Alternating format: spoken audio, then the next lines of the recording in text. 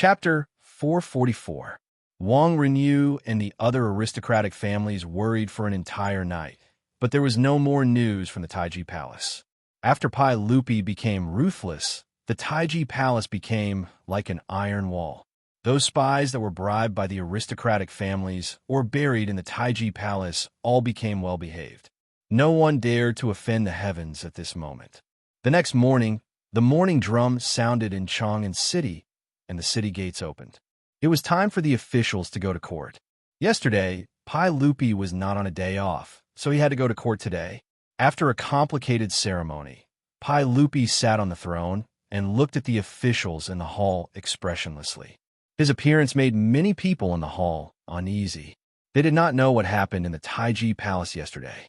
Xianxia Wuji could not help but stand up. "Your Majesty, did the Empress give birth yesterday? What's the situation now? Is the mother and child safe?" The aristocratic families knew about the news that came out of the Taiji Palace. Xianxia Wuji, Fang Xianling, and Cheng Yaojin, Pai Lupi's trusted officials, knew nothing. After all, they could not be as bold as the aristocratic families to plant spies in the palace. Yesterday, the Taiji Palace suddenly closed and locked down. Xianxia Wuji and Fang Xianling had offered their tokens to meet Pai Lupi, but they were all rejected. At that time, Pai Lupi was anxiously looking for his missing prince, so he did not have the time to explain things to them. Xianxia Wuji, who did not understand the situation, was anxious for an entire night. To Xianxia Wuji, he was worried about his sister. On the other hand, he was worried that if anything happened to Empress Xianxia, the Xianxia family would be neglected by Pai Lupi. What Xianxia Wuji did not know was that in history, after Empress Xianxia died, Pai Lupi did not neglect the Xianxia family. Instead, he took care of the Xianxia family even more. However, this was not a good thing. After Xianxia Wuji became an official, things would move in the opposite direction.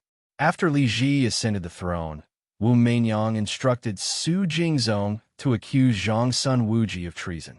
Xianxia Wuji was removed from his position, stripped of his title, exiled, and forced to commit suicide.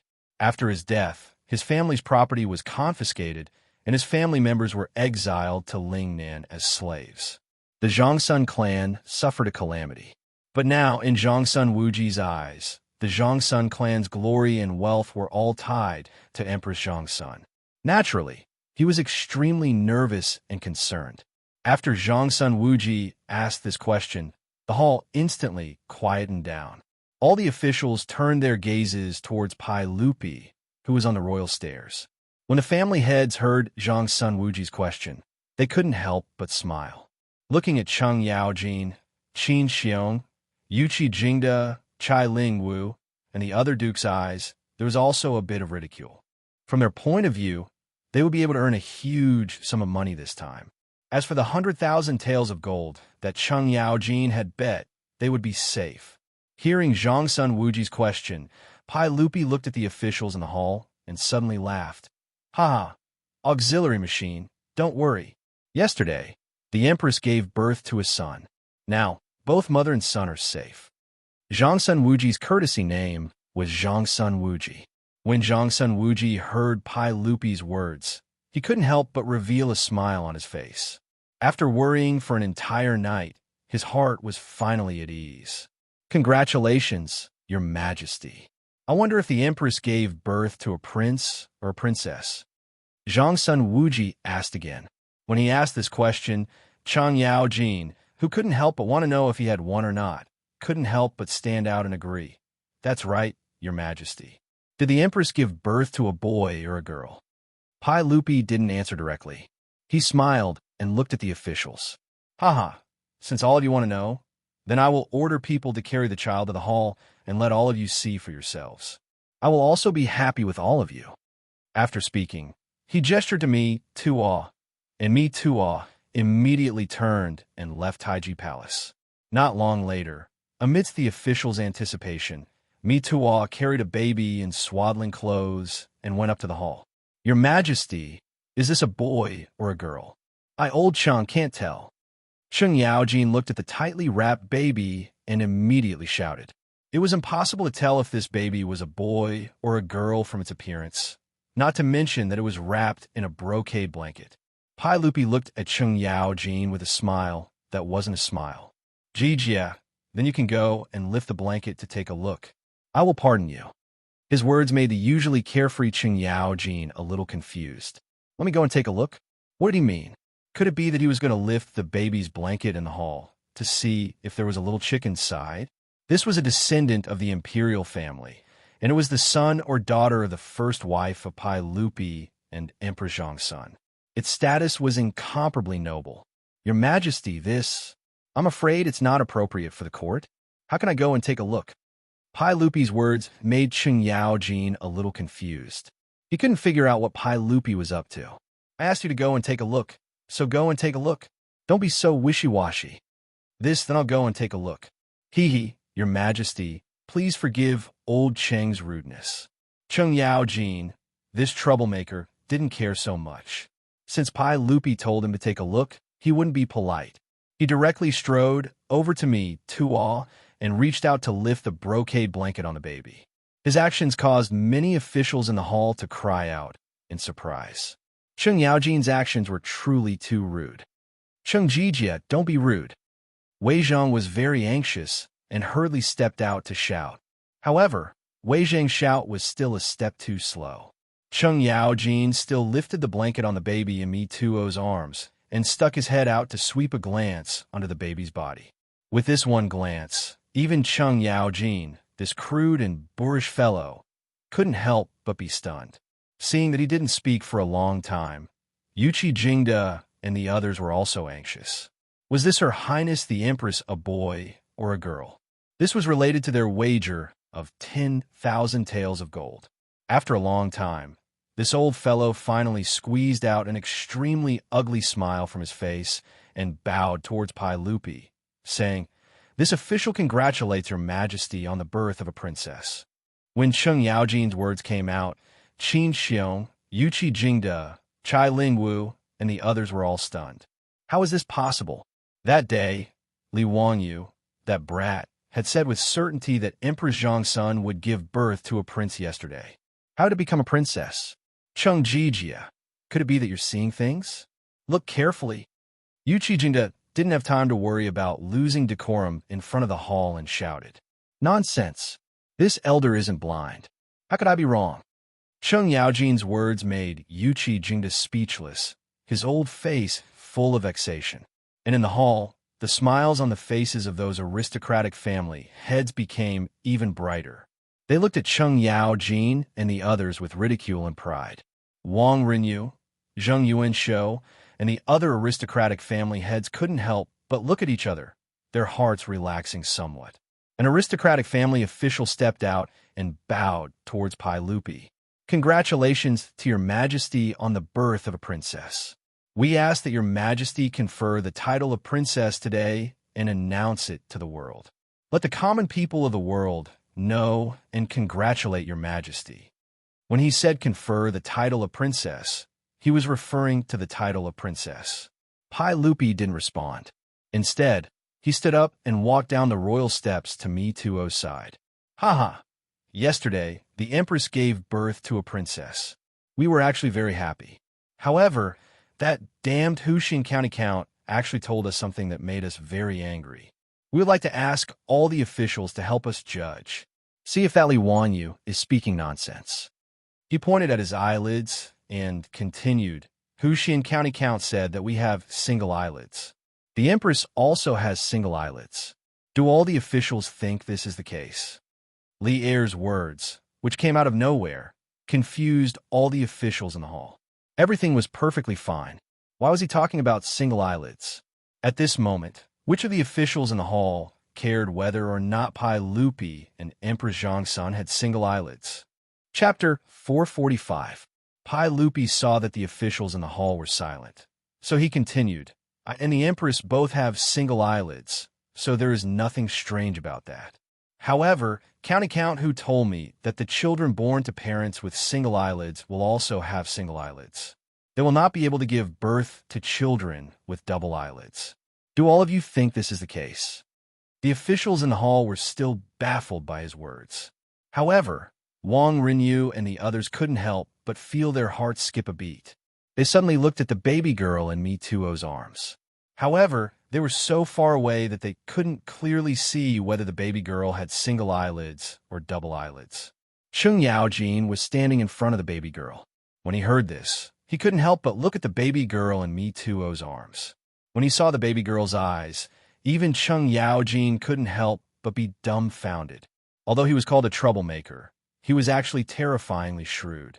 Pai Lupi's seemingly brainless words, coupled with the baby girl's eyes, allowed Xianxia to instantly guess something. That fake smile that was as ugly as crying immediately melted like ice. Xianxia's dark face was now filled with a brilliant smile. Your Majesty, since County Count who said this, old Cheng thinks that there should be some truth to it, Xianxia said to Pai Lupi. Pai Lupi nodded at him, then looked at the officials. Do all of you think that County Count whose words make sense? Who the hell would know about this? The officials in the hall all looked at each other, not knowing how to answer. Who would have the time to care about this? Did they have nothing better to do? Seeing that no one spoke, Pai Lupi continued, I also don't believe this, but to verify it, I ordered the 100 Cavalry Department to investigate in Chang'an. What do all of you think the results are? He didn't wait for the officials to answer. He looked at Mituo. Mituo, tell all of you the results of the 100 Cavalry Department's investigation. Yes. This servant ordered the 100 Cavalry Department to investigate a total of 1367 families in Chang'an. Their parents all have single eyelids. Altogether, they had 3,749 children. All of them had single eyelids, without exception. Mituo's words caused the ministers in the hall to whisper among themselves. No one usually paid attention to this kind of thing. Hearing Mituo's words, many officials who had single eyelids began to wonder if their children had single eyelids or double eyelids when they returned from court. But why did Pai Lupi bring this up? The officials were still confused. Pai Lupi looked at the ministers in the hall. He suddenly pointed at the baby girl in Mituo's arms and raised his voice. I find it weird why the Empress and I both have single eyelids. But yesterday, the Empress gave birth to a son in Lijun Hall. When the palace maid carried her to Zhen, the baby girl had double eyelids. After Pai Lupi finished speaking, the Taiji palace fell silent for a few seconds before commotion broke out. At this time, all of the ministers no longer cared about the etiquette of the imperial court. They all whispered to each other and began to discuss. As the imperial censor, Wei Zheng naturally had to correct the etiquette of the imperial court. Seeing the chaos in the hall, the old man was so angry that he kept scolding loudly. Silence. Stop the noise. Silence. Wei Zheng scolded with a dark face for a long time before the ministers finally shut up. They all looked at Pai Lupi again, wanting to get an explanation from him. What did Pai Lupi mean? Was he implying that the Empress was unfaithful? Or was he implying that the baby girl was not born of the Empress? Regardless of which possibility it was, this was undoubtedly a bomb that could take people's lives. Thinking of the consequences, many people began to tremble. Only Wang Rinyu and the other heads of the aristocratic families had ugly expressions. Zheng Yuanshou could not help but glare at Wang Rinyu. The baby girl was found by the Wang clan of Taiyuan. There were so many babies to choose from. Why did they choose a child with double eyelids? Wang Rinyu could only smile bitterly at this. If Pai Lupi did not say this today, who would know what double eyelids and single eyelids were? This was unheard of. Cheng Yaojin, Yuqi Jingde, and the other generals reacted the fastest. All the dukes and prefectural dukes stepped out and bowed to Pai Lupi. Your Majesty, are there any demons and chariots trying to cause trouble in the palace? I am willing to help your Majesty get rid of them and return the Tang dynasty to its former glory. I will not hesitate to go through water and tread on fire for your Majesty. Pai Lupi looked at Cheng Yaojin and the others with gratification. He waved his hands, indicating for them to stand up. What a coincidence. Yesterday, another baby was found in the palace. As Lier spoke, he turned his head to look at Mita. Go, bring that child to the main hall, and let him meet everyone. Mituo accepted the order and handed the baby girl to a servant beside him. He then hurried out of the hall. Not long after, Mi Tuo carefully carried a baby in his arms and returned to the main hall. 2 babies? What did this mean? Could it be that Her Highness gave birth to twins yesterday? In the hall, the officials did not know what was going on. The noise that was suppressed by Wei Zheng just now rose again. Wang Renyu, Zheng Yuanshou, and the others' faces instantly turned ashen, and their bodies trembled. Had the matter been exposed? Could it be that their painstaking plan had turned into nothing because of that bastardly Wang Yu? Thinking of this, Wang Renyu could not help but clench his fists so hard that his fingernails dug into his flesh. Cheng Yaojin's eyes lit up when he saw the baby. Your Majesty, this child has single eyelids. It's single eyelids. Is this a boy? Pai Lupi smiled and nodded. I named him Ji. When he said this, how could Cheng Yaojin and the others not understand Pai Lupi's meaning? This baby boy was obviously the prince born by Empress Zhang's son. Cheng Yaojin, Yuqi Jingde, and the others all knelt down again. Congratulations, Your Majesty, you have a Prince Ji. Ha! Everyone get up. Pai Lupi was in a good mood. He helped Cheng Yaojin and the others up and turned to look at me to announce the imperial edict. Yes. Mi Tuo carefully handed the baby Li Ji in his arms to the eunuch beside him. He took a yellow silk and walked to the front of the imperial stairs. There's a system. As soon as Mi Tuo's words came out, all the officials in the hall knelt down again to listen to the imperial edict. Prince Ji, Mother Empress Zhang's son, Zhen's 9th son. Ji is young and intelligent, dignified and serene, generous and benevolent, harmonious brothers. I will confer the title of Prince Jin and announce it to the world. If Li Wanyu heard this imperial edict, he would probably laugh until his teeth fell out. Pai Lupi was too shameless. A newborn baby. You have the nerve to say that he is young and intelligent, dignified and serene? Isn't this making a ghost? As for Li Ji being conferred the title of Prince Jin, it was the little wings of history flapping again. In the original history, Li Ji was only conferred the title of Prince Jin by Pai Lupi in the 5th year of Jingwan. But this was not a big deal. After the imperial edict was read, the others did not care. But in the hall, the heads of the aristocratic families looked as if their fathers had died. Each and every one of them had a sad face. They never thought that just a moment ago, they thought that victory was in their hands. How could the situation be reversed in an instant? Pai Lupi not only said that the empress gave birth to a prince, but also directly conferred the title of Prince Jin. This was really hard for them to accept. Some of the heads of the aristocratic families were not willing to lose 10,000 taels of gold. They couldn't help but ask, "May I ask Your Majesty, what is going on with that baby girl?" Pai Lupi was waiting for someone to ask this question. Chapter 446. Chong and City, Xianyang Lane. Early in the morning, the lane had just opened when an endless stream of carriages drove into the lane. The old guard guarding the lane was shocked. He couldn't understand what was going on. Xianyang Lane wasn't the eastern or western markets, so why were there so many carriages? Could it be that some family in the lane was moving? When the four-wheeled carriages passed by the Wanyan County Yamen, the Yamen runners had sharp eyes. They immediately saw Li Wanyu on horseback and hurried forward to greet him. "Greetings, County Count Hu. It's so early in the morning. Is there something you need? Do you need our help?" Li Wanyu smiled and waved his hand. "It's fine. A few days ago, I made a bet at Yomi Gambling House. Today, I'm going to the gambling house to collect the gold and copper coins I won." His words stunned the Yamen runners. Those dozens of carriages were all going to carry the copper coins? This county count was truly extravagant. How many copper coins would he need to carry with so many carriages? Some of the more astute Yamen runners immediately remembered the matter in Chong, and that it caused quite a stir. It was this county count in front of them who had placed a heavy bet of 10,000 taels of gold that the empress would give birth to a prince yesterday. From the looks of it, county count who had won? TSK, 10,000 taels of gold. How much money did he win from Yongi Gambling House? No wonder he had to bring so many carriages today. When the Yamen runners heard this, they didn't even care about being on duty at the Yamen and enthusiastically led the way. It was rare to see such a grand occasion. Although the gold and copper coins weren't theirs, it was still good to be able to see them.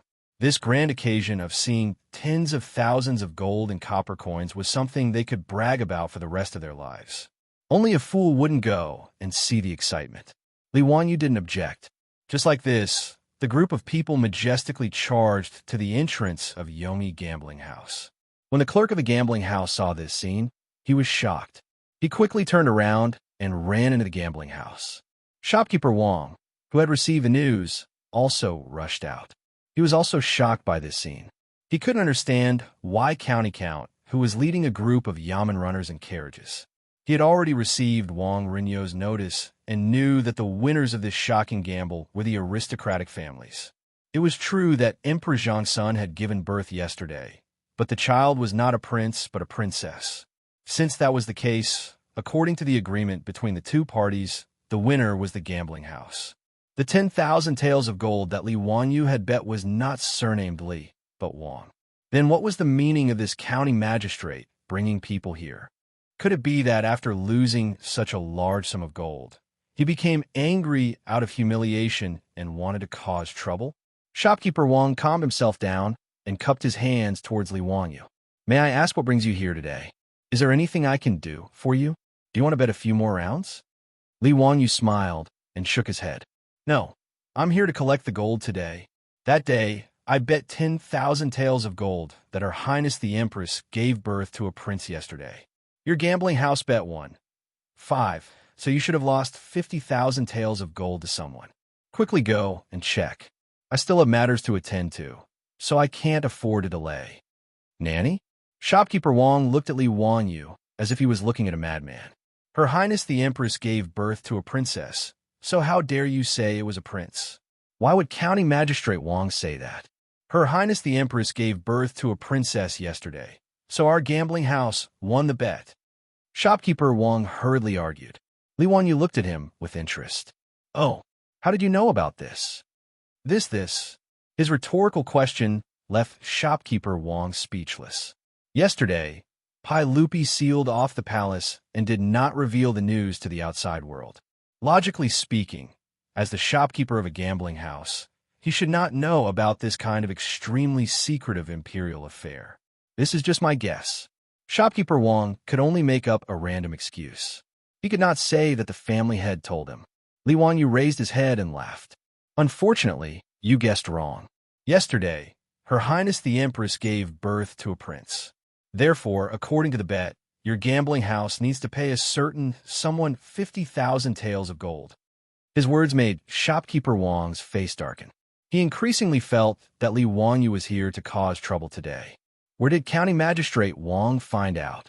Li Wanyu stretched out his hand and snapped his fingers. It's very simple. Because I was in Taiji Palace yesterday, so how could I not know? Yesterday, Her Highness the Empress gave birth to a prince. This cannot be wrong. Shopkeeper Wang, quickly get someone to bring out the gold and count it. I do not have time to argue with you. Or does your Yongi gambling house not want to admit your loss? Humph, if that is the case, then I will go to Taiji Palace and ask the saint to make the decision. His words almost choked Shopkeeper Wang's anger.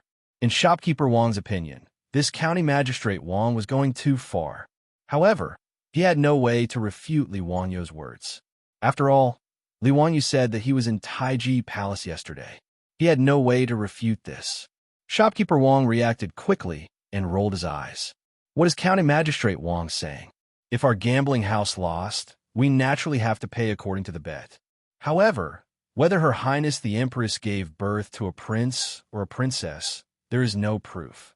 Let's wait for the official's news. When Li Wanyu heard this, he raised his head to look at the sky and nodded.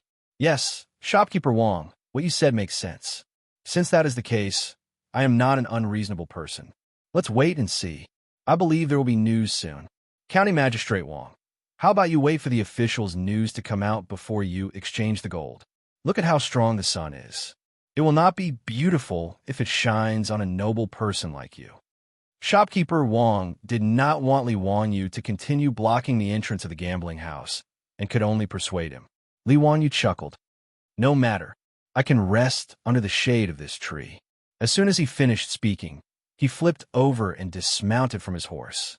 He also had Niu Wu lead his men to the boiled water shop in Xianyang Lane to buy iced drinks for the farmers driving the carriages, as well as the bailiffs of Wanyan County. Li Wanyu sat under a large tree in front of the gambling house and waited leisurely. With the shade of a tree above his head and iced drinks to drink, he was very comfortable. Shopkeeper Wang was in a difficult position. He could neither leave nor stay.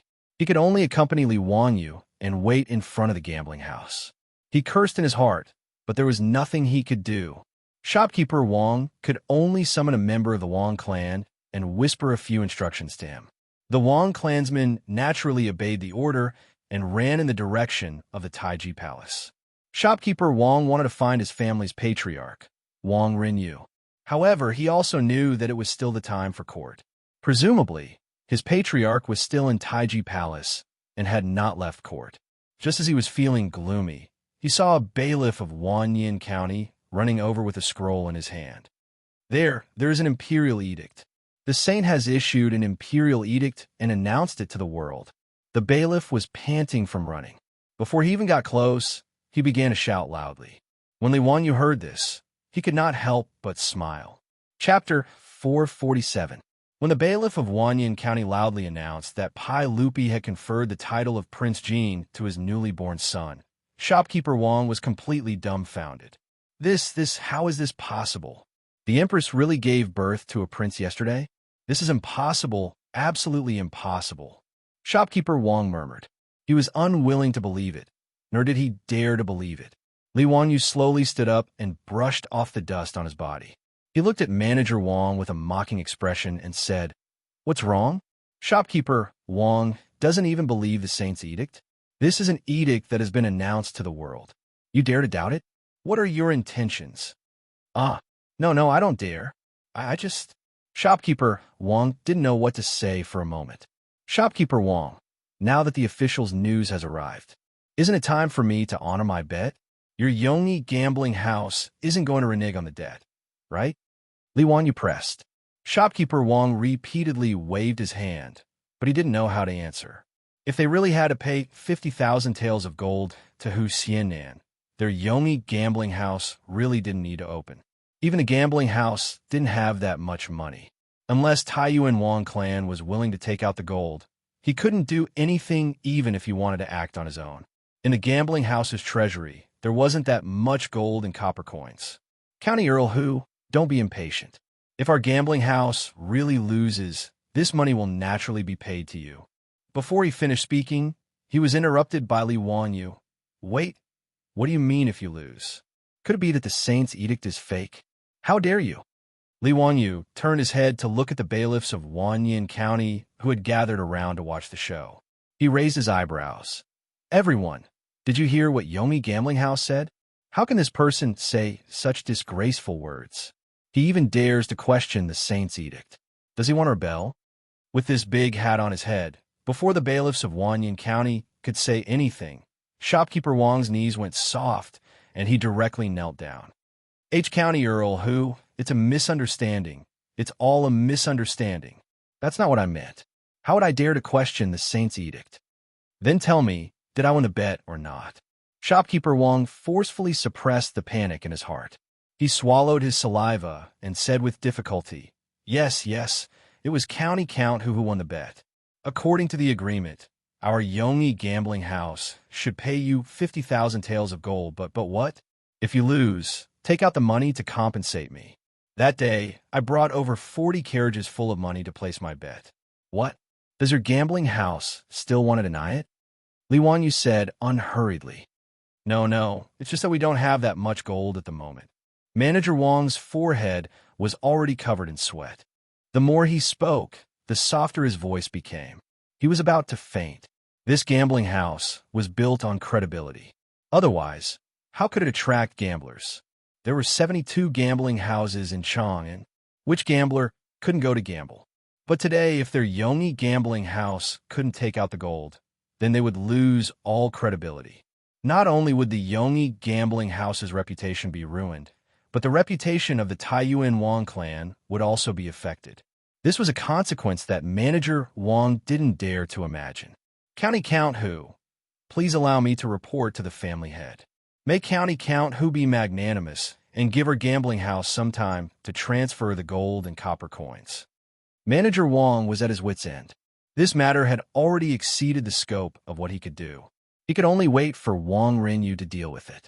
When Li Wanyu ran to the Yongyi gambling house to ask for the gold, the scene in Taiji Palace was completely different. Li Er sat back down on the throne and recounted what had happened in the Eastern Palace yesterday, as if he was narrating a story in a book. In the main hall, the officials heard that someone was so daring as to collude with a midwife and 2 palace maids to smuggle a drugged baby girl into the palace. In the emperor's bedroom in Lijiang Palace, they used the Sanyu by Shi as a smokescreen to replace Prince Ji with the baby girl that everyone had just seen. What was even more deranged was that Prince Ji and the others actually wanted to drown in the well. If it weren't for the fact that the 2 palace maids didn't have the guts to kill Prince Ji, Li Ji would have already lost his life. When Cheng Yaojin and the others heard that someone was so arrogant, they were so angry that they started cursing loudly in the main hall. This group of old scoundrels cursed with the vulgar language of the army, which was very unpleasant to hear. Wang Renyu, Zheng Yuanshou, and the others were so angry that they clenched their teeth, but they still had to pretend to be distressed, as if Cheng Yaojin, Yuqi Jingde, and the others were right to curse, and they were very sullen. Wei Zhang's face was also as black as the bottom of a pot. His eagle-like eyes scanned the officials in the main hall, as if he wanted to find the mastermind behind scenes. He couldn't even be bothered to correct Cheng Yaojin and the others' impolite behavior. If it weren't for his identity, the old man would have also cursed these rebels and traitors. When Zhangsun Wuji found out that his nephew was almost replaced and almost killed, his face was also ashen. He looked around at the officials, unable to restrain his anger, as if he was prepared to fight to the death. Their attitude made Wang Renyu, Zheng Yuanshou, and the other aristocratic family heads even more nervous. Fortunately, they were all old foxes. No matter how turbulent their hearts were, they didn't show it on their faces. Moreover, they were also confident that they would clean up the mess. Even if Pai Lupi discovered the truth, he couldn't do anything to them. Actually, there was no lack of smart people in the main hall. Many people guessed that this matter had something to do with the aristocratic families, especially when they thought about the matter of the bet that had caused a huge uproar in the streets. They even suspected that the masterminds behind this matter were the aristocratic families that currently stood in the imperial court. But no one dared to say such words. How would they dare to offend these aristocratic families for no reason? Actually, the reason why Pai Lupi exposed this matter in front of the civil and military officials was just to disgust these aristocratic families. The 100 Cavalry Division investigated the Eastern Palace matter overnight, but as Li Wanyu expected, they found nothing. The midwife had died, and there was no evidence. Palace maids Yuran and Nian Tao had no idea who ordered them. The person who gave the mission to the 2 girls and passed the message was a direct eunuch of the Eastern Palace. Direct eunuch, a lower official of the 9th grade. An inconspicuous, small official. But when the 100 Cavalry Division rushed to the room of the direct eunuch, they found that he had been poisoned to death. He had been murdered. Obviously, this was another attempt to silence the witnesses. The clues to trace the palace maids Yuran and Nian Tao online were cut off. When the 100 Cavalry Division was investigating how the baby girl entered the palace, they also encountered such a situation. The 100 Cavalry Division finally found a colonel guarding the Eastern Palace Wing Chun sect, and there seemed to be some problems. After interrogating the Wing Chun sect guards, they learned that yesterday their colonel had rushed into the palace with a package, and when he left the palace, the package was gone. Therefore, the 100 Cavalry Department rushed to the colonel's residence. When they broke in, they found that the colonel had been stabbed several times and was lying in a pool of blood. He could not be more dead than he already was. One by one, the clues were cut off, and the 100 Cavalry Division had no clue. Pai Lupi was well aware of this, but he could only sigh. The aristocratic families were indeed ruthless. In order to keep it a secret, they did not leave any future trouble. Because there was no other way, Pai Lupi could only use this method to make the matter of the Eastern Palace public. He scolded and humiliated the aristocratic families to vent the anger in his heart. In the main hall, Cheng Yaojin's mouth was like a river, endlessly cursing for a long time. Indescribable things had already happened with the 18 generations of ancestors of the mastermind. Wang Gong, Zheng Gong, Lu Gong, the two Chui Gong. Do you think I am right? Shouldn't this kind of treacherous traitor be executed by his mother? Cheng Yaojin scolded for a long time, and even asked the family heads if he was right. Wang Renyu. Cheng Yaojin suddenly changed the topic. Chui Gong, can I honor my bet? As soon as he said this, there was no need to mention how ugly the clan head's complexion was. Chapter 448. The family head of the Chui family, Chui Xian, had an ugly expression on his face. This damnable Cheng Jijia, as his son-in-law, didn't give the Chui clan any face at all. He regretted even more. Why was he so blind that he agreed to let his daughter marry this old man? However, Chui Xian was just thinking about it. Cheng Yaojin's first wife was only 30 years old and passed away due to illness.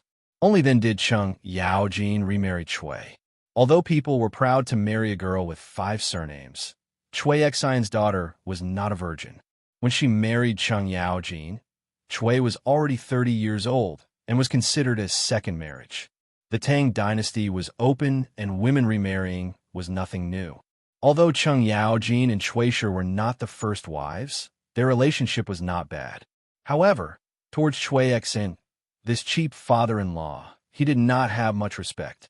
There was a reason why Cheng Yaojin and Chui Xian did not like each other. The 5 surnames and 7 hopes were proud of their family's prestige and were ashamed to marry another family. When they married their daughter to another family, they would ask for a large number of betrothal gifts. Even Pai Lupi could not tolerate the arrogance of the 5 surnames and 7 hopes. He once said, Chui Lu, Li, Zheng, and Wang. The 5 surnames are proud and arrogant. Every time a girl marries into another family, they will ask for a large number of betrothal gifts. They are like merchants and have bad customs. Since the weight is not appropriate, we need to change it. Cheng Yaojin was a duke, but he was still forced to send a lot of betrothal gifts to the Chui family to marry Chui. This made Cheng Yaojin furious, but he could not do anything about it. Therefore, when everyone was fighting over the gambling house in Duke Lu's residence, Cheng Yaojin shamelessly snatched the right to bet on the Chui clan's Chang'e gambling house in Qinghe and went to bet 5,000 gold taels. Actually, Cheng Yaojin gave face to his wife and only bet 5,000 gold. Otherwise, if he bet 10,000 gold, the Chui family would lose even more. However, Chui Xian would not let Cheng Yaojin off because of this. He was already in a bad mood. Now that he saw Cheng Yaojin shamelessly asking him for the bet in front of the saints and officials, he was so angry that his nose almost became crooked. However, in the main hall, Cheng Yaojin could shamelessly ask for the bet in front of everyone, but Chui Xian could not fall out with him. He could only pinch his nose and accept it. What are you saying, High Duke Lu? Do you think the Chui clan of Qinghe River is someone who would renege on a debt? The 25,000 taels of gold that should be paid to you will naturally not be missing a single coin. I will pay you in full. After Chui Xian finished speaking, he put on a straight face and no longer looked at Cheng Yaojin. He was afraid that he wouldn't be able to hold himself back and would get angry. Hee, that's great. Thank you, Mr. Chui. Chang'e Gambling House is really good. I will go there often to take care of business in the future. Cheng Yaojin's words made Chui Xian so angry that he almost had a heart attack. With Cheng Yaojin taking the lead, Yuqi Jingde, Chai Lingwu, and the others did not hold back. In the main hall, in front of Pai Lupi and the officials, they asked the aristocratic families behind the gambling house for their winnings. Pai Lupi was not angry and did not stop them. Instead, he looked at this scene with interest. How could those aristocratic family heads say no in this main hall? They could only pinch their noses and accept it. They all promised that they would pay the full amount of gold after the court. Wang Renyu, Zheng Yuanshou, and Chui Xian were all very regretful at this time. Not only did their families suffer heavy losses, but they also went for wool and came back shorn. The gains did not make up for the losses. These aristocratic family heads were so regretful that their intestines turned green. As for Li Wanyu, who caused all this, the aristocratic families hated him to the core. In particular, Taiyuan Wang clan hated Li Wanyu to the core. He wished that he could peel off his skin, break his bones, and scatter his ashes to vent the anger in his heart. But before Wang Renyu could figure out how to deal with Li Wanyu, he heard Pai Lupi suddenly speak from the throne. Everyone, County Count, who has been in the palace recently to protect the Empress's birth. It can be said that he has worked hard and performed a great service. We originally wanted to let him stay in the palace for a few more days to reward County Count, who, for his hard work. But he said goodbye to us early this morning, saying that there was no more overnight money at home. He had to go to Yongyi Gambling House to collect his winnings to support his family. AI, this County Count who is only 16 years old and has no parents. He is very pitiful. You uncles cannot bully him for being young. When Wang Renyu heard Pai Lupi's words, he was so angry that he almost jumped up and cursed. What kind of nonsense was this? Pai Lupi, how could you say such nonsense? That bastard Li Wanyu has no overnight money at home and has to collect winnings to support his family? Who in Chang and City didn't know that Li's family was making a lot of money every day? The other aristocratic families had long been envious of the Li family's properties. If it weren't for the fact that there were members of the royal family involved, they would have already taken action. Pai Lupi's words. Wasn't it obvious that he was helping that Li brat collect his winnings? In the main hall, who didn't know that Yongyi Gambling House was the property of Taiyuan Wang clan? The main hall, which had originally become very noisy because of Cheng Yao Jin and the others wanting to collect their winnings, became even more lively with Pai Lupi's words. In Taiji Palace, the officials who had nothing to do with this matter all became onlookers and looked at Wang Renyu with interest. Even the saint had spoken up to help County Count who collect his winnings. TSK, what great face. One could imagine the status of County Count who in the saint's heart. He really was in the emperor's heart. Wang Renyu's face alternated between green and white, and he was speechless for a long time. At this point, what else could he say? However, when he thought about paying 50,000 taels of gold to Li Wanyu, Wang Renyu felt his heart bleed. 300,000 strings of copper coins. In the current Tang dynasty, the Kaiyuan Tongbao that the imperial court cast every year was only 300,000 strings of copper coins. It could be seen how rich Li Wanyu's harvest was this time. Not only Li Wanyu, but even Cheng Yao Jin, Qin Xiong, Yuqi Jingde, and Chai Lingwu, these dukes and prefectural dukes all made a lot of money. To be able to cut meat and drink blood from aristocratic families was simply too delightful. When the imperial court ended, Wang Renyu walked out of Taiji Palace with an ashen face. He saw his family members anxiously pacing back and forth outside the palace. Seeing their family head appear, the family members hurriedly ran forward and whispered about how County Count, who had gone to Yongyi Gambling House early in the morning to collect his winnings. Although Wang Renyu was mentally prepared, when he heard this, he still couldn't stop the blood in his heart from rushing up. He almost disregarded his status and cursed out loud. His chest heaved up and down as he gasped for air.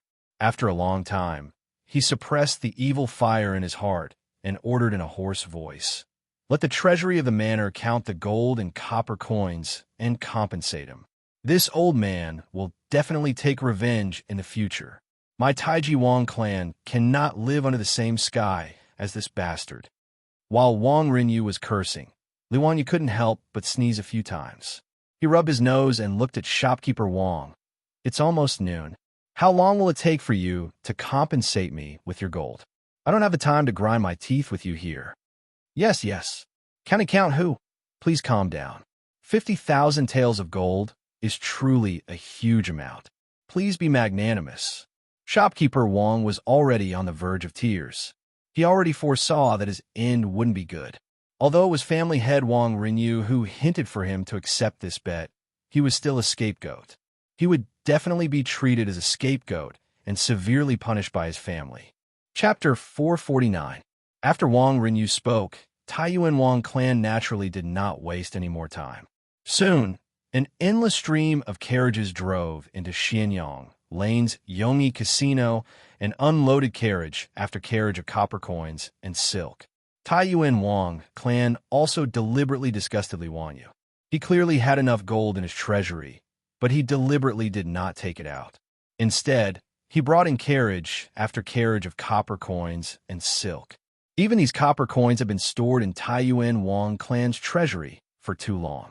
Many of the ropes that connected the copper coins had rotted and broken, and the scattered copper coins were piled up in baskets.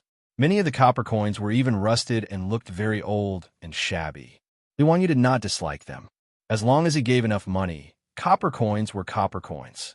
He even planned to accept silk, which he had always disliked. Silk was also used as a currency in the Tang dynasty. 2 bolts of silk were equal to 1 copper coin. China had been short of copper since ancient times. Although copper coins were legal tender, they had always been in a state of shortage.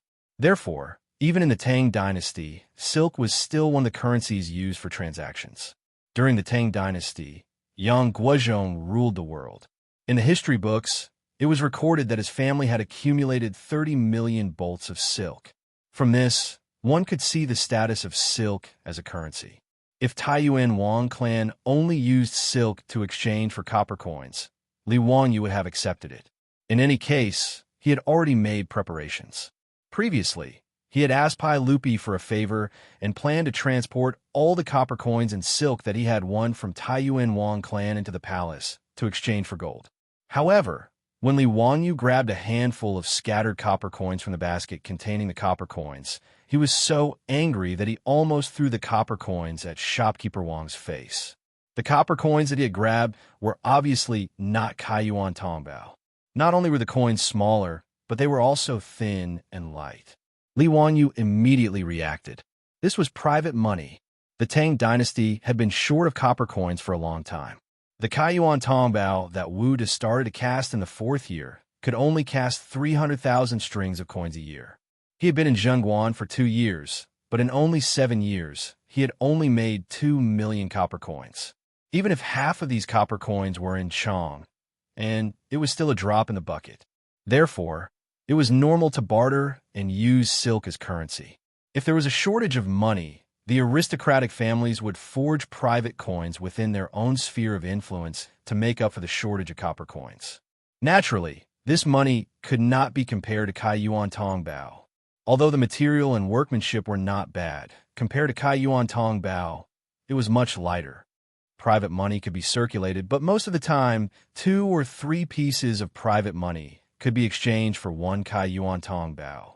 Now, the Taiyuan Wang clan had actually moved so much private money.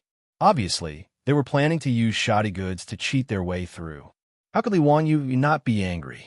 Shopkeeper Wang, what is the meaning of your Taiyuan Wang clan's actions? Using so much private money to offset the official's salary. Do you think I'm a fool? Perhaps the new servants made a mistake. I'll have them exchange it for county count who.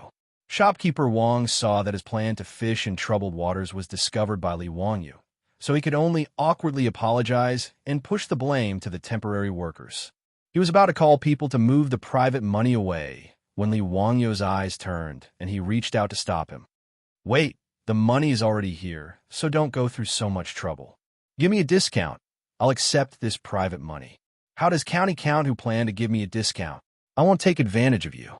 2 caddies of private money can be exchanged for 1 caddy of official money. If your Taiyuan Wang clan is willing, I'll accept it and save you the trouble of moving it back and forth. On the market, depending on the region, 2 or 3 pieces of private money could be exchanged for 1 Kaiyuan Tongbao. Li Wanyu's conditions were actually not too harsh, and he was even charging a lot less. Shopkeeper Wang asked the accountant sent by the Taiyuan Wang clan and immediately nodded in agreement. This kind of large transaction of copper coins was always weighed by official weights. 5 caddies of Kaiyuan Tongbao copper coins was the norm. Private money was slightly lighter, and 6 caddies was the norm. Under normal circumstances, 12 to 18 caddies of private money could be exchanged for 5 caddies of Kaiyuan Tongbao copper coins. Now that Li Wanyu proposed to exchange 10 caddies of private money for 5 caddies of official money. How could the Taiyuan Wang clan not agree?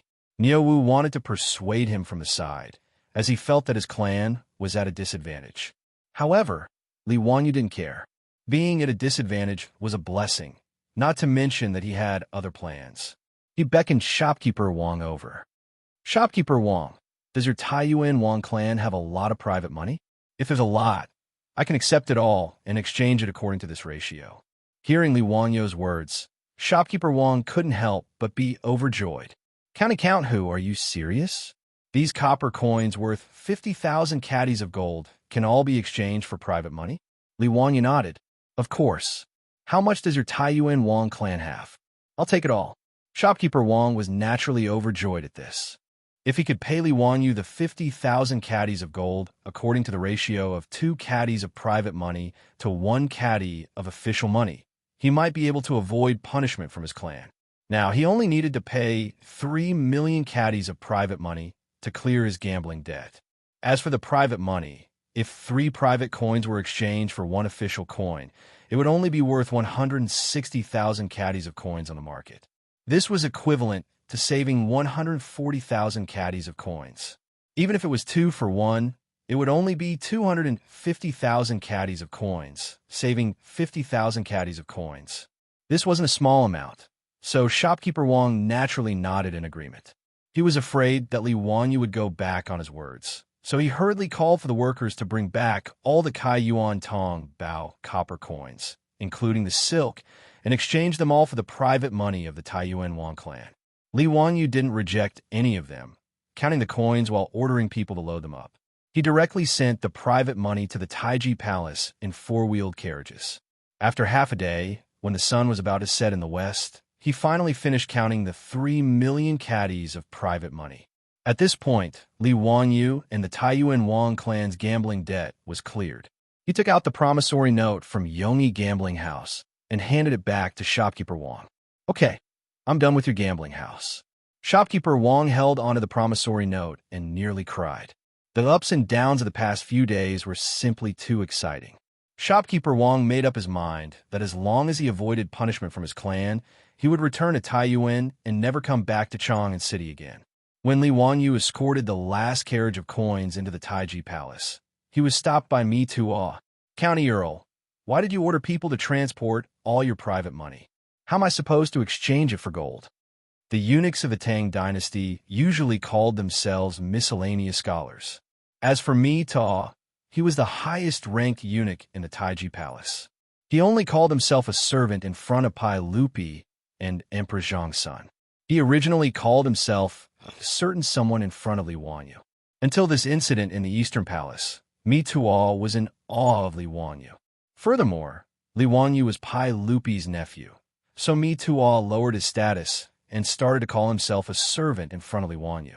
Li Wanyu and Pai Lupi had agreed that the copper coins he transported from the Wang clan in Taiyuan would be exchanged for gold. Pai Lupi naturally left this matter to Mi Tuo, the provincial supervisor of the Internal Affairs Department. However, when the copper coins were transported into the palace today, Mi Tuo was stunned. What was transported into the palace was not Kaiyuan Tongbao, but carriage after carriage of private money. He really did not understand what the county earl was doing. How could such private money be exchanged for gold? Chapter 450. In response to Mito's question, Li Wanyu chuckled and said, Mito, I won't exchange this money for gold. I'll keep it in the palace for the time being, and I'll explain it to the saint. It's getting late today, and I'll go to the palace another day to explain it to the saint. Mito naturally had no objection to Li Wanyu's words. Otherwise, Mito wouldn't be able to explain it to Pai Lupi and Emperor Zhang's son if he exchanged this money for gold. It was getting late, and the drum of dusk had already sounded in Chang'an City. Li Wanyu didn't dare to delay any longer. He had been away from home for several days and couldn't wait to return to Dingzhou village. He didn't have time to talk to Mito and hurriedly left. He left Taiji Palace to meet Niu Wu and rode to Dingzhou village. It was already night when he returned to the Li family's old house, and the methane lamps in the mansion had already been lit. His beautiful superior guessed that he might return home today, so she had been waiting for him in the central room. Not only was she waiting for him, but Aphrodite, Perrin, the old butler Li Heng, and Niu Yong were also waiting for their Lang Jun to return home. This time, Li Wanyu had been away for 5 or 6 days. Not only were Aphrodite, Perrin, and the others worried about him, but even his beautiful superior was also worried. After she transmigrated to the Tang dynasty, her feelings for Li Wanyu grew stronger. No matter what, she felt deep in her heart that she was just a passerby in the Tang dynasty. Everything here gave her a sense of unreality. In this environment, she could share many secrets with Li Wanyu. It was also because of this that her dependence and longing for Li Wanyu grew stronger after their relationship warmed up.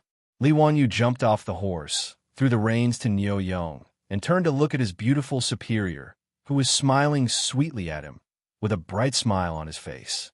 His beautiful superior trotted 2 steps forward, as if she wanted to hug Li Wanyu, but she quickly realized that this was not the future. With so many pairs of eyes looking at her, she felt embarrassed. However, Li Wanyu didn't care about that at all. He walked directly to his beautiful boss and hugged her tightly. Not only did Niu Yong and Niu Wu widen their eyes, even the old butler, Li Heng, was dumbfounded.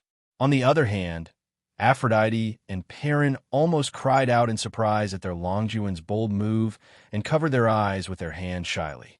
However, between the gaps of his fingers, there were 2 pairs of eyes that were rolling around.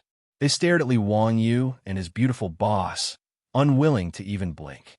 After the old man, Li Heng, reacted, he hurriedly gestured to the Niu brothers, indicating for them to leave quickly. They had to avoid their Longjuan's actions. The 2 brothers of the Niu family laughed and left with their arms around each other's shoulders, but the beautiful boss was a little shy in Li Wanyu's hug.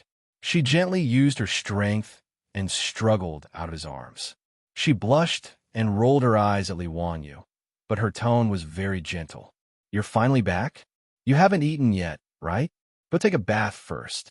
I'll get Perrin and the rest to heat up the food for you." Li Wanyu almost blurted out the words, "take a bath together." Fortunately, he stopped himself at the last moment and didn't make a big mistake. Otherwise, Niu Wu would have to go to the Temple of Nature to find Sun Simiao to save his life. Lying in his own bathtub and drinking 2 cups of rice wine that his beautiful superior prepared for him, Li Wanyu felt that this was life. Compared to Taiji Palace, Li Wanyu felt that Pai Lupi's life was simply too tacky, especially the toilets in the palace, which made Li Wanyu complain that they were useless, let alone bathing. After a comfortable hot bath, he had a warm and sweet dinner with a company of beauties. During the dinner, not only did his beautiful superior whisper affectionately to him, but there was also Aphrodite, the little vixen, who poured tea and wine for him attentively. Even Perrin, the little girl, obediently knelt behind him and gently massaged his shoulders and back. No one else could have such a good life. Li Wanyu suddenly felt that God was treating him well. As a small white-collar loser in the future, he could also live such a spurned, rotten life. It was really his ancestors' graves that were smoking. As Li Wanyu ate and drank, he vividly described what had happened in the Eastern Palace to the group of beauties, young and old. His beautiful superior also had a rough idea of what had happened in Chang and City from the rumors in the streets. But at this time, she learned from Li Wanyu that Li Ji, the future emperor of the Tang dynasty, had actually been almost replaced by a leopard cat. She was so shocked that she couldn't close her mouth for a long time. She also never expected that those aristocratic families would be so daring. Wanyu, then you have to be more careful in the future. This time you have offended those aristocratic families. Be careful that they will take revenge on you by hook or by crook. His beautiful superior said worriedly. In response, Li Wanyu casually waved his hand. Why should I be afraid of them? I am not an official in the imperial court, so there is nothing they can use against me. Besides, don't I have Li Shimin to back me up? Those aristocratic families can't do anything. Although he said so, his beautiful superior was obviously still a little worried, but now was not the time to talk about this, so she didn't say much. Dinner lasted until the moon was high in the sky before everyone dispersed and went back to their rooms to rest. When he woke up the next day, Li Wanyu was too lazy to pay attention to the 3 million pounds of private money that was now piled up in the Taiji Palace's treasury. After breakfast, he leisurely strolled around the village. Greetings, Lang Jun. Hello, Lang Jun. Hello, Lang Jun. You are back from Chang'an City? I heard that you have been living in the palace during this time. What is it like in the Taiji Palace? The villagers who didn't go to work, as well as the aunties in the village, hurriedly greeted Li Wanyu when they saw him. Some gossipy people even asked Li Wanyu what the Taiji Palace was like. In response, Li Wanyu cheerfully nodded and greeted everyone. He was bored, so he also described the palace's scenery to everyone in a gossipy manner. The villagers and aunties who heard him exclaimed from time to time. More and more villagers and aunties gathered around Li Wanyu. Everyone was happy to listen to their own Mr. Xiao Lang talk about these new things. Just as Li Wanyu was speaking eloquently, his saliva flying everywhere, he saw carpenter Lu squeeze into the crowd and greet him with his hands clasped. Hello, Lang Jun. Hee. Dare I ask, Lang Jun, about the name you gave my grandson. Did you come up with a good one? Carpenter Lu's words stunned Li Wanyu. Damn it, I completely forgot about this. He also didn't ask Ma Zhou and Yin Libin about the surname Lu. Now that Carpenter Lu asked him that, he couldn't help but feel a little awkward. Li Wanyu's mind raced. Surname Lu, what name should I give him? Looking at Carpenter Lu's expectant gaze, Li Wanyu blurted out, Lu Dahua. Yes, I gave your grandson the name Lu Dahua. Virtue is morality, and virtue is Tao. This child was born in a Taoist temple, so he is fated with Tao. Huawei is glorious, and it means that your grandson will have a bright future. Carpenter Lu muttered, Lu Dahua? Good. That's really great. Lang Jun is a great talent. Thank you, Lang Jun, thank you. The surrounding villagers were also envious of the name Li Wanyu gave Carpenter Lu's grandson. They looked at Carpenter Lu with burning eyes. TSK, this child of the Lu family was given a name by Lang Jun himself. What a blessing. Li Wanyu secretly wiped the cold sweat off his forehead. If anyone wanted to give him a name in the future, he would fight it out with that person. It was really too difficult. While the crowd was bustling, Niuwu came over. Lang Jun, Yang Mingfu, is here to visit. Hearing that Yang Quan was here, Li Wanyu quickly cupped his fists and bid farewell to the villagers. He then went back to his old residence. Chapter 451. When Li Wanyu returned to the residence, Yang Quan had already been waiting in the main room for a long time. Brother Xuqing, how have you been? We haven't seen each other for a long time, and I've missed you. What brings you to my residence today? Li Wanyu and Yang Quan greeted each other with a smile. Now that he had been conferred the title of County Earl, there was a big difference between his status and Yang Quan's. However, he firmly disagreed with Yang Quan calling him by his title.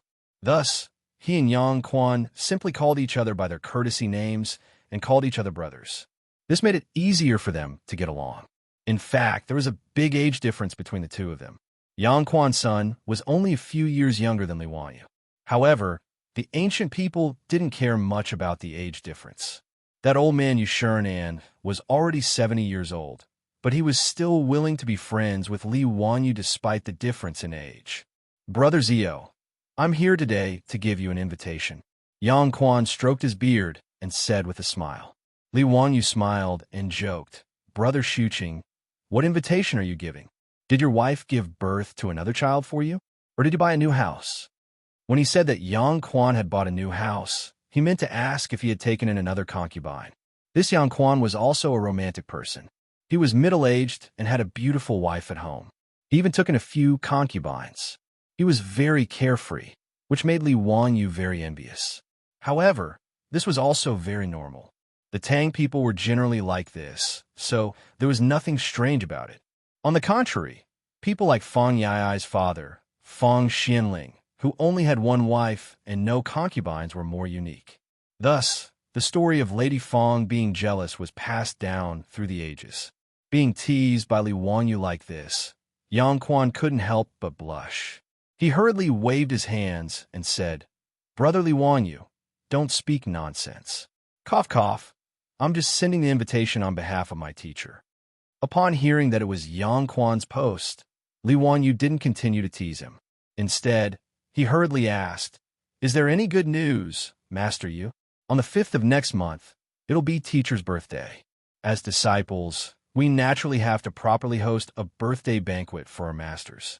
That's why I'm here today to deliver an invitation to Brother Zio, inviting you to attend the banquet." Yang Quan's words made Li Wanyu clap his hands and laugh out loud. "Of course, I have to go to Lord Yu's 70th birthday. Duke Yu treats me like a nephew. It's his birthday.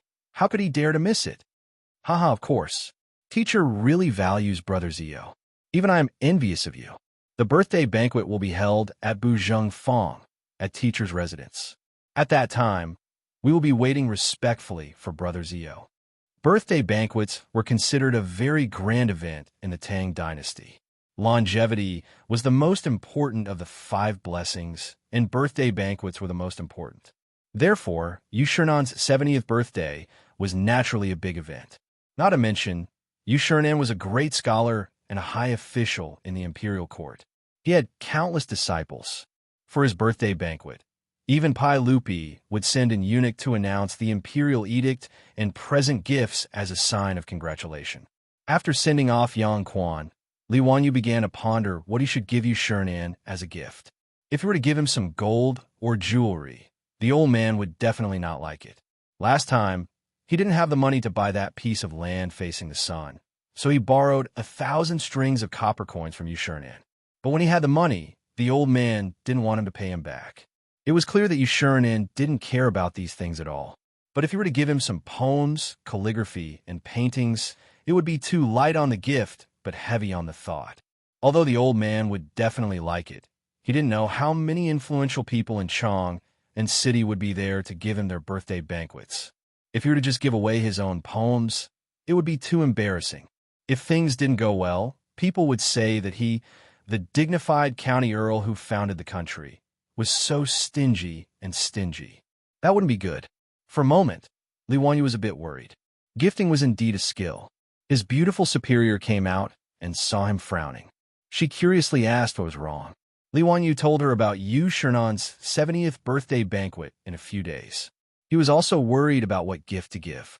His beautiful superior smiled with her beautiful eyes. "Isn't that simple? Give him a birthday cake. It's delicious and has a good taste. Besides, no one in the Tang dynasty has ever seen a cream cake, right? It's a rare thing." Li Wanyu was stunned. "You know how to make a cream cake?" "Uh-huh." The beautiful superior raised her proud neck, looking like a little princess who didn't know who she was. Li Wanyu was overjoyed.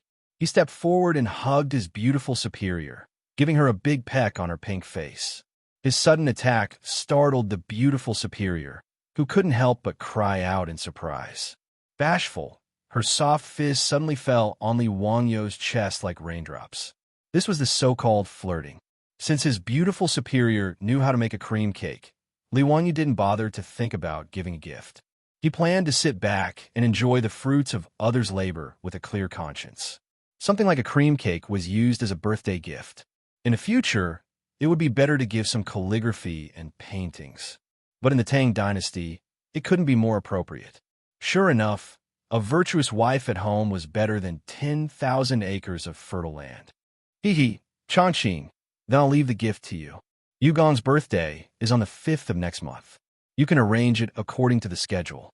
After Li Wanyu settled the matter of the congratulatory gift, he crossed his legs and leisurely drank his tea while humming a little tune. He looked like the foolish son of a landlord. Needless to say, it was extremely hateful. Seeing him like this, the beautiful superior couldn't help but gnash her teeth in hatred. She couldn't help but reach out her slender white fingers, quickly and accurately clamped Li Wanyu's ear and gently twisted it. "Ouch, it hurts, let go, let go." "Chongqing, what are you doing?" Li Wanyu cried out in pain. "Humph, you want to sit back and enjoy the fruits of others' labor? In your dreams. That birthday cake was my gift. What gift do you want to give Yugong? Go prepare it yourself." The beautiful superior snorted discontentedly. When Li Wanyu heard her words, he couldn't help but be dumbfounded. Chongqing, what are you saying? You don't even know Yugong? Why are you giving him a gift? Be good, leave the cake to me." Li Wanyu only thought that the beautiful superior was joking with him. Su Changqing glanced at him. Yu Gong has a son, do you know? I know. Yu Chang, courtesy named Jingming. I saw him when I went to Yu Gong's residence. Yu Gong is quite good. He actually had a son at such an old age. Yu Chang is now 28 years old, but Yu Gong is already 70 years old. When Li Wanyu talked about Yu Shernan's gossip, he was also in high spirits. It wasn't strange for Yu Shernan to have a son in his 40s. But in the Tang dynasty, having a son at such an old age was a rare occurrence. The beautiful superior asked again, Yu Chang has a wife called Yun. Do you know? How could I know? I only know Yu Chang. We're not close. Li Wanyu didn't understand what the beautiful superior meant. That Yun is very close to me now, and we can be considered best friends. She already invited me to Yu Gong's birthday yesterday, did you know? The beautiful superior laughed proudly, but Li Wanyu was dumbfounded. Xiao Do Sak. Wait, Changqing, when did you get to know that Yun? Best friends? Are you kidding me? Li Wanyu was so anxious that he even blurted out the Japanese language. But he didn't know that Su Changqing really didn't lie to him. Chapter 452. His beautiful boss had to travel between Chang and city and Dingzhou village almost every day. Plus, after she came to the Tang dynasty, she was addicted to riding horses and did not want to ride anymore. Even her favorite horse, Zhao Yebai, would only go out for a walk occasionally. Now that it was summer, his beautiful boss did not want her delicate white skin to be tanned by riding back and forth every day. Li Wanyu's heart ached for her, so he asked Carpenter Liu to help his beautiful boss build a special four-wheeled carriage for her to ride. Although Li Wanyu could not make springs and rubber in the Tang dynasty, the wisdom of the ancients was not to be underestimated. Wuxia had carriages since ancient times. Although they were two-wheeled carriages, how could the carriages of the high officials and nobles endure the pain of the bumpy ride? Therefore, all kinds of shock absorption measures were exhausted. For example, leather was wrapped around the wheels, which was the same principle as rubber tires. It increased the cushioning by increasing the softness. Thick cushions were placed on the seats to make the buttocks more comfortable. There was also a device called rabbit concealing device, which was installed between the axle and the carriage and had a spring-like shock absorption effect. In Shiming, this device was described as like human clogs, which meant that it was as comfortable as wearing shoes. Li Wanyu was not short of money now, so he did not hesitate to use a lot of money to build the carriage for his beautiful boss.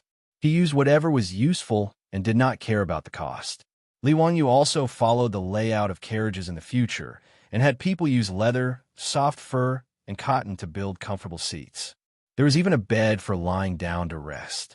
Even the 4 horses that pulled the carriage were fine horses that he had specially bought from Shi City. The only regret was that he could not make glass. The windows of the carriage could not be made to be transparent. The 4-wheeled carriage for his beautiful boss was built. When it was driven on the road, it was as eye-catching as the Bentley, Rolls-Royce, and other luxury cars in the future. His beautiful boss naturally liked the spacious and comfortable 4-wheeled carriage.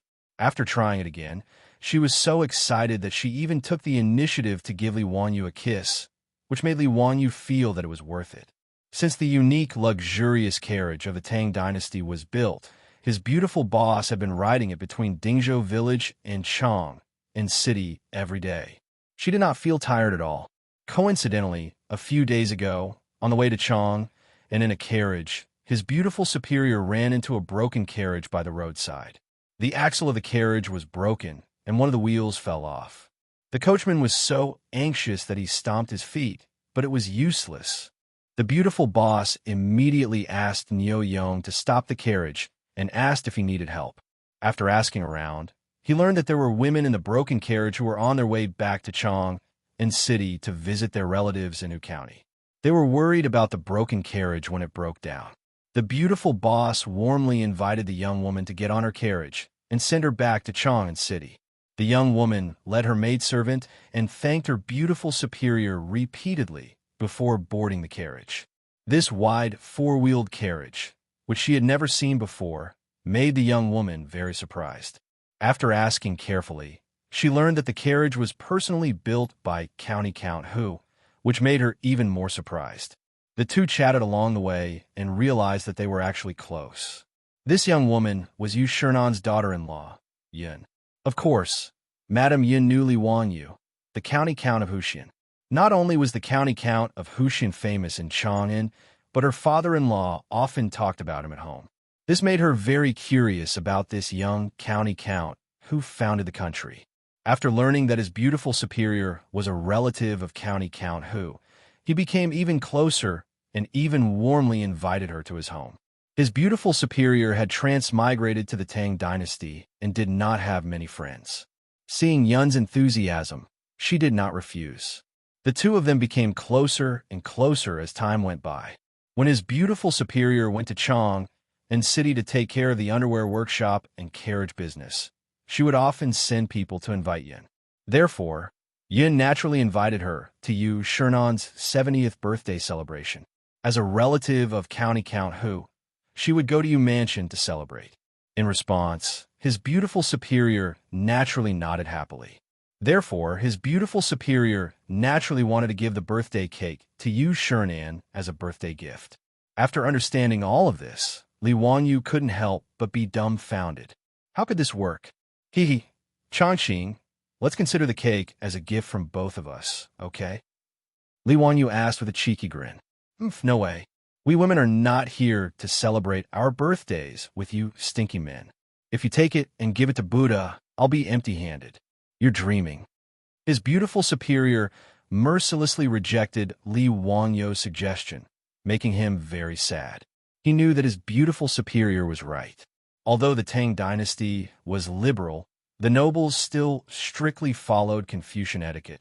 This was especially true for the birthday banquet of a grand scholar like Yu Shernan. Therefore, during the banquet, the madams and young ladies of the noble families who came to celebrate would sit alone in a hall. At that time, Yu Shernan, the birthday boy, would go and receive their blessings and gifts. What's so great about that? It's not like I can't think of a gift. Just you wait. The gift I prepared will definitely be much better than that birthday cake. Li Wanyu said stubbornly, refusing to back down. How could the beautiful superior not see through his stubbornness? She couldn't help but cover her mouth and chuckle. Hee, then take your time to think about it. Be careful, or else your gift won't be as good as my birthday cake. That would be too embarrassing. After she finished speaking, she turned and left. She waved her hand and didn't take a single cloud with her. Li Wanyu stretched out his hand, wanting to stop her, but he put it down disappointedly. If he begged his beautiful superior again, he would lose face. He was still a bit of a male chauvinist. How could he be willing to lose face and beg his beautiful superior again at this time? He propped his head up with one hand and subconsciously tapped the table with the other. He was thinking hard about what gift he could give Yu Shernan. If he wanted to build a four-wheeled carriage, it would be quite suitable as a gift. He still remembered the first time he saw Yu Shernan, that old man. Yu Shernan had an old servant by his side and was sitting in a creaky old ox cart. Building a comfortable carriage for the old man would be the most suitable. But this carriage was completely handmade. It wasn't something that could be built in just a few days. He couldn't give the beautiful superior's carriage to Yu Shernan, right? Thinking of this, Li Wanyu patted his head in annoyance. When he was building the carriage, why didn't he think of building more? This was a good gift. Yu Shernan, Kong Ingda, Lu Quan, these big shots, he should have given one to them as a token of his sincerity. He decided to make a note of this matter and asked Carpenter Lu to build him more carriages to use as a gift. But it was too late to talk about this now. It was obviously not in time. If he wanted to give Yu Shernan a gift, he would have to think of another way. Li Wanyu racked his brains for a long time and finally slapped the table. Wahahaha, I really am a genius. Hee, Su Changqing, wait and see. Let's see what you have to fight with me. After thinking of what gift to give, Li Wanyu didn't care about the hot weather. He directly got up and called for Ox Warrior to prepare a horse. He was going to Chang'an City. Chapter 453. His beautiful superior had recently discovered that Li Wanyu had been acting all mysterious and busy, traveling between Chang and city and Dingzhou village from time to time. She asked out of curiosity, but Li Wanyu refused to answer and only said that he was preparing a gift for Yu Shernan. Hee hee, it's a secret. Anyway, my gift will definitely be better than your birthday cake. Oof, I don't believe you. His beautiful superior naturally snorted in disdain, thinking that Li Wangyu was pretending to be mysterious. She didn't believe that Li Wangyu could have come up with anything good in such a short time. Time flew by, and it was already the 5th day of the 8th lunar month. Li Wangyu and his beautiful superior dressed up and prepared to go to Chang, in city's Bujing Square, for the birthday banquet. With the help of Aphrodite and Perrin, his beautiful superior had already prepared a huge cream cake. She put it in a box and asked Niu Wu and Niu Yong to carefully carry the cake onto the carriage. Natural cream made from milk was the most resistant to heat. Once the temperature was too high, it would melt like ice cream. In order to prevent the cream from melting, she carefully found a lot of ice cubes and piled them around the cake box to cool it down. Li Wangyu, on the other hand, was only holding a slender wooden box in his hand. Riding on the jade flower horse, he was very relaxed. His beautiful superior had already seen that the wooden box contained a painting scroll. If it wasn't Li Wangyu's sketch, then it must have been something that Yin Libin had drawn on his behalf. His beautiful superior made a funny face at him and stuck out her pink tongue. Hey, this is the birthday gift you prepared? Just a painting? Hee, who was the one who said that his gift would definitely be better than mine? Hee, what's the rush? Just wait and see. If I say that my gift is better than yours, then it's definitely better. When have I ever spoken without thinking? Oh, is that so? I heard that someone named Carpenter Lu's grandson, Lu Dehua Lu. Does that count as speaking without thinking? His beautiful superior winked at Li Wangyu mischievously. Her words made Li Wangyu's face turn red. F*CK. Didn't I blurt it out because of Carpenter Lu's questions that day? The fact that he didn't name Carpenter Lu's grandson Lu Jin was already very kind to him. Let's go. It's getting late. Take the carriage. Be careful of the cake. We have to let Niu Yong walk slower. Li Wangyu quickly changed the topic. The beautiful boss raised her head smugly and beckoned Aphrodite and Perrin to get into the car. Today, the two of them, as the personal attendants of their beautiful superior, were brought along to the Yu residence to have some fun. Avro and Perrin often went to work in Chang and with their beautiful boss, so they naturally knew Madame Yun. The two brothers, Niu Wu and Niu Yong, escorted Li Wangyu and the three women and set off for Chang City. When they arrived at Buzheng Fong, the place was already filled with all kinds of carriages and horses. It was Yu Shernan's 70th birthday, and the guests who came to wish him well were as numerous as the clouds. The beautiful superior's four-wheeled carriage could hardly move, so she had no choice but to get off and walk. As for the huge cake box, it was carefully carried by the Niu brothers to the Yu residence. Today, the gates of the Yu residence were all open to welcome the guests. Li Wangyu immediately saw Yang Quan and Yu Chang standing at the entrance to welcome the guests. Haha, younger brother Zio, you're finally here. Teacher has asked several times if you've arrived. Yang Quan immediately cupped his hands in greeting when he saw Li Wangyu. Yu Chang also bowed to Li Wangyu. Thank you, County Count Hu, for coming to celebrate my lord's birthday. Please take a seat in the central room. Brother Jingming is too polite. These are the women of my residence. They were invited by Brother Jingming's wife to celebrate Duke Yu's birthday. Li Wangyu hurriedly introduced his beautiful superior to Yu Chang. The two sides exchanged greetings for a while before they were welcomed into the residence. The beautiful superior, Aphrodite, and Perrin were naturally received by Madame Yun, who led them to a small sitting room at the side of the main hall. The small sitting room was separated from the main hall by a curtain, so it was actually very transparent.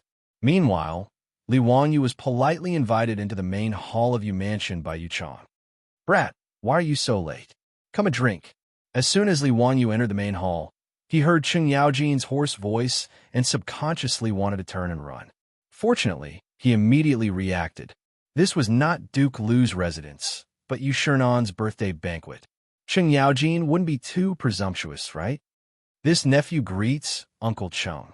Li Wangyu hurriedly bowed to Cheng Yaojin and winked at the three brothers beside him as a greeting. Brat, why don't you come to my residence to drink? I haven't thanked you for winning the gold yet. Cheng Yaojin laughed. Li Wanyu was speechless. Damn, are you going to thank me? You're clearly planning to repay kindness with enmity. If he went to Duke Lu's residence to drink, Li Wanyu suspected that he would die of alcohol poisoning sooner or later. Li Wanyu didn't dare to say anything. He hurriedly used the excuse of going to greet the others and stayed far away from Cheng Yaojin. Today, Yu Chang's main hall was filled with familiar faces. Li Wanyu even had an illusion that Chang Chao from Taiji Palace had been brought here. A room full of big shots, all of them high-ranking officials of the imperial court.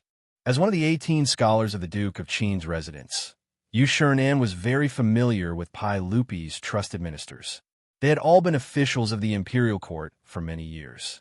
Today was Yu Shernan's 70th birthday, so how could these big shots not personally come to congratulate him? Li Wanyu's status wasn't low, but he was the youngest. He could only hurry forward and greet these big shots one by one. After a round of greetings, Li Wanyu felt that he couldn't straighten his back. Not only were almost all of the big shots of the imperial court present, but even Li Wanyu's group of bad friends were present. They had all followed their fathers to Yu Chang's residence to give birthday greetings. When they saw Li Wanyu, they all winked at each other. It was very lively. What surprised Li Wanyu was that the patriarchs of the 5 surnames and 7 looks had also come today. He didn't know the Yu Yaozi clan was also one of the aristocratic families. However, Yu Shernan was more politically inclined towards Pai Lupi. He was Pai Lupi's trusted minister and one of the future 24 meritorious officials of Lingyan Pavilion. When Wang Rinyu saw Li Wanyu, his expression turned cold. However, it wasn't good for him to flare up. He snorted coldly and no longer looked at him. On the other hand, a young man beside Wang Renyu was glaring at Li Wanyu provocatively. "Brother Yai, who's the one glaring at me?" Li Wanyu curiously asked Fang Yai. He's the second son of Taiyuan Wang clan's Wang Ziyu. His elder brother is that bastard Wang Ziqiao. He's not much different from his elder brother. He's also a bastard. Zio, it seems that he's very unhappy with you after you won so much money from Taiyuan Wang clan. Li Wanyu curled his lips in disdain. So what if he's unhappy? Is he going to bite me? I like to see this kind of person the most. He's clearly unhappy with me, but he can't do anything about it. Haha, Zio, you're so bad. Fang Yai laughed heartily. He kept patting Li Wanyu's back with his palm. Today, the Yu clan was celebrating the closing of the Yu clan. Just as the main hall was bustling with noise and excitement, Li Wanyu was surprised to see another familiar figure enter the hall.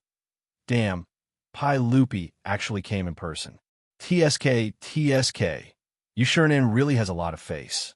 Seeing Pai Lupi come in person, the main hall was once again bustling with noise and excitement. Everyone stepped forward to greet him. Everyone, there's no need to be so courteous. Today, I'm also here to celebrate Duke Yu's birthday. There's no need to be so formal. Pai Lupi smiled and waved at everyone. When Yu Shernan received the news, he immediately rushed to the main hall. This old subject greets your majesty. Duke Yu, there's no need to be so courteous. Yu Chang, quickly help your lord up. Pai Lupi hurriedly stopped Yu Shernan from greeting him. Duke Yu, I wish you a long life, as long as the South Mountain, as long as the East Sea, and as many children and grandchildren as possible. Thank you, your majesty. Please take a seat. After the commotion, everyone finally sat down again. With the arrival of the sage, the Yu clan became even livelier. Chapter 454. When Pai Lupi saw Li Wanyu, he gestured for him to sit next to him. Zio, you bastard. How could you leave so much of your private money in my palace and not care about it? What are you trying to do? As soon as Li Wanyu sat down, Pai Lupi asked quietly.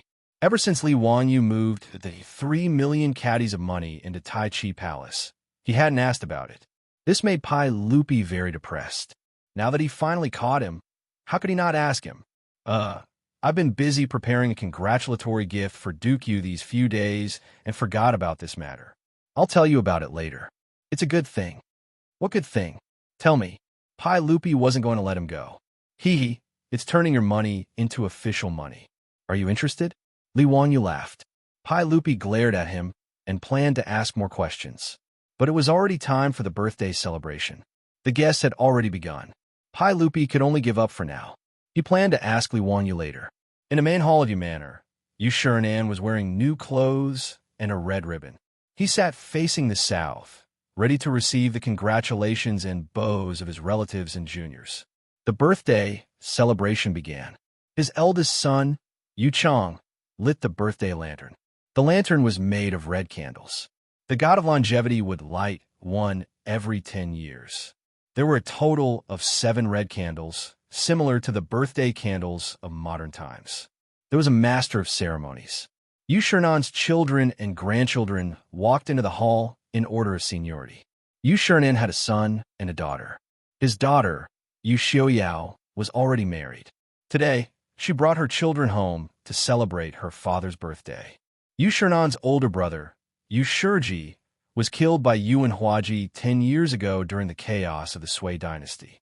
However, he left behind 4 sons, all of whom were married and had families. As the head of the Yu Yaoyu clan, Yu Shirenan was celebrating his birthday today. Naturally, these juniors had to come and kowtow to congratulate him and present their gifts. This was Li Wangyu's first time seeing a Tang celebrate a birthday, and he was all smiles as he watched, finding it extremely amusing. After Yu Shirenan's relatives and juniors had finished paying their respects, it was now the turn of the guests. Li Wanyu suddenly realized that this birthday celebration seemed to have become a way for the aristocratic families to flaunt their wealth. Every time a guest presented a gift to Yu Shirenan, there would be an MC loudly announcing the list of gifts. To give a gift, there must be a gift list. To receive a gift, there must be a gift account. Actually, Yu Shirenan didn't accept all the gifts that were sent to him. According to custom, most of the time, the owner would accept a few items and return a few items. The gift list was marked with respectfully received, which meant that the owner had accepted it. On the other hand, those who wrote thank you were returning the guests. After the gift list was marked by the owner, it had to be returned to the original owner as proof of receiving the gift. The gift account was naturally used by the owner to record the gift so that the owner could return the gift after the event. If the gift giver couldn't attend in person due to other matters, he would send someone to deliver the gift along with his name card. This was equivalent to him personally delivering the gift. As long as Yu Shirenan nodded to accept the gift, there would be servants of a Yu residence who would bring the dazzling gifts into the main hall to display to the guests present. Many of the gifts given by the aristocratic families were all priceless treasures. Li Wanyu couldn't help but click his tongue when he saw this. He felt that he was a rich man now, but compared to the gifts given by the aristocratic families, he seemed to be very poor. Li Wanyu cursed inwardly. No wonder Yang's was said that his teacher was rich. Just these congratulatory gifts, if converted to copper coins, would be worth tens of thousands of strings of coins. In fact, this wasn't Yu Shirenan showing off. This was the custom of the Tang dynasty, and the old man couldn't do anything about it. Yu Shirenan even had a headache. Since ancient times, China had been particular about it's impolite not to reciprocate. Returning the gift was also a troublesome matter.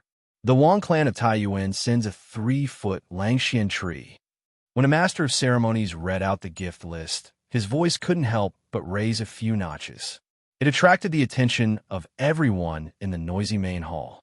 When Pai Lupi heard this, he couldn't help but grit his teeth and murmured, "This Wang clan of Taiyuan is really generous.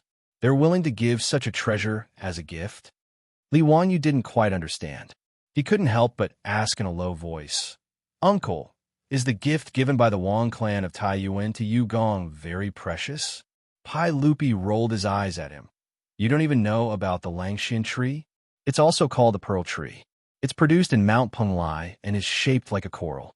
Its texture is like a branch of ginger, and when hit, it will produce the sound of metal and stone. The Langxian tree is even more precious than a coral. Moreover, a 3-foot-tall Langxian tree is even more precious. It can be said to be priceless." When Li Wanyu heard Pai Lupi's words, he suddenly remembered an ancient poem about the Langxian tree.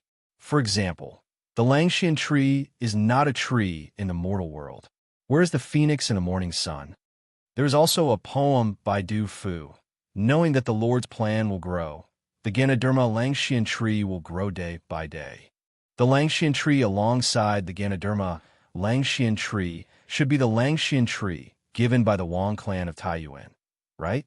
Wasn't that the legendary immortal tree? Could it be that it really existed? When Yu Shinan heard the master of ceremonies read out the gift list and heard that it was a gift from the Wang clan of Taiyuan, he couldn't help but stand up and cup his hands towards Wang Renyu. Lord Wang, this gift is truly too precious. This old man is ashamed to accept it. Lord Wang, please take it back. This old man appreciates this gift in his heart. Thank you. Wang Renyu also stood up and laughed heartily. Lord Yu, what are you saying? How can you take back a gift that has already been given? This. Yu Shinan was somewhat hesitant. The Langxian tree, given by the Wang clan of Taiyuan, was truly too precious. A 3-foot-tall Langxian tree might be able to sell for 10,000 taels of gold. The value of this gift was truly too great. Although the gifts given by the many guests today were valuable, most of them were only worth 100 strings of copper coins. Dukes like Cheng Yaojin had given gifts worth 1,000 strings of copper coins, which was already very precious. However, the Taiyuan Wang clan had given a gift worth 10,000 taels of gold. How could Yu Shinan not feel conflicted? Seeing Yu Shinan's hesitation, before Wang Renyu could say anything, his second son Wang Ziyu suddenly spoke up. Lord Yu, this Langxian tree was specially chosen by our Lord for you. Please accept it, Duke Yu. Otherwise, if word gets out, won't others think that our Taiyuan Wang clan of Taiyuan can't even afford to give out gifts? If we give you something that looks good to fool you, then our Taiyuan Wang clan's face will be completely lost.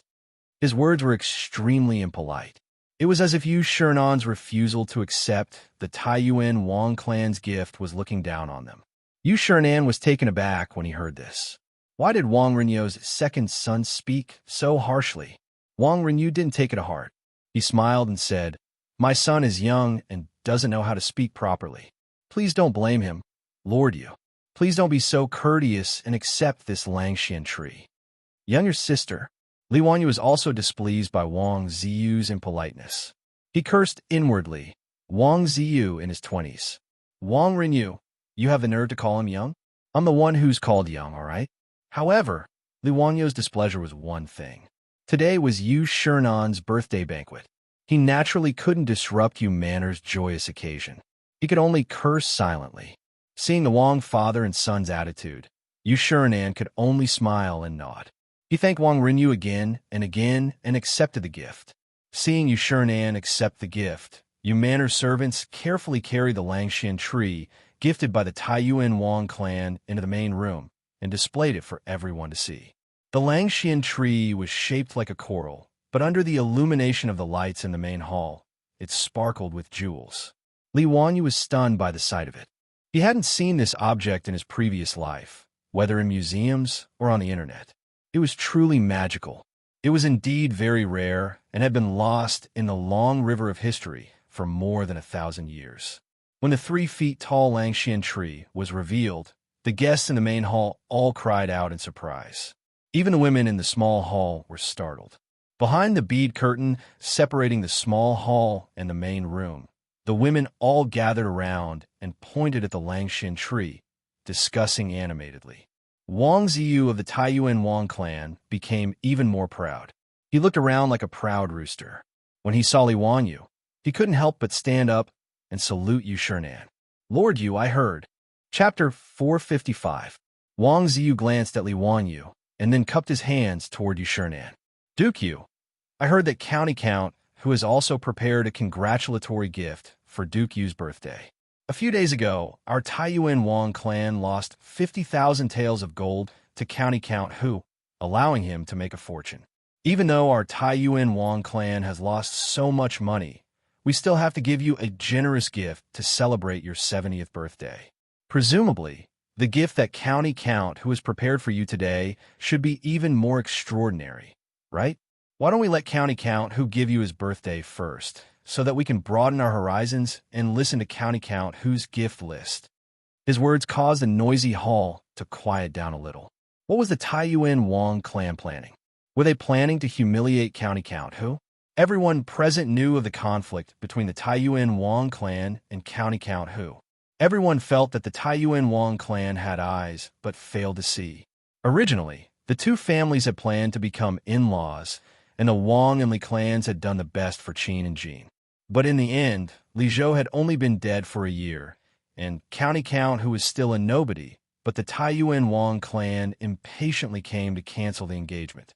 The Taiyuan Wang clan had paid a compensation of more than 100 taels of gold to force County Count, who to cancel the engagement.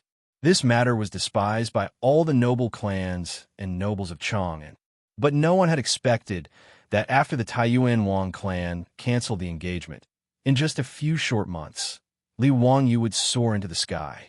From a nobody, he had been conferred the title of County Count of the founding county, and his nobility had been increased several times. Now, County Count, who was in the heart of the emperor, and his talent was on full display. In Chang'an, every noble family with a young lady of the right age would want to marry this young county earl, who was the first county earl of the country. Now, the Taiyuan Wang clan had made themselves the laughingstock of Chang, and yet they were still entangled with County Count who. It was truly despicable. When the Count of Hu County won 50,000 taels of gold from the Taiyuan Wang clan, everyone felt that the Taiyuan Wang clan deserved it. Since your family's casino dares to open a bet and dare to accept the bet, then you have to accept your loss. The second son of the Wang clan, Wang Ziyu, saying these words at this time was rather petty. Everyone was well aware of the meaning behind Wang Ziyu's words. Wasn't it because their Taiyuan Wang clan had sent a great gift today and wanted to use it to humiliate Li Wangyu? However, among all the people who came to celebrate Yu Shernan's birthday, which family could present a more valuable gift than the one from the Taiyuan Wang clan? Moreover, Li Wangyu was not the only one who had won gold in the Hall of Yu Mansion. Cheng Yaojin, Chai Lingwu, Yuqi Jingde, these big shots had also ruthlessly bitten off a piece of meat from the aristocratic families. Wang Ziyu's words were too offensive. All the big shots present showed displeasure, feeling that this second son of the Wang clan was too frivolous. However, due to their status, it was inconvenient for them to get angry with this junior, so they could only pretend that they didn't hear anything.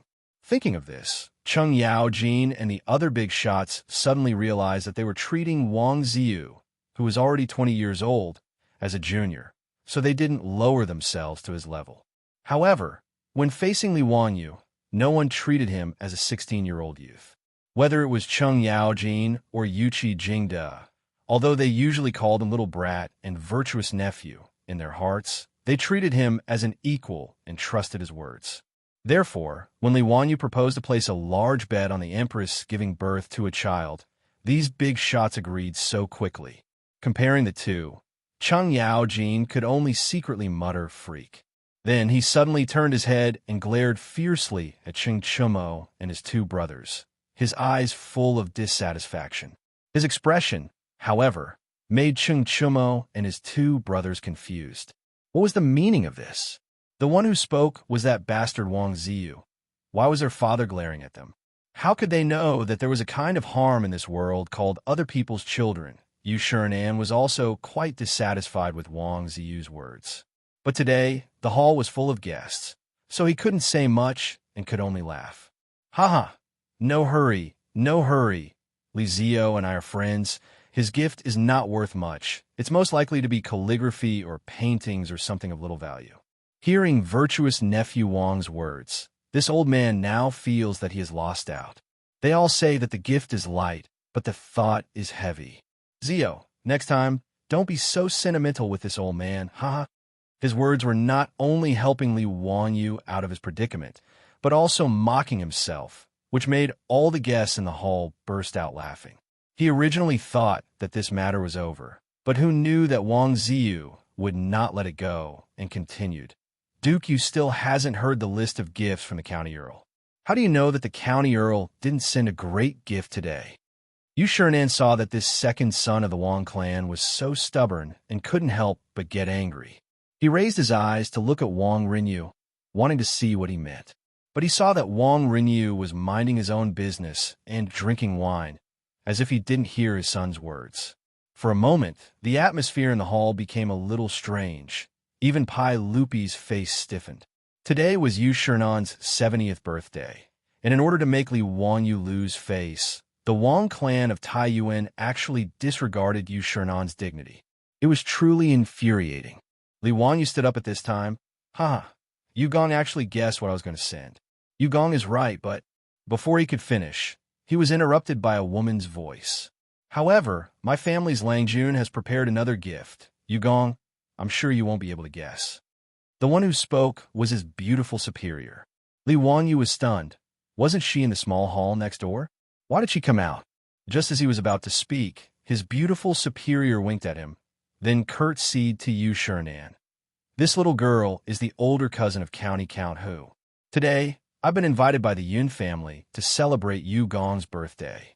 I wish Yu Gong to leap like a tiger and cross the new era of 70 years, to soar through the mountains of poetry. The beautiful superior's older cousin was rather vague. Everyone in the hall, including Pai Lupi, couldn't help but smile knowingly, thinking that this young lady and Li Wangyu were simply deceiving themselves. Yu Shernan naturally knew of this lady Su, and when they met today, he also laughed heartily. Old me thanks Lady Su for her auspicious words. Lady Su said earlier that Zio had prepared a congratulatory gift for this old man.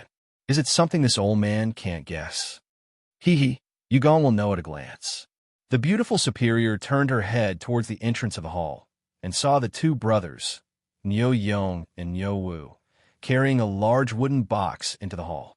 Li Wangyu was also stunned. Didn't his beautiful superior say that he was going to give this birthday cake to Yu Shernan? Why was it given in his name? He immediately reacted. This beautiful superior was angry with Wang Ziyu's words just now, and was afraid that he would lose face in front of everyone. So she said this. After thinking this through, Li Wangyu's gaze towards his beautiful superior became even more tender. The congratulatory gift from County Count, who was directly carried into the hall by his own troops, and this was beyond everyone's expectations. There wasn't a list of gifts, and Yu Shernan didn't agree to accept this gift. So why was it carried in? This was against the rules. Yu Shernan smiled mischievously. Lady Su, are you sure that old me will accept this gift? The beautiful superior smiled and nodded. Yu Gong will definitely accept this gift. Oh, you're that confident? Then bring it out for everyone to see. This old man wants to see what kind of congratulatory gift Yu has prepared for this old man. Since Yu Shernan said this, the others naturally didn't have any objections. They all cast curious gazes towards the wooden box carried by the Li family's troops. Chapter 456. The huge wooden box was very ordinary. It was about 1 meter square and was square in shape. There were many ice cubes on top of the wooden box. This caused everyone, including Li Er and Yu Shernan, to be inexplicably surprised. No one understood why the gift was covered with ice cubes. Could it be a freshwater fish that Huxian County Count fished out from the river? Or was it a lychee from Ezhou? During the Tang dynasty, Sichuan's Fuzhou, Bazhou, Tongzhou, and other places were rich in lychees. The poem, Riding in the Red Dust, the concubine smiled. No one knew it was a lychee. It was actually referring to the lychees that were transported from Sichuan, not Lingnan. At that time, Tang Xuanzong had ordered people to build a road from Peizhou to Chang and to transport lychees. It was also called the Lychee Road. If it was lychees, it was rare, especially during the early Tang dynasty. Even Pai Lupi could not eat fresh lychees. However, it was only rare. Compared to the 3 feet tall Langxian tree that the Wang clan of Taiyuan gave, it was nothing special. Seeing the big wooden box, Wang Ziyu could not help but show a mocking expression. He was already thinking about how to mock Li Wangyu for being stingy and stingy. He wanted to make him lose face in front of everyone. Inside the wooden box was the birthday cake made by his beautiful boss. Because there would be many guests at the birthday banquet, if the cake was too small, it would not be enough for everyone. Their beautiful boss spent a lot of effort to make such a big birthday cake as a gift. The two brothers, Niu Yong and Niu Wu, hated the birthday cake very much. They had already tasted the cake. It was very delicious and could be said to be the best in the world. However, the process of making the cake was like a nightmare to the two brothers. There was no other reason than that there were no mechanical devices in the Tang dynasty. The cream used to make the cake had to be spun and stirred continuously. In the future, it was simple. A few hundred yuan electric mixer could solve the problem. However, to make the cream now, it was all manual labor. The thought of stirring more than 10 kilograms of milk with a paddle made one's scalp tingle. Even strong men like the Niu brothers almost dislocated their hands because they had to whip the cream. Therefore, the Niu brothers both loved and hated this birthday cake. Li Wanyu leaned close to his beautiful boss's ear and whispered, "Changqing, what are you doing? Hee, are you afraid that I'll lose face?"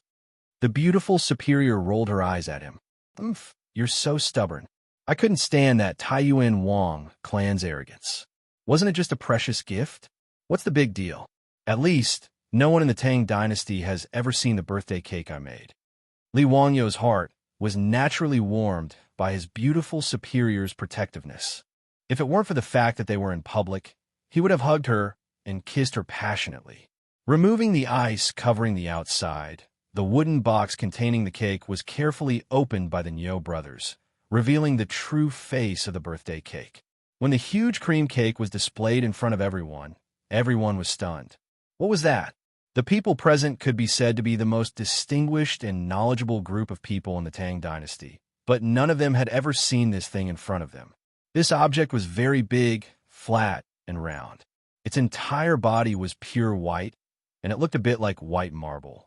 There were many patterns on it, and it was very exquisite, especially the huge longevity peach on the cake, which was even more eye-catching. The meaning of the birthday celebration was self-evident. There was also a birthday poem written on Noda's cake. Yu Shinan leaned closer to take a closer look and murmured the poem. More than 70 years have been a dream. The morning comes, the birthday comes, the children and grandchildren come. Worries are gone, no pain. The heart is unmoved. There is 1,000 pounds of weight here. Early years for the world to use. Middle-aged, Zen doubts the heavens. When a stone tower is built, there is not a crack. Who will share it? Send it to heaven and earth. Good poem. Zio, is this your new work? Yang Quan clapped his hands and applauded. The guests also praised. Yu Shinan was so excited that his beard trembled. He couldn't help but cry as he recited the poem. Wasn't this phrase describing Yu Shinan's entire life? Zio, you really know me well. Just based on this poem alone, this gift is the best this old man has seen today. With much difficulty, Yu Shinan was finally able to wipe away his tears under Yu Chang's coaxing. He held Li Wanyu's hand tightly as he spoke. This made Li Wanyu feel a little embarrassed. I didn't expect that plagiarizing a poem would make Yu Shinan so excited. Suja's poem, The Fisherman's Pride, Happy Birthday, to his disciples on the cake was obviously plagiarized by Li Wanyu. His beautiful boss asked him to write a birthday poem on the cake, so he copied the poem by Suja, one of the 3 Sus. It was quite suitable for the occasion, and it made the old man very excited. Li Ma carefully savored this poem and nodded his head repeatedly. Zio, this poem of yours really sums up Duke Yu's entire life. Kong Yingda, Lu Quan, Dai Zhou, and the other scholars all praised the poem after reading it. In the hall, everyone's praise made Wang Ziyu's expression change, especially when he heard Yu Shinan say that this was the best gift he had seen today. His expression became even uglier. He couldn't help but ask in a loud voice, "Dare I ask, County Earl Hu, what is this gift? It's a big white piece of cake. Is it just to write a birthday poem?" The words are really not very well written. Wang Ziyu's words were a bit of a wet blanket. Many guests secretly shook their heads. They felt that Wang Renyou's poem was really ignorant and incompetent. But although Wang Ziyu's question was rude, it was indeed what many people were thinking. Up until now, no one had figured out what the congratulatory gift from County Count Who was. If it was a birthday poem, shouldn't it be written on paper, framed, and sent out? What was this big white piece of cake in front of them? Li Wanyu didn't get angry. He chuckled at Yu Chang.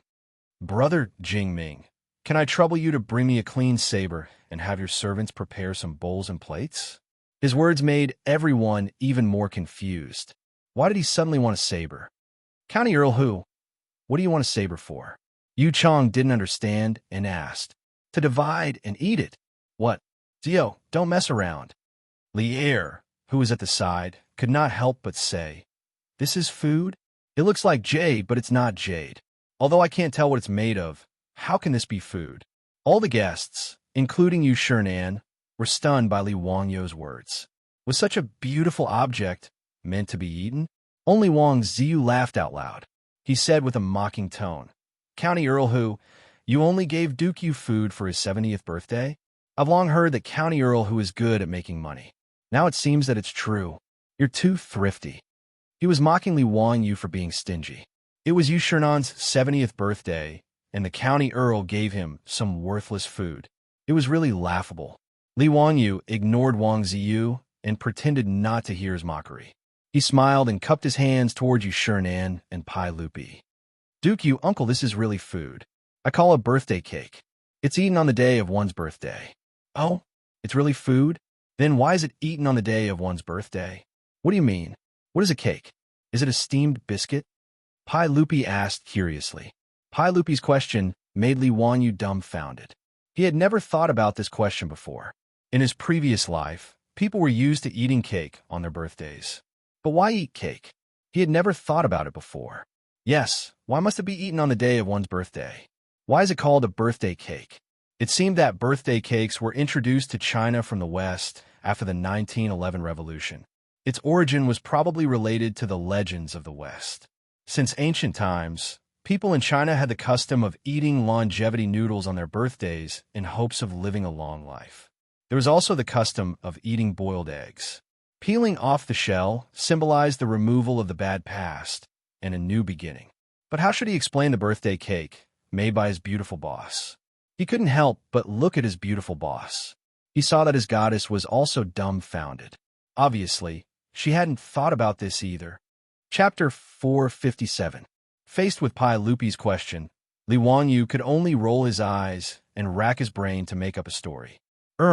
This birthday cake is round and symbolizes the sun and the moon. It means that it is as permanent as the moon, as rising as the sun, and as long as the South Mountain. Therefore, it must be eaten on the day of the birthday. The sweat on Li Wangyou's forehead was about to drip down. Only then did he come up with such an unreliable explanation. Fortunately, neither Yu Shernan nor Pai Lupi bothered with this question. After realizing that he and his beautiful boss had almost made a mistake due to the customs of the future, Li Wanyu did not dare to light or blow out the candles. Those were Western traditions, which were different from Huaxia traditions.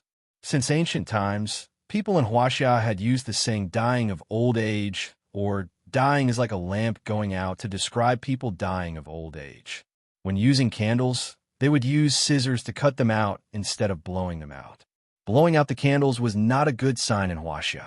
If Li Wanyu followed the example of the future and asked Yu Shernan to light the candles on the cake and then blow them out with a wish, he would be asking for trouble. Wouldn't that be the same as cursing Yu Shernan? Li Wanyu would not do such a stupid thing. Soon, a servant of the Yu mansion brought a long knife. Li Wanyu presented it to Yu Shernan with both hands. "Master Yu, please cut this birthday cake yourself." Yu Shernan held the knife and looked at the unbelievably beautiful cake, especially the birthday greeting on it. The old man was reluctant to cut it. "Zio, are you going to cut it just like that? I can't bear to do it. Why don't we just forget about it? Let me enjoy it for a few more days." "Master Yu, this birthday cake cannot be stored for long. It must be eaten in time, or the cream will melt. It has been covered with ice to prevent the cream from melting." After being persuaded, Yu Shernan had no choice but to raise the knife. With Yu Chang's help, he began to cut the cake. Then, he asked the servants of the Yu mansion to distribute the cake to the guests. The cake was delicious. Even in the future, people who were used to eating all kinds of delicacies still liked it very much, let alone the Tangs who were tasting cake for the first time. Historians of later generations once joked that the reason why the Tang dynasty was because they liked to eat candy. Of course, this was a joke, but the Tangs really liked all kinds of desserts. Especially in the early Tang dynasty, the technology of making cane sugar had just been introduced. Sugar was still a luxury in the Tang dynasty and was even more sought after by the nobles. When the guests received the plates of cakes delivered by the maidservants of Yu Mansion, they hesitated for a moment before picking up their spoons, scooping out a piece of cake, and putting it into their mouths. The rich, milky fragrance was soft and tempting in the mouth. It had a unique flavor that was unforgettable. There was no need to chew at all. It melted in the mouth, leaving a faint fragrance between the lips and teeth. Savoring the aftertaste, the thick aroma of the cream swirled in his mouth, sweet and fragrant. The birthday cake, carefully made by the beautiful boss, instantly conquered everyone present. For a moment, the hall of Yu Mansion quieted down. No one spoke. There was only the sound of wolfing down food and the clatter of spoons against plates. Even Wang Renyu and his son Wang Ziyu, who had been looking down on Li Wangyu, did not bother to find trouble with Li Wangyu at this time. Each of them held a plate of cream cake and ate happily. Ziyu, your birthday cake is really delicious. This old man hasn't had such a good meal in a long time. Thank you, Ziyu, for making this birthday cake for this old man. This old man likes it very much. Yu Shinan was old. Although he was in good health, he still had some of the problems that old people usually had. For example, teeth falling out, blurred vision, and leg trouble. Although the Tang dynasty also had the technology of embedding false teeth, it was not very useful. Usually, Yu Shinan's diet consisted mainly of soft foods. This sweet and creamy cream cake was naturally to his taste. He, who usually had a bad appetite, made an exception today and ate 2 plates of cake. Yu Chong was grinning from ear to ear and repeatedly cupped his hands to thank Li Wangyu. Faced with Yu Shinan's gratitude, Li Wangyu quickly pushed his beautiful boss to the front of the table. You flatter me, Mr. Yu. This birthday cake is actually not my gift, but my cousin's gift to Mr. Yu. In order to make this cake, she put in a lot of effort. Oh, so it was Lady Su who made the cake. Haha, this old man thanked the wrong person. Thank you, Lady Su, for your kindness. This old man appreciates it. Yu Shinan twirled his beard and laughed. Seeing that Li Wangyu actually told the truth, the beautiful boss could only look at him helplessly. She bent down and curtsied to Yu Shinan. I really don't deserve Mr. Yu's praise. Mr. Yu is too polite. Everyone was full of praise for the birthday cake. Many of the women in the side hall were prepared to inquire their beautiful boss about how the cake was made and wanted to learn. At this time, Wang Ziyu's discordant voice sounded again, causing Yu Shinan to frown. So this birthday cake wasn't a gift from the Count of Huxian? Ha! I was wondering why County Count who would be so stingy as to give food as a gift. I wonder what kind of gift County Count who prepared for Mr. Yu. Why don't you let me open my eyes? Li Wangyu glanced at Wang Ziyu, whose mouth was still covered in cream. He was thoroughly fed up with this Taiyuan Wang clan.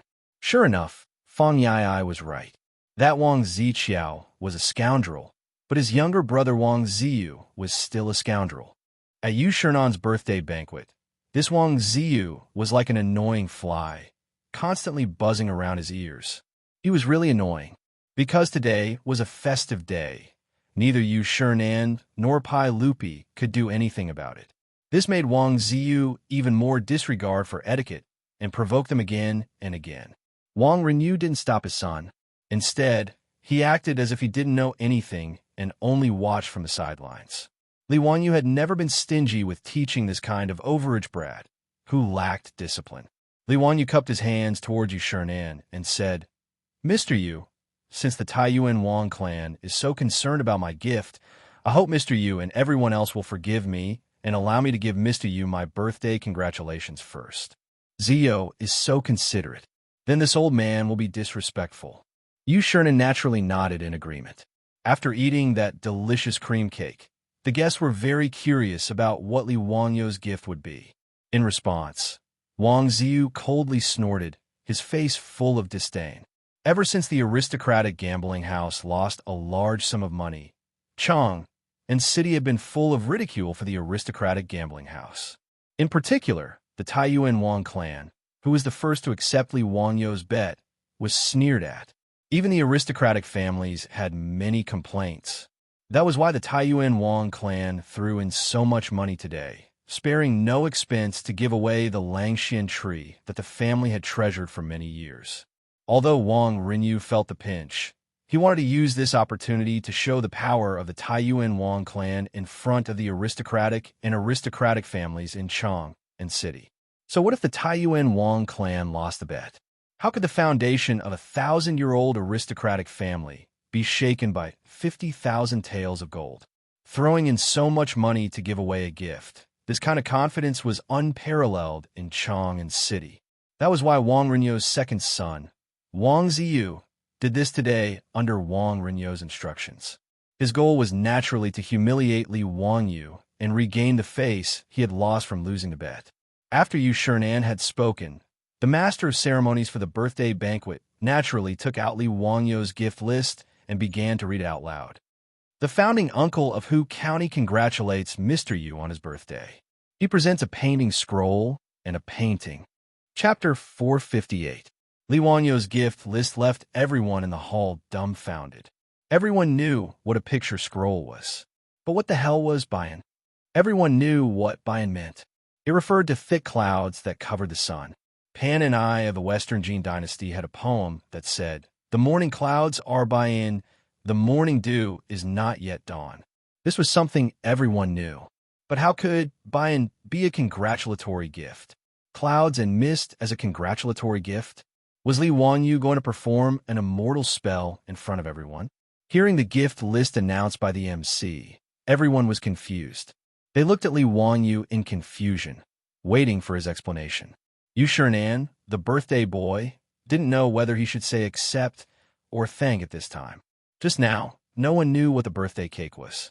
Now, this county man was creative and gave out something no one had ever heard of. Li Wangyu didn't explain.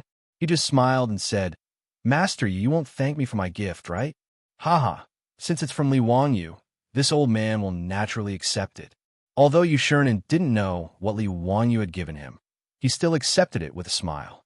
Li Wangyu's two gifts were placed in a long wooden box and a small copper box. Seeing their master nod, two maidservants of Yu Mansion immediately carried them into the hall, ready to show them to the guests. The beautiful superior hadn't returned to the side hall yet. She asked curiously in his ear, "Wangyu, what's that, Bayan? Why haven't I heard of it?" "Hee, you must know, but I won't tell you. See for yourself." Li Wangyu pretended to be mysterious and didn't answer the question directly. At this time, the maidservants of Yu Mansion had already taken the picture scroll out of the wooden box. They carefully unfolded it, revealing the true appearance of the picture scroll. When the picture scroll was displayed in front of Yu Shernan and everyone else, everyone couldn't help but gasp. Yu Chang looked as if he had seen a ghost. He pointed at the picture scroll, dumbfounded. This is my master." The other guests had similar expressions, as if they had seen something unbelievable. On the scroll was Yu Shernan himself. It was a full-body portrait of Yu Shernan drawn by Li Wangyu. There was a poem beside it. It was the same poem that was written on the birthday cake. Many of the guests present had seen this sketch before at the birthday banquet of Zhang Liang, the Duke of Chongping. Everyone believed Li Wangyu's nonsense, thinking that it was an ancient painting passed down from ancient times, a peerless painting technique that had long been lost. Only Pai Lupi later found out that the goddess Luo's portrait he hung in the Hall of Governance was actually drawn by Li Wangyu, which made him very depressed. At this moment, everyone was once again witnessing the miraculous drawing skills of Yu Shernan, who was standing right in front of them. Everyone was stunned. Looking left at Yu Shernan, then right at the portrait, it really looked exactly the same. It was as if Yu Shernan had walked out of the painting. Everyone was so shocked that they couldn't close their mouths. Could this portrait have been drawn by County Count Hu? Hasn't this painting technique been lost for a long time? Where did County Count Hu learn it? Miraculous. It's truly miraculous. This is the painting technique of the goddess Luo's portrait. Who would have thought that County Count Hu would know such an ancient technique? There were also those who were quick-witted and immediately connected the dots. The so-called goddess Luo's portrait, painting from that day, had also been presented by County Count Hu. In that case, the goddess Luo's portrait that had been collected by the sage must have also been drawn by County Count Hu. This sketch of Yu Shernan caused Wang Rinyu and Wang Ziyu's expressions to become somewhat unsightly. Although the value of this painting wasn't high, and even if it had been drawn by Li Wangyu, it would only be worth 100 strings of coins at most. However, this extraordinary technique was exceedingly precious. When Pai Lupi saw this portrait, he even had the thought of having Li Wangyu draw a portrait of him and Empress Zhang's son. This kind of vivid and lifelike portrait was much more meaningful than the goddess Luo's portrait. He couldn't help but glare at Li Wangyu, feeling extremely vexed. Since he knew that the goddess Luo's portrait had been drawn by Li Wangyu, why hadn't he thought of using this technique to draw a portrait of him and Empress Zhang's son? There were many other bigwigs who had the same thoughts as Pai Lupi. Just like how people in the future love to take selfies. How could a general like Cheng Yaojin not want to have such a realistic portrait? For a moment, everyone looked at Yu Shirenan with gazes filled with jealousy. They hated that they couldn't hold their own birthday banquets tomorrow. That way, they could ask County Count who to draw a portrait for them. Cheng Yaojin bluntly asked, "Li family's brat, did you draw this portrait of Duke Yu?" What did he mean? Li Wangyu was just about to nod and admit it when he suddenly noticed that the surrounding guests all had an eager attitude. He was immediately shocked. What the hell was the meaning of this? Could it be that after seeing Yu Shernan's portrait, they also wanted it? It seemed that giving Yu Shernan this congratulatory gift was a bit of a mistake. Had he underestimated the attractiveness of a portrait sketch to these bigwigs? If these bigwigs all came to ask him to draw a portrait, should he refuse? Or should he refuse? If he agreed, he really wouldn't have to do anything. Moreover, with Li Wangyu's lazy personality, how could he be willing to sit in front of a drawing board and draw portraits every day? He might as well be killed. How could Li Wangyu still dare to admit it? He hurriedly shook his head. No, this was done by my little nephew's disciple, Yin Libin. Although he studied under me, he has already surpassed me. Even your little nephew is ashamed of his painting skills. Today, Ma Zhou and Yin Libin were naturally also among the guests. When Yin Libin heard his teacher's words, he was so shocked that his jaw dropped. Could it really be like this? Was there no trust between people? This portrait of Yu Shirenan was clearly drawn by Li Wangyu himself, but now he had directly pushed the blame to his own disciple. How could Yin Libin endure this? Faced with the heated gazes of the surrounding guests, Yin Libin's heart was filled with tears as he nodded his head in grievance. Li Wangyu gave him a thank you for your hard work look, but he didn't feel the slightest bit guilty. When a teacher has something to do, the disciple naturally has to do it for him. Otherwise, why would he accept a disciple? Of course, it was to use him as a scapegoat. Wahaha. Yu Shernan was naturally very satisfied with this congratulatory gift. He leaned forward and carefully examined it for a long time before he asked Yu Chong to carefully put away. Haha, Zio, you really put a lot of effort into this congratulatory gift. This old man doesn't deserve it. I respectfully accept it. Respectfully accept it. Many thanks, Zio. To the side, Yu Chong also repeatedly bowed to Li Wangyu. This portrait of Yu Shirenan would undoubtedly become the family heirloom of the Yu Yaoyu clan. After Yu Shernan's death, this portrait would definitely be hung in the Yu Yaoyu clan's ancestral hall to receive incense and worship from the Yu clan. After Yu Shernan's portrait was put away, everyone's gaze turned to the other servant girl holding a copper box. The congratulatory gift from the county count's estate was truly an eye-opener. Naturally, everyone was even more curious about the last congratulatory gift named by in Chapter 459. In the main hall, everyone's anticipation vanished as soon as the copper box was opened. The item that Yu Residence's servant girl took out from the copper box was nothing special. In fact, it even looked a little shabby. Two transparent objects were embedded in a thin wooden frame. Some of the guests with good eyesight could tell at a glance that they were two thin, transparent crystal pieces.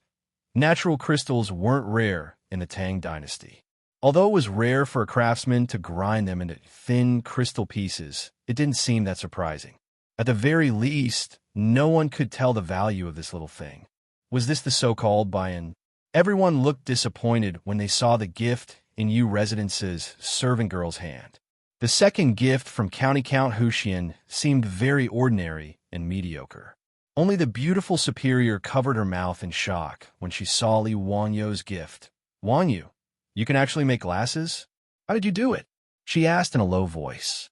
Li Wanyo's second gift was a pair of glasses commonly seen in the future. Li Wanyu smiled proudly and whispered into her ear, of course. What do you think?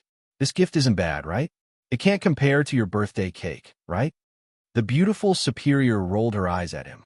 She really didn't expect Li Wanyu to be able to make glasses in the Tang dynasty. She had always assumed that glasses couldn't be made before the invention of glass. But in fact, glasses made of polished crystal had appeared a long time ago in ancient China. At the very least, there were records of glasses in the Song dynasty. And in the Ming dynasty, optometry technology was invented. It was possible to make glasses for myopia, hyperopia, and presbyopia. Therefore, it wasn't difficult for Li Wanyu to make glasses with the technology of the Tang dynasty. That day, Li Wanyu was thinking hard about what gift to give Xianxia. In a flash of inspiration, he thought of presbyopia glasses. Li Wanyu had noticed before that Xianxia's eyes were a little presbyopia due to his old age. When he read an article, he would look very far away. When his grandfather was still alive, he was also like this, so Li Wanyu knew very well that Xianxia's eyesight was bad. Presbyopia was not a disease, but a normal physiological phenomenon. The only way to treat presbyopia was to wear reading glasses. Under these circumstances, giving Xianxia a pair of reading glasses was obviously the most appropriate choice. Because he had to help Sun Simiao make a microscope, Li Wanyu had to go to a lot of supervisors to grind the lenses for the microscope. The craftsmen who were going to be supervisors now had some experience on how to grind natural crystals and make them into lenses. The microscope hadn't been made yet because the focal length of the convex lens in the microscope had to be constantly adjusted. This was a delicate task. Without any reference, he could only try slowly. However, it was much easier to make reading glasses for presbyopia. Of course, reading glasses also had a certain degree, which Li Wanyu couldn't grasp. He could only have the craftsman grind out several different kinds of convex lenses for him. When the time came, he would let Xianxia experiment to see which lens suited him best. The Tangs had naturally never seen glasses before, so they were somewhat disappointed by the glasses that Li Wanyu had given them. Naturally, no one in the crowd thought that these glasses, which were commonplace in the future, were used to adjust one's eyesight. They all thought that it was just a decorative ornament. How could County Count who have the nerve to give away such a small crystal ornament? This was the first reaction of all the guests present. Today was Xianxia's 70th birthday, and all the guests who had come were the nobles and aristocratic families of Chang. Wasn't County Count who afraid of being ridiculed for giving away such a small toy? Putting aside the priceless Langxian tree that Wang clan of Taiyuan had given away, the other guests had also given gifts of pearls, agate, jade, jewelry, antiques, calligraphy, and paintings. Putting aside how rare these things were, at least their value was there for all to see. Almost none of the gifts were worth less than 100 strings of copper coins. Compared to the birthday cake and the portrait of Xianxia that had been given to him by the county magistrate's estate, this little thing was far too shabby. Wang Ziyu had been sullen and silent for a long time. Now that he realized that he had caught Li Wanyu's sore spot, he immediately raised his voice and laughed. Ha! Can I count who? Your crystal ornament is quite exquisite. How many strings of copper coins would you have to spend to buy it? Li Wanyu glanced at him and indifferently replied, That's right. I spent a total of 10 strings of copper coins to make this Bayan. Speaking of which, 10 strings of copper coins was quite a lot. If he used it to buy cattle, he could buy 2 or 3 of them. But in the eyes of the aristocratic families and the nobles of Chang, and 10 strings of copper coins was a joke. Wang Ziyu laughed so hard that he rocked back and forth, tears even coming out his eyes. I'm dying of laughter. County Count who is truly thrifty. Today is Duke Yu's 70th birthday, and the birthday cake you sent over was made by your own residents, and the portrait was drawn by your disciple. Yet you spent 10 strings of copper coins on this buy-in? TSK, you really are extravagant. Wang Ziyu's words made many of the guests frown inwardly. How could one's sincerity be measured only by money when it came to gifting. But when they looked at the crystal ornament in the hands of the Yu residence's maidservant, they didn't know what to say. This gift was indeed a little shabby. Cheng Yaojin and the other big shots who were familiar with Li Wanyu were also secretly blaming Li Wanyu. Yu Shernan's portrait should have been enough. Why do you have to go the extra mile and give this crystal ornament? Originally, everyone had been shocked by the portrait and were looking forward to Li Wanyu's next gift. But in the end, it was a bucket of cold water that had been poured over them. Even the congratulatory gift that he had sent out earlier had dimmed a little. When Yu Shernan saw this, he hurriedly stepped forward to smooth things over. Haha, Zio is too considerate. This old man really likes this bind. I respectfully accept it. When he finished speaking, he motioned for the maidservant to put the glasses back into the copper box and prepare to put it away. Li Wanyu was about to speak and explain the use of the glasses to Yu Shernan, but Wang Ziyu spoke up again. Duke Yu, this nephew, still hasn't seen the gift from County Count, who clearly. Could you have your maidservant bring it over so that we could take a good look at it? Yu Shernan couldn't refuse his request and could only nod helplessly. He motioned for the maidservant to take out Li Wanyu's gift and hold it in her hands to show it to everyone. The maidservant had just walked over to Wang Ziyu's side when she saw Wang Ziyu's body suddenly sway and bump into the maidservant. The maidservant was very petite, so how could she withstand such a bump? Her body slanted, and she cried out in surprise before falling to the floor. Her fall wasn't a big deal, but the crystal glasses in her hands also slipped and fell to the floor. Pah! A light sound was heard, and the two crystal lenses were smashed into pieces. Chapter 460. This sudden turn of events shocked Yu Shernan and the others. Li Wanyu's gift had been smashed to pieces just like that. Wang Ziyu shrugged and cupped his hands towards Yu Shernan. Duke Yu, I'm truly sorry. I lost my footing just now and bumped into this servant girl of yours. He then pretended to look at the crystal shards on the floor and feigned regret. Count Huxian's gift was smashed to pieces. What a pity. This is all my fault. Please forgive me, Duke Yu. I'm willing to compensate. Count Huxian said he spent 10 strings of copper coins, so I'll compensate Duke Yu with 10 times that amount. Haha, I'm not as thrifty as Count Huxian. It was obvious that Wang Ziyu had deliberately bumped into the maidservant of Yu Mansion. His purpose was to humiliate Li Wanyu. His actions angered Yu Shernan so much that his expression turned ugly. Although Li Wanyu's crystal ornament wasn't very precious, it was still a birthday gift from Li Wanyu. Its value didn't matter. How could he not be angry that Wang Ziyu had purposely smashed it to pieces? Not to mention, Wang Ziyu's pretense of asking for 10 times the compensation was an insult to Li Wanyu and to Yu Shernan himself. Wang Ziyu's actions caused Pai Lupi, Cheng Yaojin, and the others to glare angrily at him. However, today was Yu Shernan's birthday, and they couldn't afford to lose their temper with a junior from the Wang clan of Taiyuan.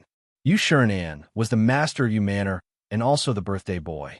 He couldn't say anything to Wang Ziyu, who'd come to offer his birthday congratulations. Wang Ziyu's claim of 10 times the compensation was a joke in everyone's eyes. Li Wanyu had said just now that he'd spent 10 strings of copper coins to make this jade ornament. 10 times the compensation would only amount to 100 strings of copper coins. Did Yu Shernan lack these 100 strings of copper coins? Yu Shernan sighed and glanced apologetically at Li Wanyu. He was just about to wave his hand at Wang Ziyu, indicating that he did not intend to pursue this matter. Li Wanyu suddenly cupped his hands towards Wang Renyu and said, Lord Wang, is what your second son said true? Is Duke Wang really willing to pay 10 times the price to compensate Duke Yu? His words stunned everyone. What did Li Wanyu mean? Was it because his gift was broken by Wang Ziyu, and he felt indignant? But even if the Taiyuan Wang clan really paid 100 strings of copper coins, the one who would be embarrassed would be him, Li Wanyu. Wang Renyu was also slightly taken aback. Then, he pretended to be generous and nodded. That's right. Since my son did something wrong, he naturally has to compensate. 10 times the compensation is very reasonable. I will have someone send 100 strings of copper coins to the Yu residence as an apology from the Wang clan. Wait, since it's 10 times the compensation, Why is it only 100 copper coins? Li Wanyu pretended to be puzzled and asked. Wang Rinyu smiled and said, Didn't County Count who say that you spent 10 strings of copper coins to make this crystal object? What did County Count who forget so quickly? Li Wanyu shook his head. That's not it. How can the value of this object be calculated by the cost of my production? Oh, then what does County Count who think? Wang Rinyu asked calmly. This is naturally determined by the market price. For example, if Wang Yu's army wrote a copybook, the cost might be a few copper coins. Could it be that Duke Wang can use a few copper coins to buy a copy of Wang Yu's army's copybook? Li Wanyu's words were not nonsense. When Wang Shiji wrote a copybook, other than paper and ink, he didn't have any other capital.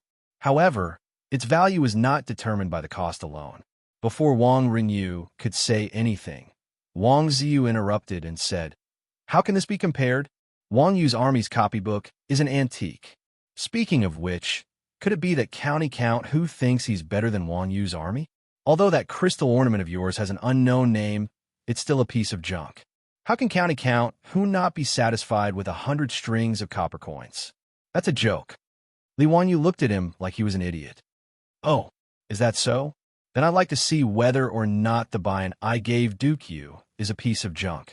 After he finished speaking, he waved at Niu Wu, who was waiting outside the hall. The presbyopic glasses had a certain degree. The congratulatory gift he gave to Yu Manor's housekeeper could only be considered a sample. Li Wanyu had originally planned to wait until the banquet was over before taking the real gift for Yu Shernan to try on. He would then choose a suitable pair of presbyopic glasses for Yu Shernan's eyes and give it to him. At this time, Niu Wu was wearing 5 or 6 pairs of presbyopic glasses of different degrees. The reason why Li Wanyu named these presbyopic glasses buy-in wasn't because he came up with it himself. It was because presbyopic glasses have been called this way ever since presbyopic glasses were invented in China. The Southern Song Dynasty's records of heavenly caves recorded, buy-in, old people can't distinguish between fine books. They use this to cover their eyes and see clearly. The Ming Dynasty's Luqing Rizha also recorded, Every time I read an article, my eyesight becomes dizzy and I can't distinguish the details. I use this to cover my eyes so that my spirit doesn't scatter and my strokes are clear. I use a piece of silk to tie it behind my head. I don't recognize it and raise it to ask you. You said this buy-in also. Therefore, buy-in was the ancient name for presbyopic glasses. Li Wanyu looked at the guests in the hall again. Dare I ask, is there anyone who has poor eyesight and can't see clearly at close range? The idiom, old eyes are dizzy, was used to describe the symptoms of presbyopia. There were quite a few elderly officials in the hall, and Yu Shernan wasn't the only one with presbyopia. Although the crowd didn't know why County Count would ask such a question, many of the elderly officials, including Kong Yingda and Dai Zhou, expressed that they had such a disease. Li Wanyu nodded and turned around to take out a pair of presbyopic glasses from the wooden box in Niu Wu's hands. Another pair of buy-in. When the crowd saw that Li Wanyu had taken out another pair, the crystal ornament that he had given to Yu Shernan as a congratulatory gift, they became even more curious. Could it be that this thing had other uses? Li Wanyu took the presbyopic glasses and walked directly in front of Kong Yingda. He bowed and said, Duke Kong, I have a pair of buy-in here. It can cure Duke Kong's eye disease. Would Duke Kong be willing to give it a try? This crystal can cure eye disease. Not only was Kong Yingda stunned, but the other guests were also dumbfounded when they heard Li Wanyu's words. How do I use this thing? Kong Yingda was troubled by disease.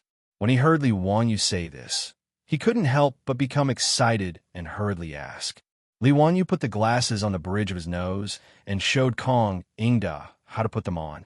Then, he handed the presbyopic glasses to him and said, Duke Kong, you'll know once you try it. Kong Yingda took the presbyopic glasses and clumsily put them on in front of his own glasses. He looked around in confusion. In the next moment, the old man's eyes almost popped out of their sockets. He looked as if he'd seen a ghost. What kind of immortal technique is this? This old man can actually see clearly. Tao, ancestor above. This old man's eyes can actually see clearly again. Quick, give this old man a book.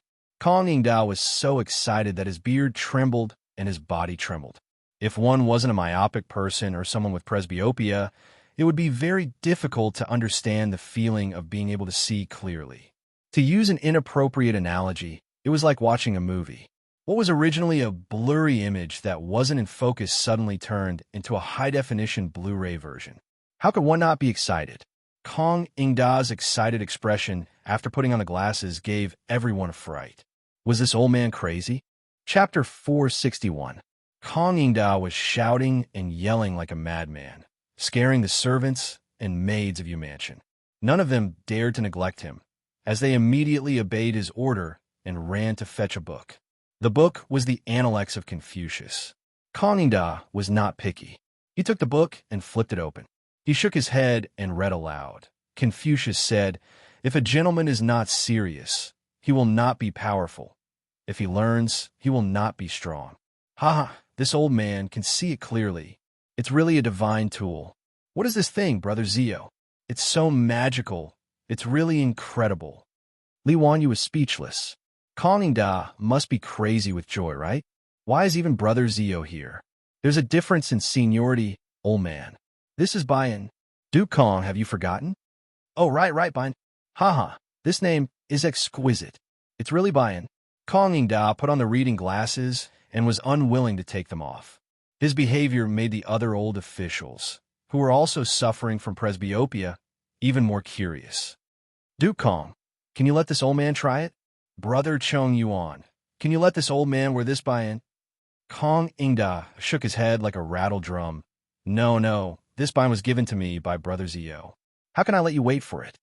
Li Wanyu's face darkened even more. Damn you, stinking bastard. When did I say I was going to give it to you? I clearly said I was going to try it on. Don't you understand the meaning of trying it on? Kong Ingda's attitude made the old officials even more curious. They surrounded Kong Ingda and forced him to take off his glasses. Seeing this situation, Li Wanyu did not dare to take out the other glasses. Otherwise, they would definitely be gone forever. Brother Chong Yuan, this is a congratulatory gift from Zio. How can you wear it? Quickly take it off. When Yu Shernan heard Kong Ingda say that the Bayan could let his eyes see clearly, how could he not understand? He immediately shouted. This was a divine tool. Yu Shernan was also suffering from my problems. How could he not be anxious when he heard Kong Ingda's words?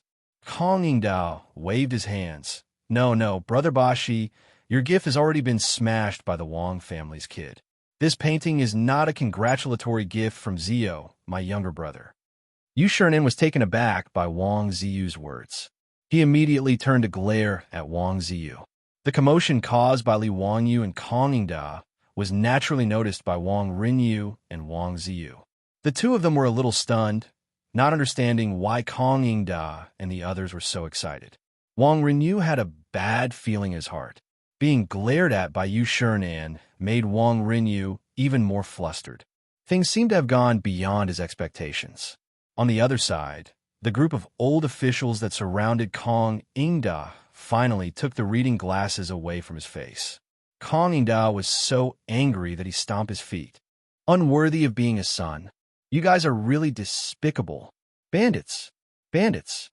Lu Quan, Dai Zhou, Yu Shernan, and the others paid no attention to his curses. Each of them impatiently put on the reading glasses and made a big fuss again. None of the scholars who put on the glasses could bear to take them off again.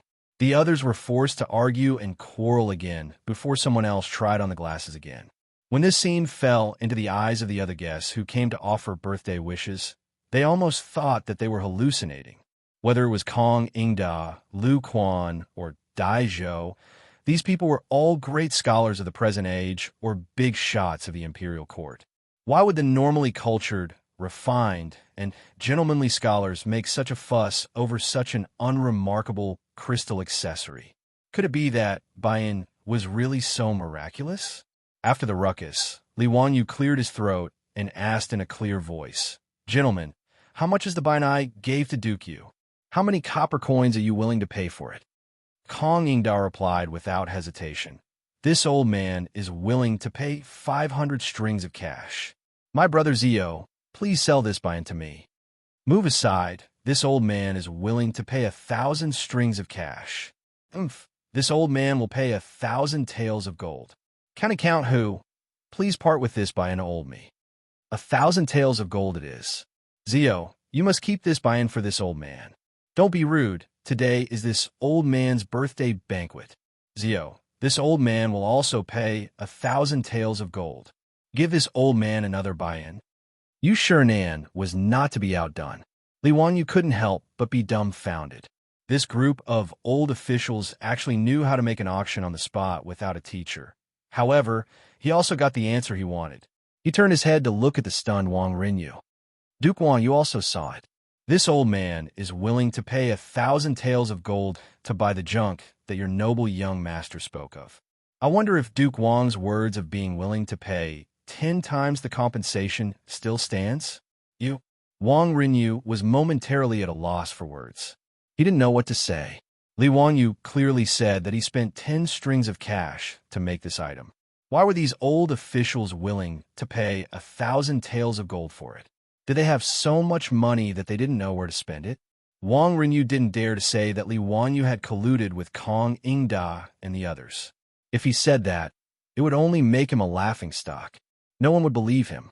Even Pai Lupi might not be able to make Kong Ingda, Lu Quan, and Dai Zhou lie at the same time. Wang Ziyu was also anxious. His face was flushed red as he shouted at Li Wanyu. Count who? This thing of yours is clearly made from 10 strings of cash. Why do you want our Taiyuan Wang clan to pay 10,000 taels of gold? I think you're crazy, aren't you? Li Wanyu smiled contemptuously. Then why don't I give young Master Wang 10 strings of cash, and you go make me a buy-in? Wang Ziyu was speechless. How would he know how to make buy-in? He also didn't understand why Kong Ingda and the others would fight over it so fiercely, even willing to pay 1,000 taels of gold for it. Wang Rinyu was also in a bit of a predicament. He had just spoken big, but now it was difficult to clean up the mess. If they really wanted their Taiyuan Wang clan to pay 10,000 taels of gold to Yu Shinan, they naturally wouldn't be willing. The 50,000 taels of gold that they had lost to Li Wanyu was already a huge loss. If it weren't for that fool Li Wanyu being willing to accept private money, that 50,000 taels of gold really would have emptied the Taiyuan Wang clan's treasury. Don't look at how the Taiyuan Wang clan was very generous today and gave Yu Shinan the Langxian tree. It was called a treasure and was worth 10,000 taels of gold. But in reality, this kind of treasure was priceless. It was very difficult to sell it and exchange it for gold. If they wanted their Taiyuan Wang clan to pay 10,000 taels of gold, then it would be too much. But just now, Wang Rinyu and Wang Ziyu had spoken so confidently, but now it was hard to take back what was spilled. Caught between a rock and a hard place, Wang Rinyu's old face flushed red. He didn't know how to respond to Li Wanyu's question. It was Yu Shinan who laughed and helped him out of the predicament. Zio, don't joke with Lord Wang. What compensation or not, it's all a joke and can't be taken seriously. Since that Langxian tree is a congratulatory gift from Zio, naturally it's up to me to deal with it. This compensation can't be taken seriously. Lord Wang, don't mention it again. Today is my birthday banquet, and I can't thank all of you enough for coming to congratulate me. Come, everyone, let's drink. Since Yu Shinan, the host, had said so, Li Wanyu naturally didn't have any objections. Originally, he just couldn't stand the Taiyuan Wang clan's arrogance and Wang Ziyu's domineering attitude. Now that he had taught them a lesson, he naturally wouldn't continue to pester them. He raised the wine cup in his hand and drained it in one gulp. As for the Taiyuan Wang clan, although Yu Shinan helped Wang Rinyu out of the predicament, Wang Rinyu was sitting on the edge of the seat. However, Wang Rinyu felt as if he was sitting on pins and needles at this moment. He kept feeling that the guests around him were talking about him. The hatred he had for Li Wanyu in his heart grew even stronger. When he thought about how he had been slapped in the face by Li Wanyu, he felt his face burn and his heart become even more stifled. Father, that Li guy. Wang Ziyu was indignant. He lowered his voice and wanted to say something. In the main hall of Yu Manor, the guests were toasting each other when they heard a loud slap. Everyone turned their heads to look. It was Wang Rinyu who had slapped his second son, Wang Ziyu, on the face causing him to fall to the floor. Chapter 462. Wang Renyu's sudden outburst shocked the guests. The family heads who were familiar with him all tried to comfort him. Why is Lord Wang so angry? Your family's second son is still young. If there's anything wrong, just teach him well. Isn't it just an accident that he broke that bai? Why is Lord Wang so angry at second son? Since Lord Yu doesn't care about this matter, Lord Wang shouldn't blame second son. The words of these family heads didn't ease Wang Renyu's expression. Instead, it turned even more ashen. Obviously, he could clearly feel that these patriarchs were comforting him on the surface. But in fact, they were laughing at the Wang family of Taiyuan. When Wang Renyu thought of the Langxian tree he gave to Yu Shinan as a gift today, he suddenly had the urge to vomit blood. Although the Langxian tree he gave couldn't be exchanged for 10,000 taels of gold, it was undoubtedly a treasure. For the Taiyuan Wang clan to generously give it to Yu Shinan as a gift, they naturally wanted to be in the limelight and regain the face they lost because of the bet a few days ago. But they didn't expect that bastard surnamed Li to turn the Langxian tree, given by the Taiyuan Wang clan, into a joke, with just a portrait and a buy that cost 10 strings of coins. Now, all the guests in the hall were talking about the congratulatory gift from County Count Hu, but no one mentioned the Taiyuan Wang clan's Langxian tree that was worth 10,000 taels of gold. Wang Renyu could even foresee that tomorrow in Chang and City, the Taiyuan Wang clan would be rumored to be a fool. Wang Renyu only felt a sharp pain in his heart. It was too late for regrets. He stood up and cupped his hands towards Yu Shinan. Lord Yu, I'm not feeling well today, so I'll take my leave first. My son was rash and disturbed Lord Yu's mood. Please forgive him. Why would Lord Wang say that? It's this old man's fault. Wang Renyu didn't say much. He nodded and walked out of the hall. He didn't have the face to continue staying in Yu Mansion today. Wang Ziyu was stunned by his father's slap and did not come back to his senses for a long time. Seeing his father leave in a huff, he could only glare at Li Wangyu with hatred. He covered his face and lowered his head, not daring to say a word as he chased after his father. After the Wang family father and son left, the atmosphere in the hall became livelier. In particular, Kong Ingda and a few other old ministers had been surrounding Li Wangyu and pestering him about the buy-in. Li Wangyu had no choice but to take out his other reading glasses and give them to Yu Shinan so that they could discuss how to distribute them. At Yu Manor's birthday banquet, all the guests were enjoying themselves. Everyone was drinking and chatting merrily at the banquet. It was very lively. Fortunately, today, Cheng Yaojin, Yuqi Jingda, and the others could still be considered to have restrained themselves. They did not drink too much and put on a show of fighting. Yu Manor's main hall finally did not suffer these old, ignorant people's evil schemes. The birthday banquet lasted from noon until the evening drum sounded in Chang'an. Then, the guests left one after another. Pai Lupi was in a good mood today and drank a lot of wine. He originally wanted to catch Li Wangyu and bring him into the palace to ask about the private money, but he was not in the mood to do so. Zio, come to the legislative hall after the court tomorrow. I have something to ask you. Pai Lupi was carefully helped onto the horse by Mi Toa, but he did not intend to let Li Wangyu go. He shouted at Li Wangyu, who was about to slip away. Li Wangyu stopped helplessly and bowed to Pai Lupi. Yes, I understand. He was not a diligent person, especially after coming to the Tang dynasty. Now, he had a house, money, and a beautiful woman to accompany him. Li Wangyu felt that he had no goals in life now. He was very lazy and only wanted to eat and wait for death every day. At that time, he was impulsive and accepted so much money from the Wang clan of Taiyuan. Now, he regretted it. How troublesome. He thought of his previous idea. Making money was making money, but it would give him a lot of things to do. He was not sure of money now. Why would he make trouble for himself? Li Wangyu wondered if his brain had been kicked by a donkey at that time. That was why he thought of accepting private money. But now, it was too late to say anything. He had to continue his bad idea, even if he wanted to cry. The next day, Li Wangyu went to Chang and again helplessly to meet Pai Lupi. Before Li Wangyu finished the ceremony, Pai Lupi could not wait to ask, Zio, tell me clearly today, why did you accept so much private money from the Wang clan of Taiyuan? He had been holding this matter in his heart for a few days. He had discussed it with me Tuo and Empress Zhang's son, but no one knew what Li Wanyu meant by doing this. This made Pai Lupi feel like a cat was scratching his heart. He had been holding it in for a few days, but Li Wanyu did not come to the palace to explain. Yesterday was Yu Shernan's birthday. He had finally caught Li Wanyu. How could he let him go? Hey, uncle, don't worry. Let me tell you slowly. Li Wanyu was not in a hurry. He took a sip of tea and said under Pai Lupi's angry gaze, Uncle, how much is the Kaiyuan Tongbao cast every year in the Tang dynasty? About 300,000 strings of cash. So, our dynasty is short of copper coins.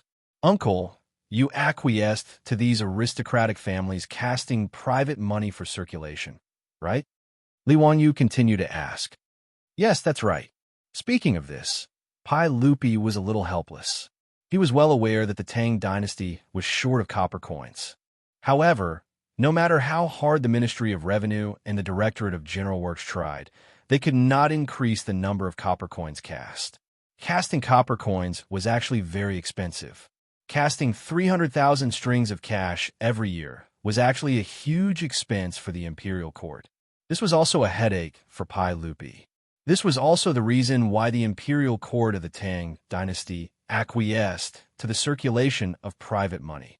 The lack of money was not only limited to the Tang dynasty. It was the same for all the dynasties.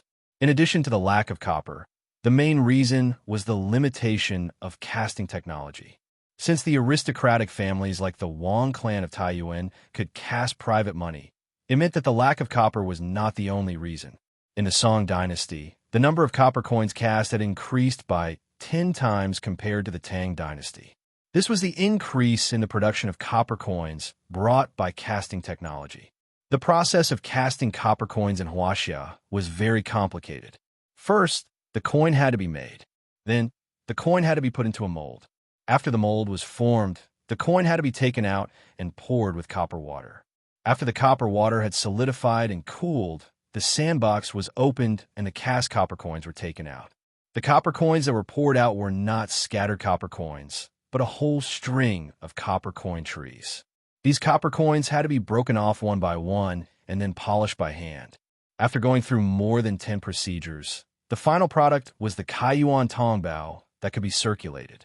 Therefore, casting copper coins was very complicated and required a large number of skilled craftsmen. Even so, it was difficult to increase the production of copper coins. The annual production of copper coins was 300 strings of cash. The average daily production of copper coins was only 800 strings of cash. However, the number of craftsmen needed was in the tens of thousands. Li Wanyu naturally knew all of this. He grinned, revealing 8 white teeth.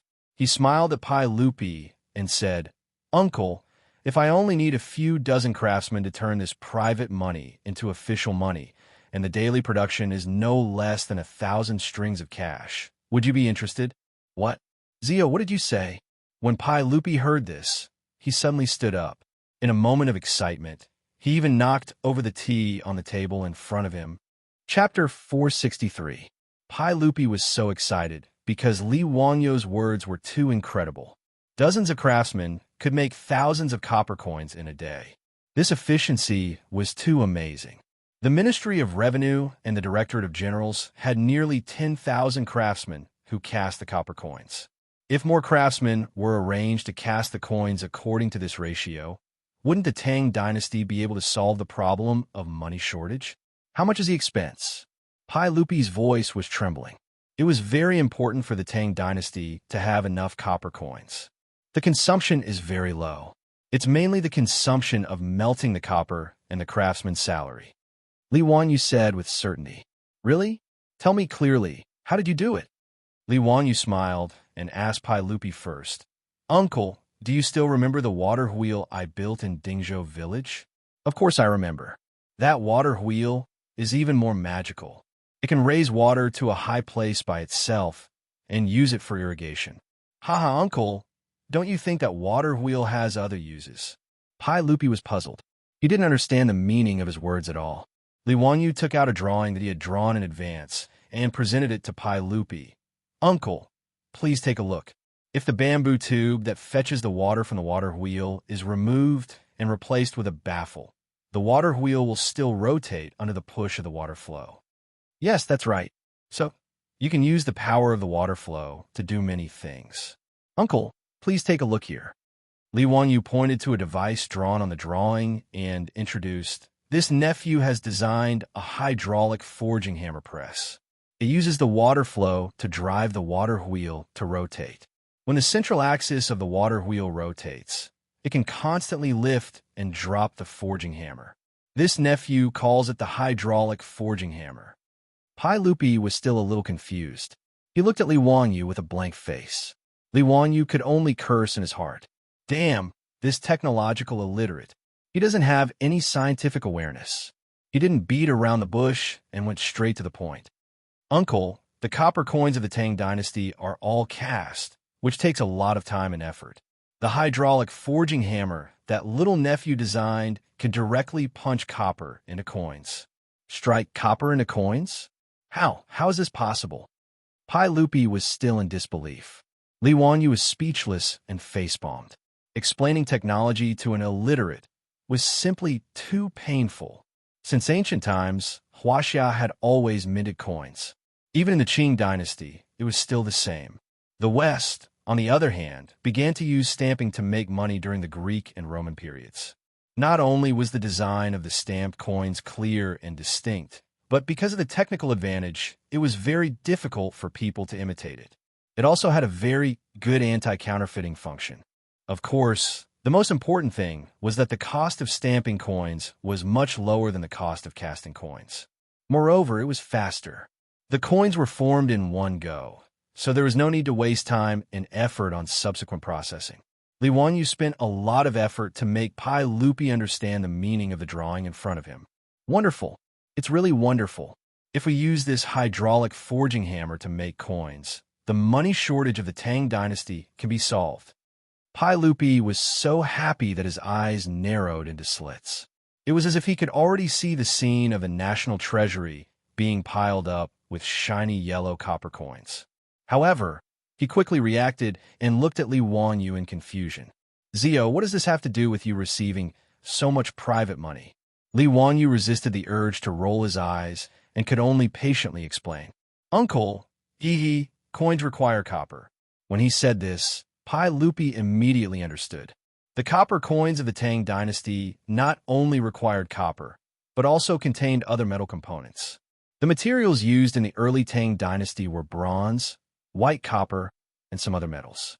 As for the private money, although the casting process was not as good as the official money, the materials used were very particular and were almost the same as the official money.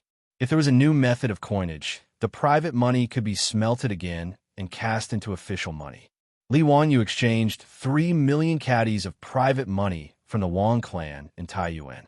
According to this method, it could be cast into 3 million caddies of official money.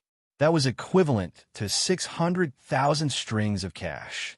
Even if there were losses and expenses in the process of coinage, at the very least, coins worth 500,000 strings of cash could be cast. Back then, the copper coins that the Wang clan in Taiyuan lost to Li Wanyu only amounted to 300,000 strings of cash. In this way, the profit was close to double. After understanding the key point, Pai Lupi's breathing quickened. "Zio, this is not a joke. Are you really sure?" Li Wanyu nodded. "As long as Uncle can let the craftsmen of the Ministry of Works and the Ministry of Works cooperate with me, I can quickly set up this mint. At that time, Uncle will know when you try it. If I am lying, I am willing to compensate Uncle for the 3 million caddies of private money in the palace." Naturally, he dared to say such words because he was very confident. Before Li Wanyu's rebirth, he had a friend who made fake money. In fact, it was not considered fake money. Instead, it was made with a punching machine to forge antique copper coins and sell them as handicrafts. Therefore, he was very familiar with how to cast coins. At least in this era, he was definitely at the level of a master craftsman. Li Wanyu's confident answer made Pai Lupi ponder. He kept pacing back and forth in the hall. After a long while, Pai Lupi stretched out his hand and beckoned Mito into the hall. "Mito, I have a task for you." Mito was so scared that he quickly knelt down. "If your majesty has any orders, I will do it with my life." "All right, it's not a matter of life and death. I'm going to let you transfer all the copper and gold coins in the palace and exchange them all for private money." "What?" Mito thought that there was something wrong with his ears. Was he hallucinating? Pai Lupi wanted him to exchange gold and copper coins for private money. Was he crazy? What was private money? It was all copper coins made by aristocratic families. The craftsmanship was rough. When used outside, there were only 2 or 3 coins, which could be used as an official coin. Even aristocratic families were not willing to use this private money. But now, His Majesty wanted him to exchange the gold and private money in the palace for private money. Remember, don't make this matter public. Let the cavalry department do it. Convert all the gold and copper coins in the palace into private money and transport them into the palace. Do you understand? Pai Lupi ordered again. This time, Mito finally understood and confirmed that he was not hallucinating. He turned his head to look at Li Wanyu, hoping to get an explanation from him. Pai Lupi's request was really against common sense. Li Wanyu was also shocked by Pai Lupi's generosity. This guy was even more black-hearted than him. He remembered that last time, when Pai Lupi wanted to go to the aristocratic family's gambling house to bet, he asked Mito and found out that there were more than 80,000 taels of gold in the palace. If he were to exchange all of this for private money and then melt them into copper coins, the profit would be an astronomical figure. However, Li Wanyu would not stop Pai Lupi. After all, most of the private money was made by aristocratic families. Pai Lupi was sucking the marrow out of the aristocratic families. He was naturally happy to see this happen. Li Wanyu did not forget to give Pai Lupi an idea. "Uncle, you can let the cavalry department take the gold and copper coins to various counties to exchange. I heard that the more remote a county is, the higher the exchange rate of official money for private money." When Mito heard him say this, he was really about to cry. He racked his brain, but he could not figure out what this uncle and nephew wanted to do. Chapter 464. In recent days, many merchants in Chang and city realized that the amount of private money they had was much less. There were even rumors that someone was buying up large amounts of private money. Moreover, the exchange rate was 1 to 2, which tempted many merchants who had private money. They discussed amongst themselves, how could there be such an idiot? When the private money of the aristocratic families was used in Chang and city, it was usually 5 copper coins for 2 official coins. As for the provinces and prefectures further away, 3 to 1 was the normal exchange rate. As for the aristocratic families who had large amounts of private money, they knew about this long ago. There were even merchants who came to ask if they were willing to exchange. Regarding this, these aristocratic families naturally did not reject anyone. If they rejected such a good thing, they would be stupid. In less than a month, there was almost no trace of private money in Chang and city. Without a doubt, all of this private money had been silently moved into the treasury of the Taiji Palace. This was all for later, so let's not talk about it for now. Li Wanyu patted his chest and promised Pai Lupi that he would definitely create the hydraulic forging machine. Then, Pai Lupi gave an order for the Ministry of Works and the General Supervisor to cooperate with County Count Hu. Li Wanyu used the excuse that the mint needed to be kept a secret and that they needed an abundant water source to suggest that the mint be built in the Yellow Valley of the Qinling Mountains, near the Imperial Palace. Near the palace, there was a river that flowed out of the Qinling Mountains. The river water flowed rapidly and was very suitable for moving water wheels. Moreover, it was located in the Yellow Valley and was guarded by the palace guards, so keeping it a secret and safe was not a problem. As for whether or not the smoke from the blast furnace would pollute the environment, Li Wanyu could not be bothered to consider it.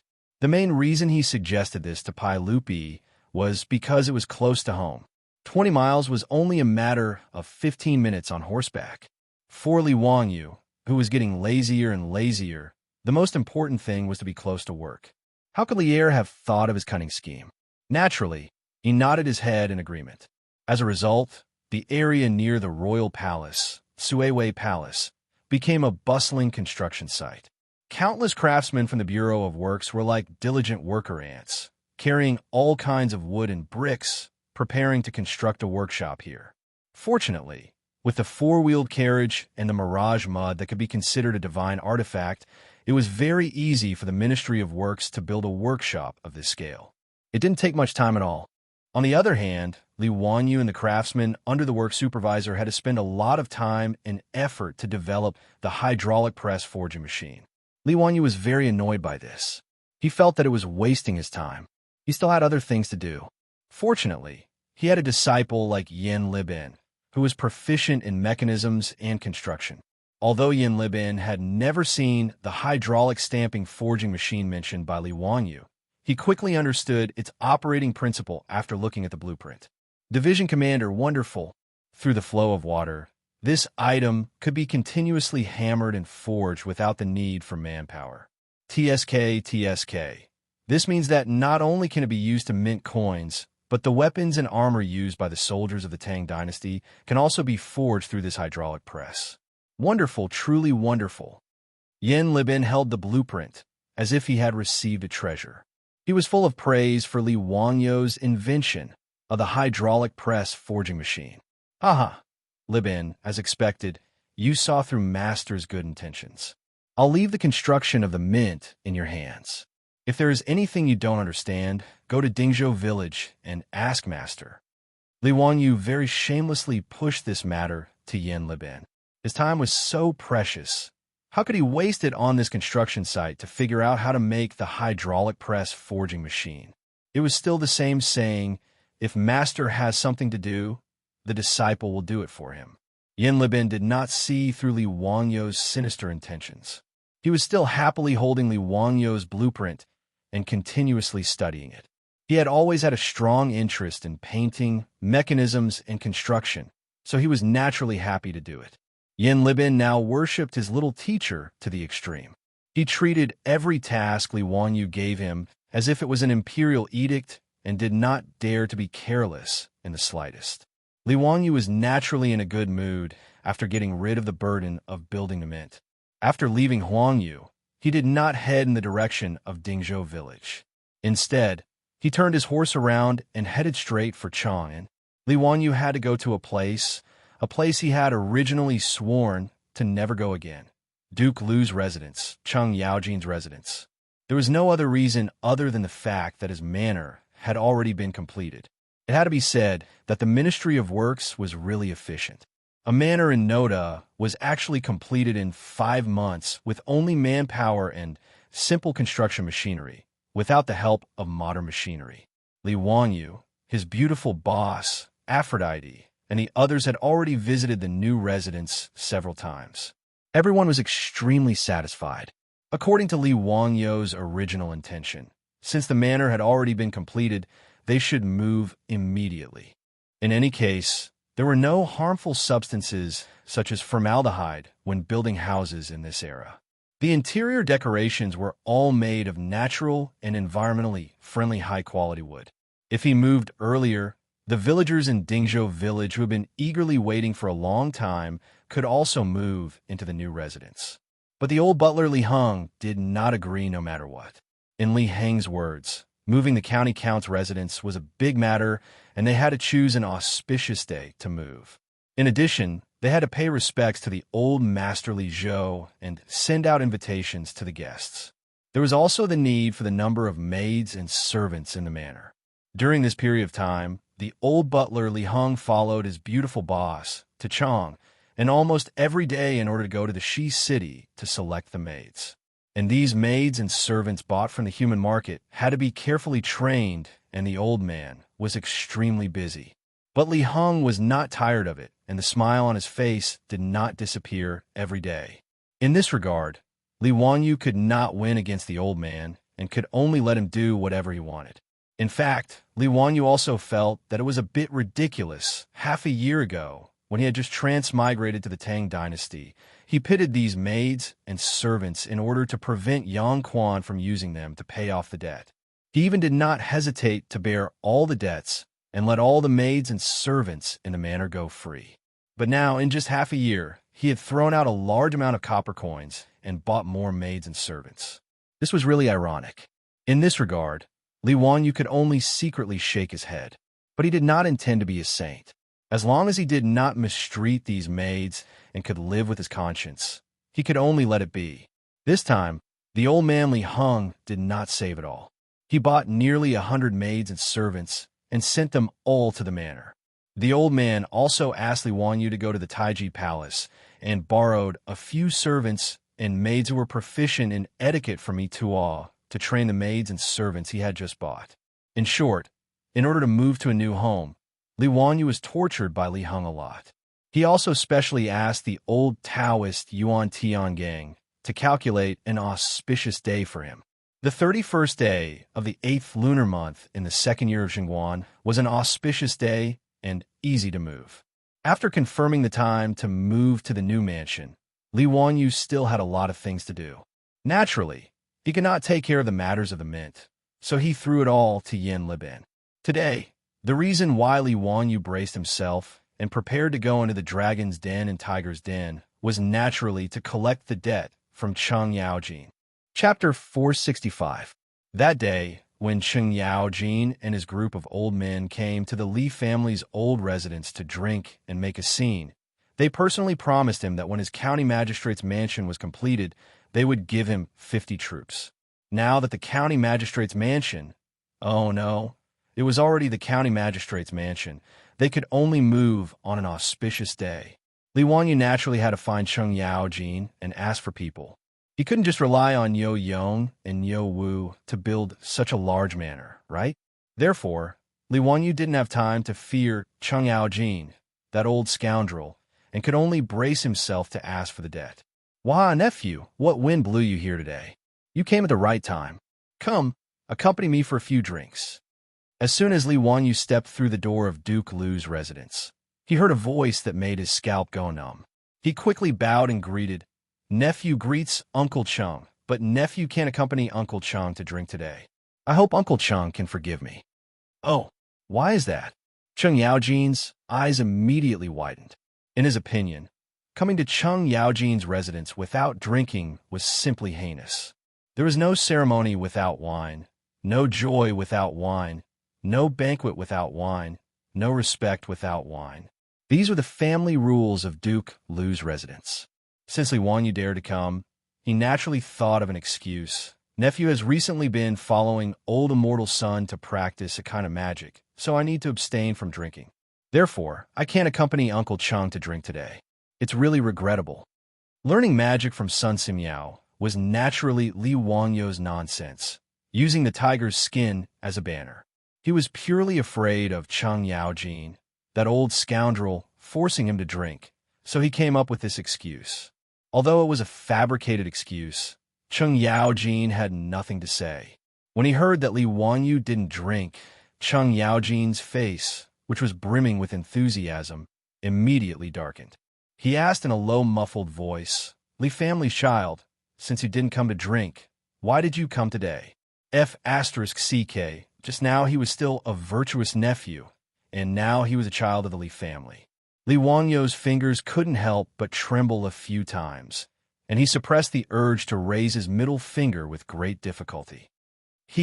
Uncle Cheng, that day when we were drinking in my mansion, you promised to give me 50 troops. I wonder if Uncle still remembers?" Li Wanyu did not beat around the bush and went straight to the point. Cheng Yaojin rolled his eyes. "Is there such a thing? Why can't I remember? Li family's son, you must have remembered wrongly." Seeing that Cheng Yaojin was planning to go back on his word, Li Wanyu could only curse the old gangster for being shameless.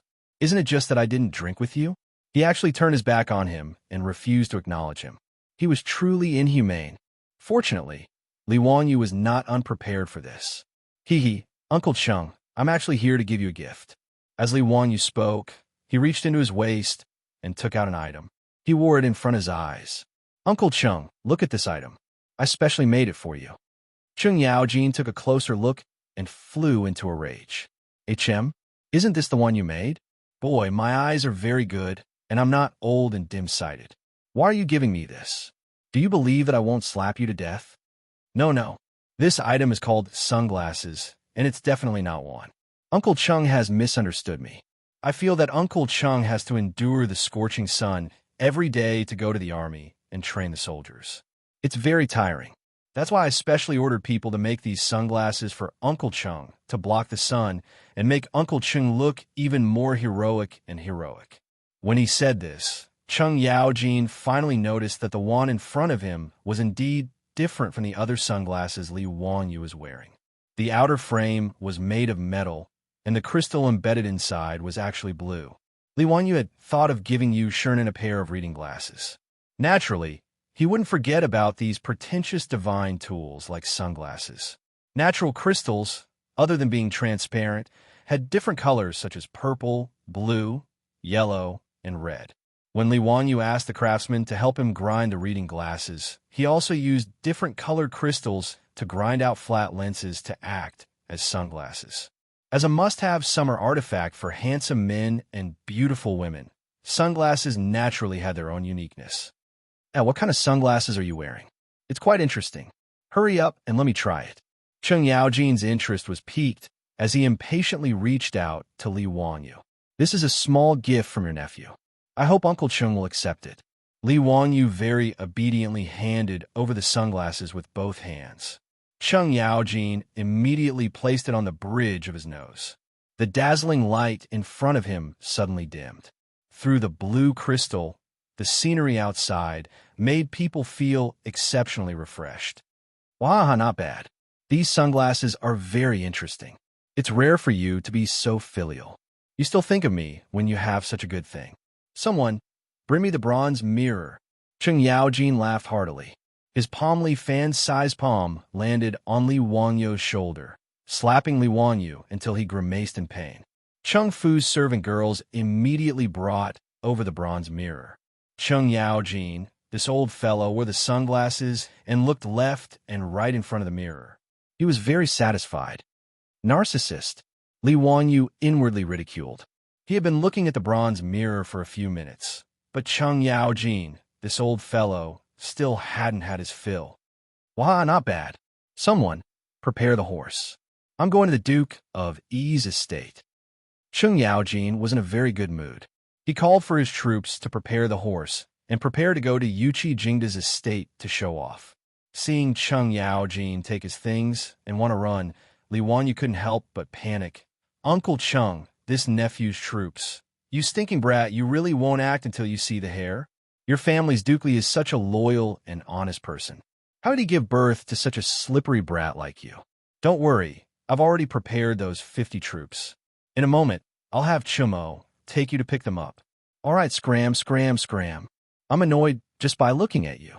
Scoundrel, why are my 3 disgraceful brats as smart as you? After Chung Yaojin finished cursing, he no longer paid any attention to Li Wanyu. Wearing the sunglasses, he arrogantly walked out the door. Li Wanyu hurriedly bowed to him and sent him off with his eyes. This old scoundrel had a sharp tongue, but a soft heart. He had already prepared troops to watch over the house, but he still insisted on scaring the little children like this. Chung Chumo had naturally already been notified by the servants in the estate. When he rushed to the front courtyard, he saw his father carrying a blue cloak and walking out the door with his head held high. Ziyu, what did you give my family's Darren? It's quite interesting. Chung Chumo immediately asked Li Wanyu. Needless to say, this kind of thing was definitely his doing. Li Wanyu wasn't in a hurry to speak. He first took out a folding fan from his waist and opened it with a schwa sound. After being angered by the old scoundrel, he naturally had to make it up to his son. Brother Chumo, this thing is called sunglasses. Do you want it? Sunglasses? Ziyu, you made them? They look just like Bayan. Quickly bring them out and let your older brother see. Brother Chumo, I naturally have sunglasses, but... Chapter 466. Li Wanyu did not finish his sentence, which made Chung Chumo's heart itch. He saw his father wearing sunglasses and thought it was very interesting. Naturally, Chung Chumo wanted to get a pair. But what? Ziyu, if you have something to say, just say it. Even if I have to risk my life, I will not hesitate. Chung Chumo patted his chest loudly. Li Wanyu heard him say this and could not help but smile until his eyes narrowed into slits. It was as if there was a fox's tail wagging behind him. Since Brother Chumo said so, I will not be pretentious. After Li Wanyu finished speaking, he pulled out a large stack of invitations like magic and stuffed them into Cheng Chumo's arms. I'm moving to a new house on the 31st of this month. Brother Chumo, please help me with these invitations, please. The nobles of the Tang dynasty naturally had to formally hand over invitations if they wanted to treat someone to a meal. Moreover, these invitations could not be casually sent by the servants. They had to be of a certain status. This was basic etiquette. Now, that Li Wanyu was a noted Chang and city, he knew a lot of rich and powerful people. Since he was moving to a new house, he naturally had to invite many guests. Therefore, on such a hot day, running all over Chang and city to deliver invitations was definitely a difficult task. Cheng Chumo was naturally aware of this. Hugging the stack of invitations in his arms, his expression was bitter, but he was also curious. Zio, you have too many invitations. Where did you get them from? That's not important. Like Doryman, Li Wanyu reached into his waist and pulled out a pair of purple crystal sunglasses and put them on his face. Brother Chumo, what do you think of these sunglasses? Cheng Chumo swallowed a mouthful of saliva and replied with difficulty. Ziyu, leave this matter to me. These sunglasses. Li Wanyu was not stingy and immediately pulled out 3 more pairs of sunglasses and handed them to Cheng Chumo. In fact, these sunglasses were originally prepared for the rich. Now that they could exchange them for free labor, it was a huge profit. Cheng Chumo was just like his father. After putting on the sunglasses, he immediately asked the servant girl to bring him a bronze mirror. In front of the bronze mirror, he stroked his hair and flirted for a long time. Finally, the flirtatious man was satisfied and put down the bronze mirror. Li Wanyu was about to ask him to take him to see the troops that Cheng Yaojin had given him, when he saw Cheng Chumo waving his hand to summon another maidservant. Go get Erlang and Sanlang. Yes. Under Li Wanyu's puzzled gaze, Cheng Chumo made a shushing gesture to him, indicating that he should not speak. After Cheng Chuliang and Cheng Chubi were called over, they exchanged greetings with Li Wanyu. Then, they saw the rainbow-colored crystal sunglasses that Li Wanyu and his elder brother were wearing. Dalong, what are you carrying? These are the sunglasses that Zio gave me. These sunglasses can block the sun after you wear them. It's amazing. The most important thing is, don't you think that your elder brother has become a lot more handsome? Cheng Chumo laughed and began to explain the benefits of the sunglasses to his 2 younger brothers. Good stuff, Dalong, lend it to me. When Cheng Chuliang heard this, he could not hold back and reached out to grab it. Cheng Chumo was already prepared and dodged. Do you want it? Yes, but there is no free lunch in the world. Cheng Chumo turned around and stuffed the stack of invitations into the arms of his 2 younger brothers. Zio will be moving to a new house in a few days. You go and help him deliver these invitations. This elder brother will give you 2 of these sunglasses. Cheng Chumo's actions left Li Wanyu dumbfounded. F***CK, this is too shameless.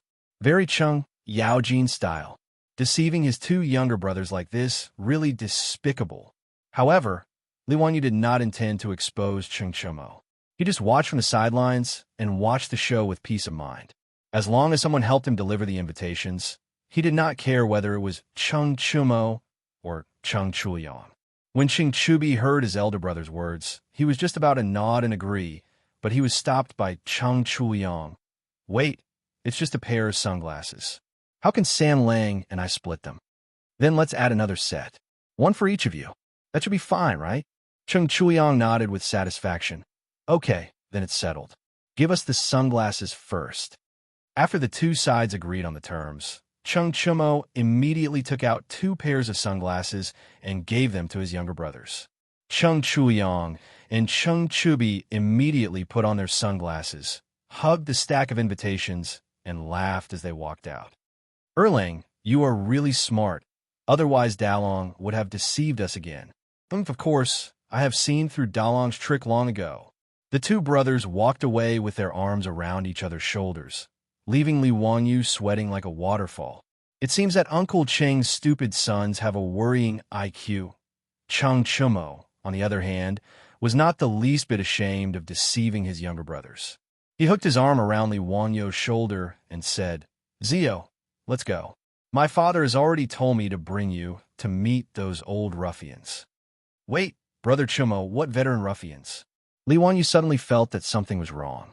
Chung Chumo, who felt that he had misspoken, immediately looked up to the sky and laughed. Haha, today's weather's really good. The sky is really blue. Chung Chumo, tell me clearly. Li Wanyu was angry. This bastard, he dared to play dumb with him. There must be something wrong. It's nothing. Don't you want a troop? Let's go. The Jinwu guards, my family has already prepared it for you. Chung Chumo still wanted to talk about other things. Li Wanyu was so angry that he grabbed Chung Chumo's collar. Tell me clearly, what veteran ruffians are you talking about? Uncle Chung, what troop did you prepare for me? Actually, there are some people, but whether you can take them with you or not, it's hard to say. Zio, I'll tell you the truth. In Chong, and it's actually not easy to recruit troops. Chung Chumo saw that he could not hide it from Li Wanyu, so he might as well tell him everything. The military system of the Tang dynasty, at the beginning of the Tang dynasty, was the government army system. In normal times, the government soldiers were farmers who cultivated the land. They trained during the farm breaks, and in times of war, they fought in the army. Moreover, the government soldiers had to prepare their own weapons and horses. In other words, in the Tang dynasty, those who could raise government soldiers had to have good family conditions. Otherwise, they would not be able to afford weapons, clothing, and horses. These soldiers were conscripted from the various military prefectures and prefectures. All middle-aged men above the age of 21 to 60 were conscripted. The imperial guards of the 16 guards of the Southern Yamen were all selected from the government soldiers and took turns to serve. Therefore, there were not many government soldiers who were willing to join the noble families and become part of their troops. After all, being part of a troop was dependent on one's status. How could these government soldiers with good family conditions be willing to be part of someone else's troop? Of course, there were exceptions to everything. Among the government soldiers, there were naturally many whose families went bankrupt for various reasons, or who were unwilling to return to their hometown after the death of their parents. There were also some who wanted to join the noble families and fight for a future for themselves. In Chong, in city, most of the troops of big and small dignitaries and aristocratic families joined the troops because of these reasons. This time, Chung Yaojin found dozens of veterans who were unwilling to return to their hometown and were willing to join the noble families and noble families for Li Wanyu. However, it did not mean that these veterans would listen to Chung Yaojin's words and join Li Wanyu, the county magistrate who founded the country. After all, in Chong, and there were many nobles and noble families who wanted to recruit troops. As the saying goes, a fine bird chooses a tree to nest in, and a good minister chooses a master to serve. This group of veterans were all very capable, but Li Wanyu might not be able to recruit them. The only thing Chung Yaojin could do was to connect the two parties. As for whether it would work or not, it would depend on Li Wanyu's own ability. After listening to Chung Chumo's explanation, Li Wanyu could not help but curse in his heart. Damn it, he was tricked by Chung Yaojin again. In the past, Yuchi Jingda, and the others had bragged so much. He really took it for granted that with Chung Yaojin's word, his government would have dozens of loyal troops. It turned out that this was the same as the recruitment in the future. It was a double selection. Chapter 467. Chung Chumo's words made Li Wanyu feel a little conflicted. The Imperial Guards were in charge of patrolling the palace and the capital city day and night. They were also responsible for the safety of the emperor. In the words of the later generations, it was equivalent to the Central Guard Bureau. Therefore, the old soldiers of the Imperial Guards were outstanding and were favored by the nobles and aristocratic families in Chong. He was just a powerless county earl who founded the country. How could these old soldiers be willing to submit to him? Compared to those nobles and aristocratic families, he did not seem to have any advantages. Although he was the county earl who founded the country, there were many dukes, county dukes, and aristocratic families in Chong. Moreover, they all held military power or were officials in the imperial court. If he were one of these old soldiers, he would not choose to submit to an empty shell like him. No wonder Chung Yaojin was not prepared to show up. It seemed that this old hooligan also felt that the old soldiers under his command might not be interested in him. In fact, it was not impossible for Li Wanyu not to recruit these imperial soldiers as his troops. If it was not possible, he could go to the market and buy some strong servants to guard the house. Most of the rich families in Chang were like this. It was rare to find someone like Li Wanyu who had 2 subordinate troops. Those who were not dukes, county dukes, or aristocratic families were not qualified to have troops. However, Li Wanyu felt that those servants were just for show. They looked strong, but they did not have much fighting power. Niuwu once said that it was not a problem for him to fight 7 or 8 of such strong young men. Li Wanyu was not willing to entrust his safety to such people. He had another choice, which was to recruit troops from Dingzhou village. In Dingzhou village, there were more than 500 villagers and about 200 young men. Most of these young men had been trained by the old soldiers and could be considered skilled in archery and horse riding. Moreover, they were very loyal to Li Wanyu and were on his side. It was easy to use them. However, Li Wanyu could not bear to let them go. The villagers of Dingzhou village were like family to him and his beautiful superior. Li Wanyu did not wish for the villagers to join the vassal forces and become part of the troops. They would also have to protect their homes and courtyards, and they might even face other dangers. After figuring out all of this, Li Wanyu was speechless. Cheng Yaojin, Yuqi Jingde, those old scoundrels, back then their big talk shook the heavens, as if they could casually gift him some troops. He actually believed it, now that he thought about it. He was really naive to have been tricked by these shameless old hooligans. But now, even though Cheng Yaojin was unreliable, Li Wanyu could only give it a try. Let's go with Cheng Chumo to try to recruit those veteran ruffians and see if our small company can move them. Brother Chumo, let's go. No matter what, we have to give it a try. All right, let's go then. On the left and right of the Jinwu guards, there were a total of 73 old soldiers who expressed their willingness to join the army. Most of these people have served in the army for many years, and their abilities are indisputable. How many troops you can recruit will depend on your ability. Brother Chumo, I have high hopes for you. Li Wanyu rolled his eyes. Are you Constable Xing? You have high hopes for me. He was too lazy to say anything else. He placed the crystal sunglasses on the bridge of his nose and snapped his fingers, indicating for Cheng Chumo to lead the way. The 2 of them left Duke Lu's estate. Li Wanyu called Niuwu, and the 3 of them rode toward the Jinwu guards' encampment. When they dismounted at the entrance of the Jinwu guards' encampment, an imperial army captain immediately bowed to Cheng Chumo. As a trusted subordinate of the Jinwu guards, even though it was just a nominal position, Cheng Chumo was still a 6th-ranked Jinwu guards general. Furthermore, Cheng Yaojin was his old man, so there were no taboos in the Jinwu guards. With him leading the way, the journey was smooth and unimpeded. Cheng Chumo gave a few instructions, and the imperial army captain immediately had his subordinates run to the entrance of the encampment to inform the old ruffians. The guard army lieutenant led the way in front, preparing to lead the 3 of them to a small drill ground. After taking a few steps, they heard the sound of horse hooves behind them. Cheng Chumo turned his head, and his face couldn't help but turn unsightly. However, he still respectfully greeted the person who had come. This child pays respect to grandfather. Greetings to Duke Lu. Why are the 2 of you free to come to the Jinwu guards' encampment today? Are you looking for my lord?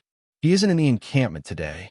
The person who had come was Cheng Chumo's mother's father, Qing Yaojin's convenient father-in-law, the head of the Chui clan of Qinghe, Chui Exeng. The other person was Duke Lu, the general of the right guards, Ho Junji. Cheng Chumo and his 2 brothers were born from Cheng Yaojin's first wife, Madame Sunday. They had a good relationship with their father's second wife, Madame Chui, but they didn't have a good impression of this convenient grandfather. But regardless, Chui Exeng was still their senior, so they naturally had to show him some courtesy. And Ho Junji was Cheng Yaojin's colleague, a big shot in the army, so they naturally had to treat him with respect. Although Ho Junji's relationship with Cheng Yaojin wasn't that bad, they were both officials of the court, so their relationship wasn't too stiff. Cheng Chumo was very curious as to why these 2 had come to the Jinwu guards' encampment today. When Li Wanyu saw the 2 of them, he naturally went up to greet them. This one pays respect to Duke Lu and Duke Chui. Although he didn't have a good relationship with the great clans, he still had to show the necessary courtesy. As for Hou Junji, they didn't seem to have much interaction. But Li Wanyu knew that this fellow was extremely arrogant and proud, and his future wouldn't be very good, so he had no intention of getting too close to him. But upon seeing Hou Junji, Li Wanyu suddenly had an interesting idea. If Li Changxian, under his tutelage, became a loving father and filial son with Pai Lupi, Li Changxian probably wouldn't try to rebel again. What would happen to Hou Junji then? It was rather interesting. Chui Xian and Hou Junji naturally had to return Li Wanyu's greeting, but their tones and attitudes were extremely flat, paying respects to County Earl Chumo. After this simple greeting, the two of them turned to Chung Chumo. Chumo, we didn't come today to find your lord. Rather, we heard that many old soldiers of the Imperial Army and the Jinwu Guards intend to stay in Chang and join the vassal army. Thus, we came today to recruit these old soldiers. Nanny? These two fellows also came to recruit those old ruffians? Li Wanyu's face instantly turned rather nasty. Fuck this damn Chung Yaojin. How could a woman get married so many times? It seemed like this recruitment had become a recruitment meeting. Even competitors had come out. In truth, Chung Yaojin had no other choice. No matter what, Chui Xian was still his father-in-law, and Hou Junji was a fellow duke in the army, so he naturally couldn't give these two any face. The fact that some old soldiers of the Jinwu Guards wanted to join the vassal army naturally couldn't be kept a secret, and quite a few people knew about it. Hearing this, Chung Chumo's face turned ugly. He looked at Li Wanyu with a troubled expression, but he could only nod his head and say, "If that is the case, then I ask Grandfather and Duke Lu to travel with us. County Count, who has also come today, for this matter." Chui Xian couldn't help but reveal a mocking expression when he heard this. He snorted coldly but didn't say anything. Hou Junji, on the other hand, had a playful smile on his face as he looked at Li Wanyu. "County Count, who? You also want to recruit soldiers? That's truly interesting, huh?"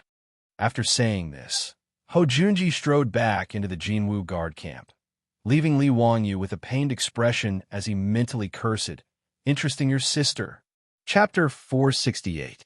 On a small drill ground in the barracks of the Golden Guard, the old soldiers of the Golden Guard who had received the notice had already gathered.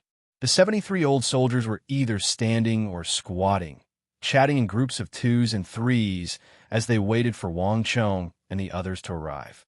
When they saw Chang Chumo, a general of the Imperial Guard, arrive, they simply stood up and gave a casual bow. But they were more interested in Chui Xian, Hou Junji, and the others behind Chung Chumo. They were well aware that if nothing unexpected happened, this would be the main family they would be joining in the future. As for Li Wanyu, he had long been ignored by this group of ruffians. They all thought that he was just here to watch the show and was a descendant of some noble family.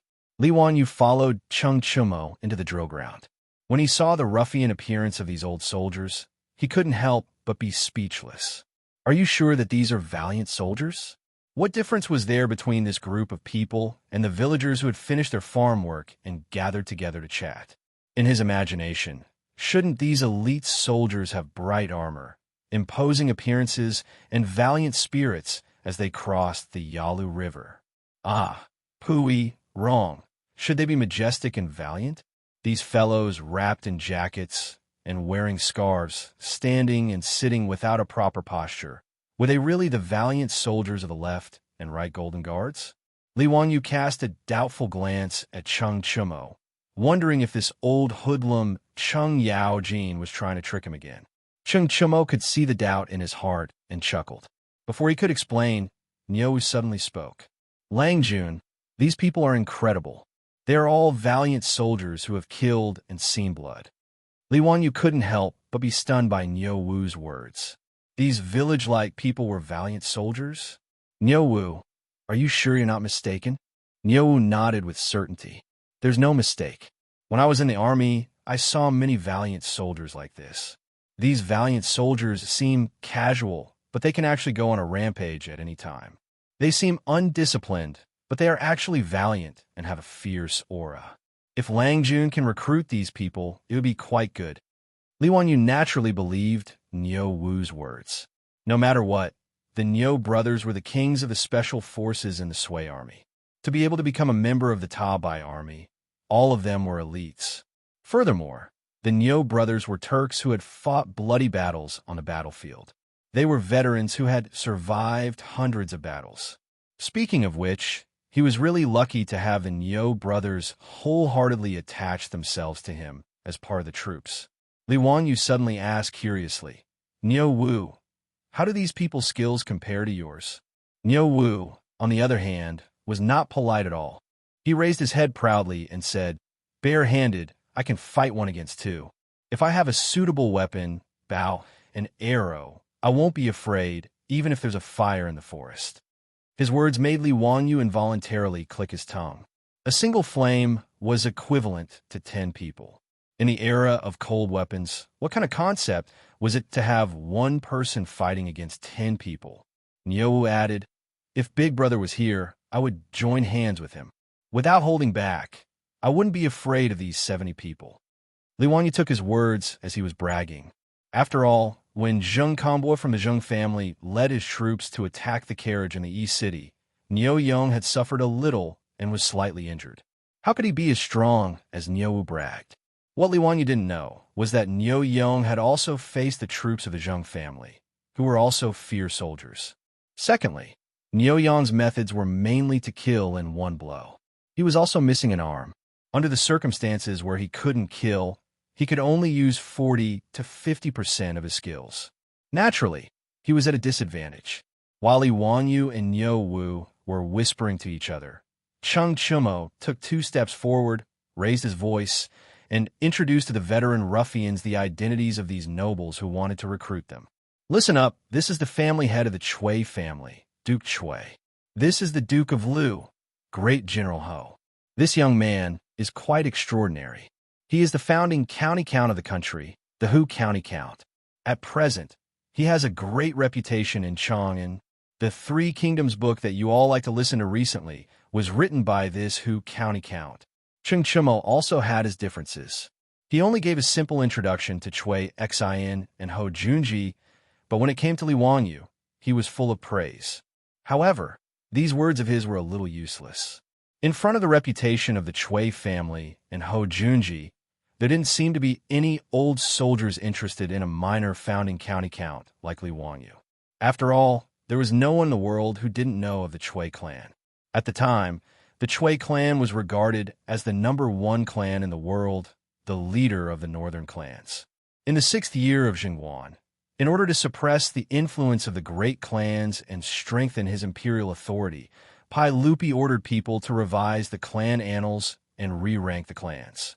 But in the 12th year of Jingguan, when the clan annals were completed, the Chui clan was still ranked first. This infuriated Pai Lupi so much that he wanted to die. Under the forceful suppression of Pai Lupi, he ordered people to revise the clan annals, and only then did he carry out Pai Lupi's orders. With the imperial clan as the leader and the relatives of the emperor as second, the Chui clan was demoted to the 3rd tier. From this, one could see the status of the Chui clan in the eyes of the common people. Today, the head of the Chui clan, Chui Xin, had personally come to recruit them. What sort of glory was this? As for Ho Junji, although he wasn't from a great clan, he was the Duke of Lu and the great general of the Right Guard. To those old soldiers who wanted to fight for a better future, he was rather attractive. As for Li Wanyu, he was beautifully ignored. Although the Golden Guards protected Chang and knew all sorts of things in the city, they had heard of Li Wanyu. They had long ago heard of Li Wanyu, the newly promoted county count of Huxian, and they knew that he had stirred up a great deal of trouble. But in any case, in their view, a young county count who had yet to become an official of the court had no power or influence. How could he possibly compare to the other 2 clans? After hearing Cheng Chumo's introduction, the attitude of these old soldiers became much more respectful, and they once more bowed to Chui Xin, Ho Junji, and Li Wanyu. But the majority of their gazes were on Chui Xin and Ho Junji. They only curiously glanced at Li Wanyu. After all, Li Wanyu was a young county count, and there were many rumors about him in the market square of Chang. Some called him a wastrel, some called him the god of wealth, and some said that he was the reincarnation of the literati star or a divine physician. But to these old soldiers, these were just idle chatter. If they wanted to entrust the rest of their lives to such a young man, throw themselves into a vassal state, and regard him as their master, they would almost never consider it. Xianxia and Ho Junji naturally noticed the behavior of these ruffians. The two of them looked at Li Wangyu with ridicule. They felt that this county count was about to lose a great deal of face today. Xianxia was already thinking that once this matter was over, he would bring this matter to the banquet and have a good talk about it. County Count Huxian had wanted to recruit troops, but he had ended up returning in defeat. For the great clans, this matter was enough to make them laugh for a very long time. Cheng Chumo's face also darkened, but there was nothing he could say. He could only mutter, "Grandfather, Duke Marquis, Zio, tell them about the salary." He was going to talk about the salary and benefits. Li Wangyu was well aware that whether or not he could recruit troops today would depend on whether or not the benefits he offered were attractive enough. Chapter 469. After exchanging some pleasantries, Xianxia and Ho Junji ignored Li Wangyu and turned to the veterans. The Chui clan of Qinghe receives a monthly salary of 6 strings of coins. If there is any injury or death, there will be additional compensation and rewards. This one's residence is the same as Duke Chui's. In truth, Xianxia and Ho Junji's conditions were the customary conditions for the great clans and nobles of Chang, and to recruit soldiers. A monthly salary of 6 strings of coins was truly not a low income. This was the same as the salary of a rank 2 official of the imperial court. Of course, officials also received other benefits, as well as income from land. But 6 strings of coins was still equivalent to the actual income of a rank 4 official. In a situation where the average income of Chang and was the same, this was considered a high-income class. Thus, unless one was a noble or noble, one would not be able to support a troop. If not for the fact that Li Wangyu didn't lack money, he wouldn't have dared to ask for 50 soldiers. Even at the market price, 50 soldiers would still cost 300 strings of coins a month. After all, the soldiers had to protect their master, and when needed, it was very normal for them to put their lives on the line. Thus, the master naturally gave his soldiers generous treatment, similar to that of bodyguards in the future. The veterans nodded in satisfaction at Xianxia and Ho Junji's conditions, and they began to whisper to each other about whether to join the Chui clan of Qinghe or Ho Junji. While everyone was discussing animatedly, Li Wangyu burst out laughing, attracting everyone's attention. Xianxia and Ho Junji didn't like Li Wangyu to begin with, and now they found him even more frivolous and couldn't help but show anger. Li Wangyu put away his smile and lightly coughed. "My apologies, I couldn't hold back for a moment. I just didn't think that the monthly salary of the soldiers in Chang and would be so low. The monthly salary that my county count of Hu County gives to the soldiers." "Cough, cough, Niuwu, tell me, how much is your monthly salary?" Soldiers were different from servants. Although they were subordinates, they did not sell their bodies to the master, so they naturally had to be paid. Li Wangyu had been a poor loser in the past, so he had been unwilling to take in the Niu brothers mainly because he was poor and couldn't afford a salary. Fortunately, the Niu brothers didn't care about this at all. The two of them were here to repay the debt of gratitude. Li Wangyu made a fortune very quickly. In less than half a year, his net worth had increased rapidly. The treasury in the old house could not hold any more copper coins. Naturally, he would not be stingy with the Niu brothers. Moreover, after the Niu brothers got married, they would also have to support their own mother-in-law. Li Wangyu naturally couldn't let these two brothers be embarrassed. Niuwu grinned at the group of veterans and said with a simple and honest smile, "Now that eldest brother and I have received Longjuan's favor, our monthly salary will be 50 strings of copper coins." His words caused an uproar among the veterans. 50 strings of coins a month? Was this a joke? How could the main family give such a high salary to the troops? Could it be that this county earl was, as the rumors said, the god of fortune in this world? Actually, Li Wanyu originally wanted to give the Niu brothers a monthly salary of 100 strings of copper coins. But the two brothers refused to accept it no matter what. So he reduced it to 50 strings of copper coins. Li Wanyu's businesses were now bringing in a daily income that he couldn't even calculate. So how could he care about such a small sum of money? If everyone is willing to come to my county earl's residence, 50 strings of copper coins is temporarily out of the question. But I'm still willing to pay 30 strings of copper coins a month. Li Wanyu wasn't afraid of messing up the market. He directly shouted out a price 5 times that of Chui Xian and Ho Junji, causing the faces of the two bigwigs to turn green.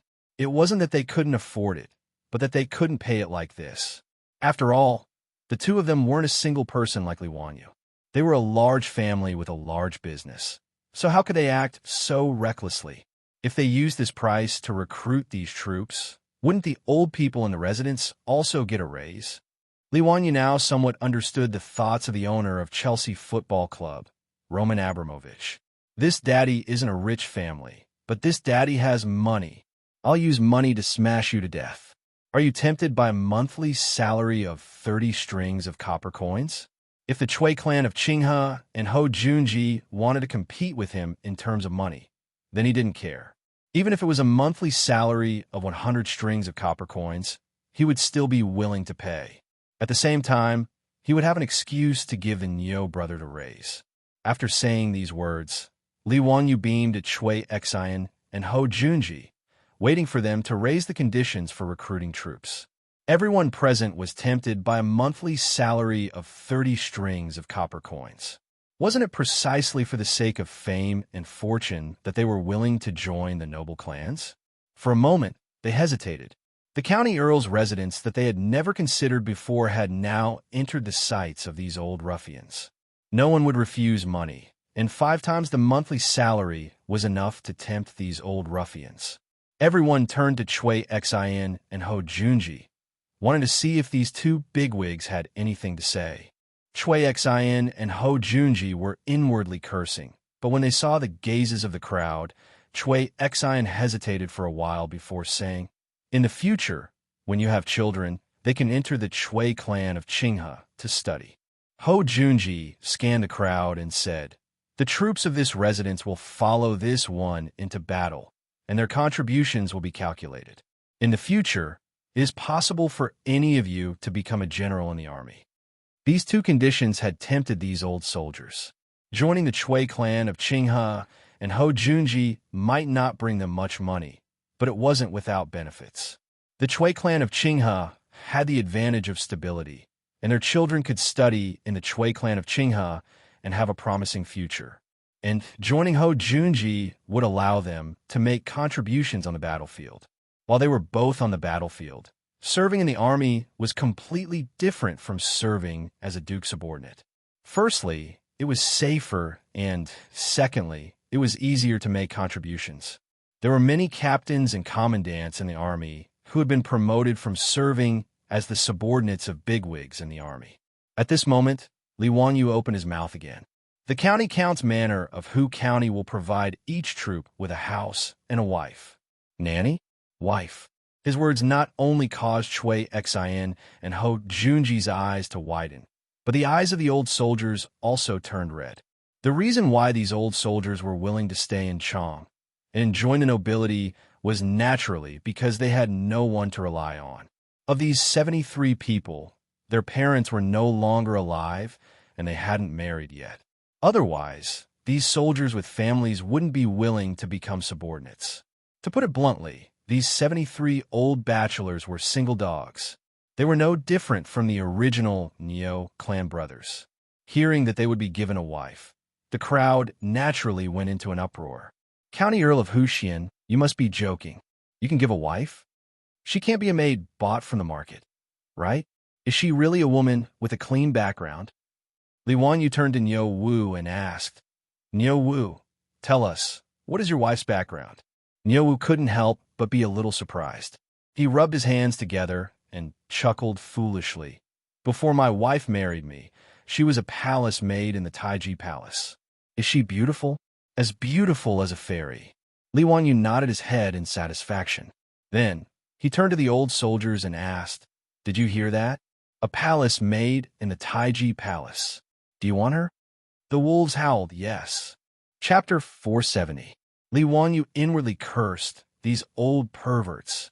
When they heard that he was going to marry a beautiful wife, they started howling like wolves. His word just now had Chui Xian and Ho Junji panicking. Ho Junji's face turned stiff. "County Count Hu, how could you say such things? Marriage is naturally decided by the parents. What reason is there to give them away? Aren't you a sex matchmaker?" Li Wanyu rolled his eyes. "How am I a sex matchmaker? Of course, it's a formal marriage. Isn't this Chu of mine also a formal marriage? Duke Marquis should know that the sage personally gave her away, right?" Ho Junji angrily retorted. "Even so, the sage showed mercy last time and allowed 3,000 palace maids to leave the palace. Presumably, this Chu of yours is also one of those palace maids. But now, where are you going to give your fellow soldiers the chance to marry palace maids? Aren't you just using your fellow soldiers to tease us?" His words made the old ruffians rather suspicious.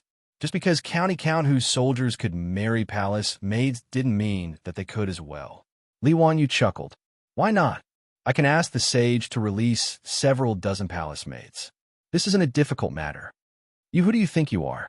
Ho Junji was so infuriated that he almost choked on his own saliva.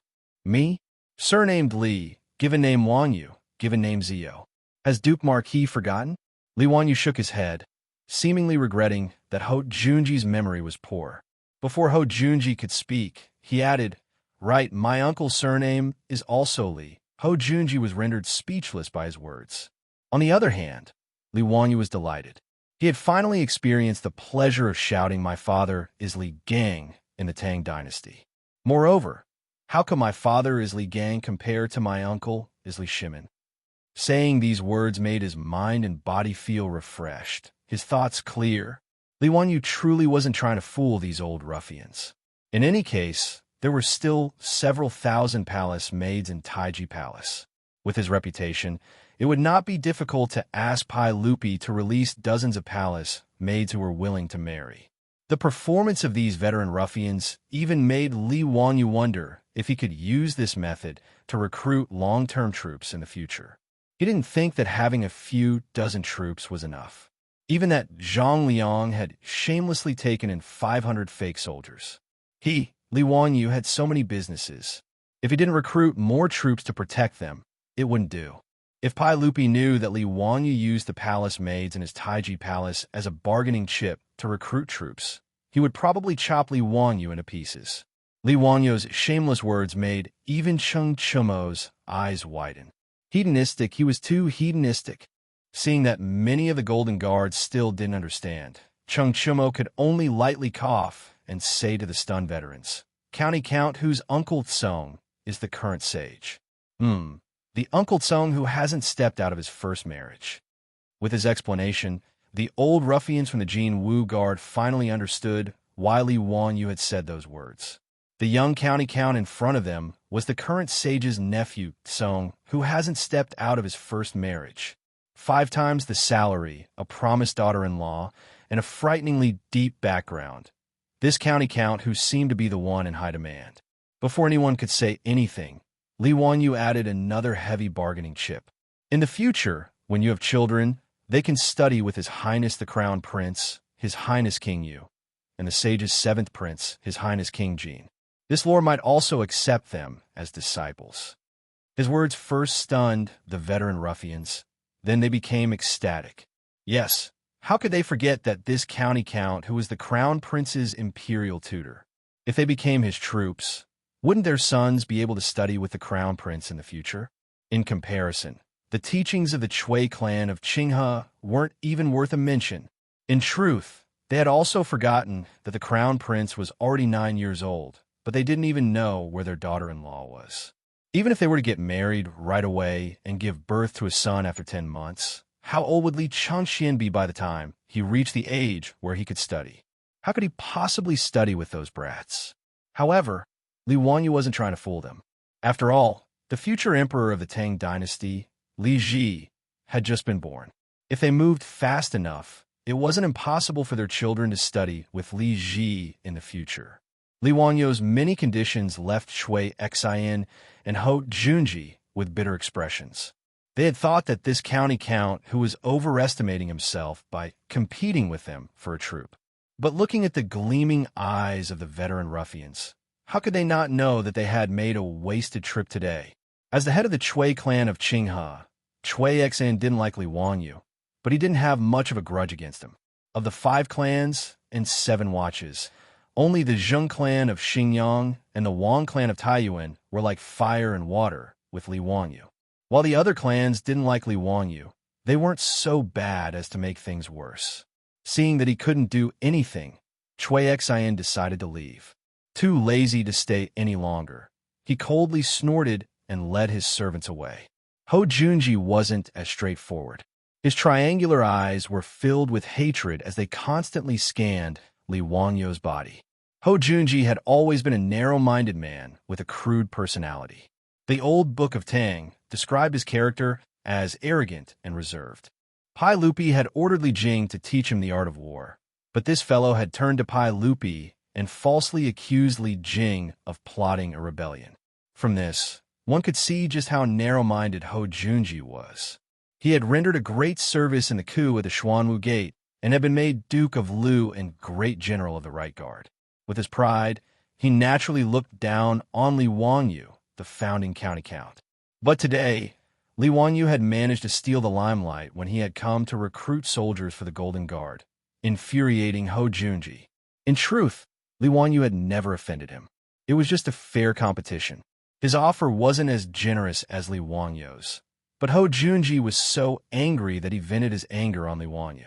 But Ho Junji also knew that Li Wanyu was a noble and also Pai Lupi's nephew, so he couldn't do anything to him. His triangular eyes couldn't help but turn to Niu Wu, who was standing behind Li Wanyu, and a sinister smile appeared on his lips.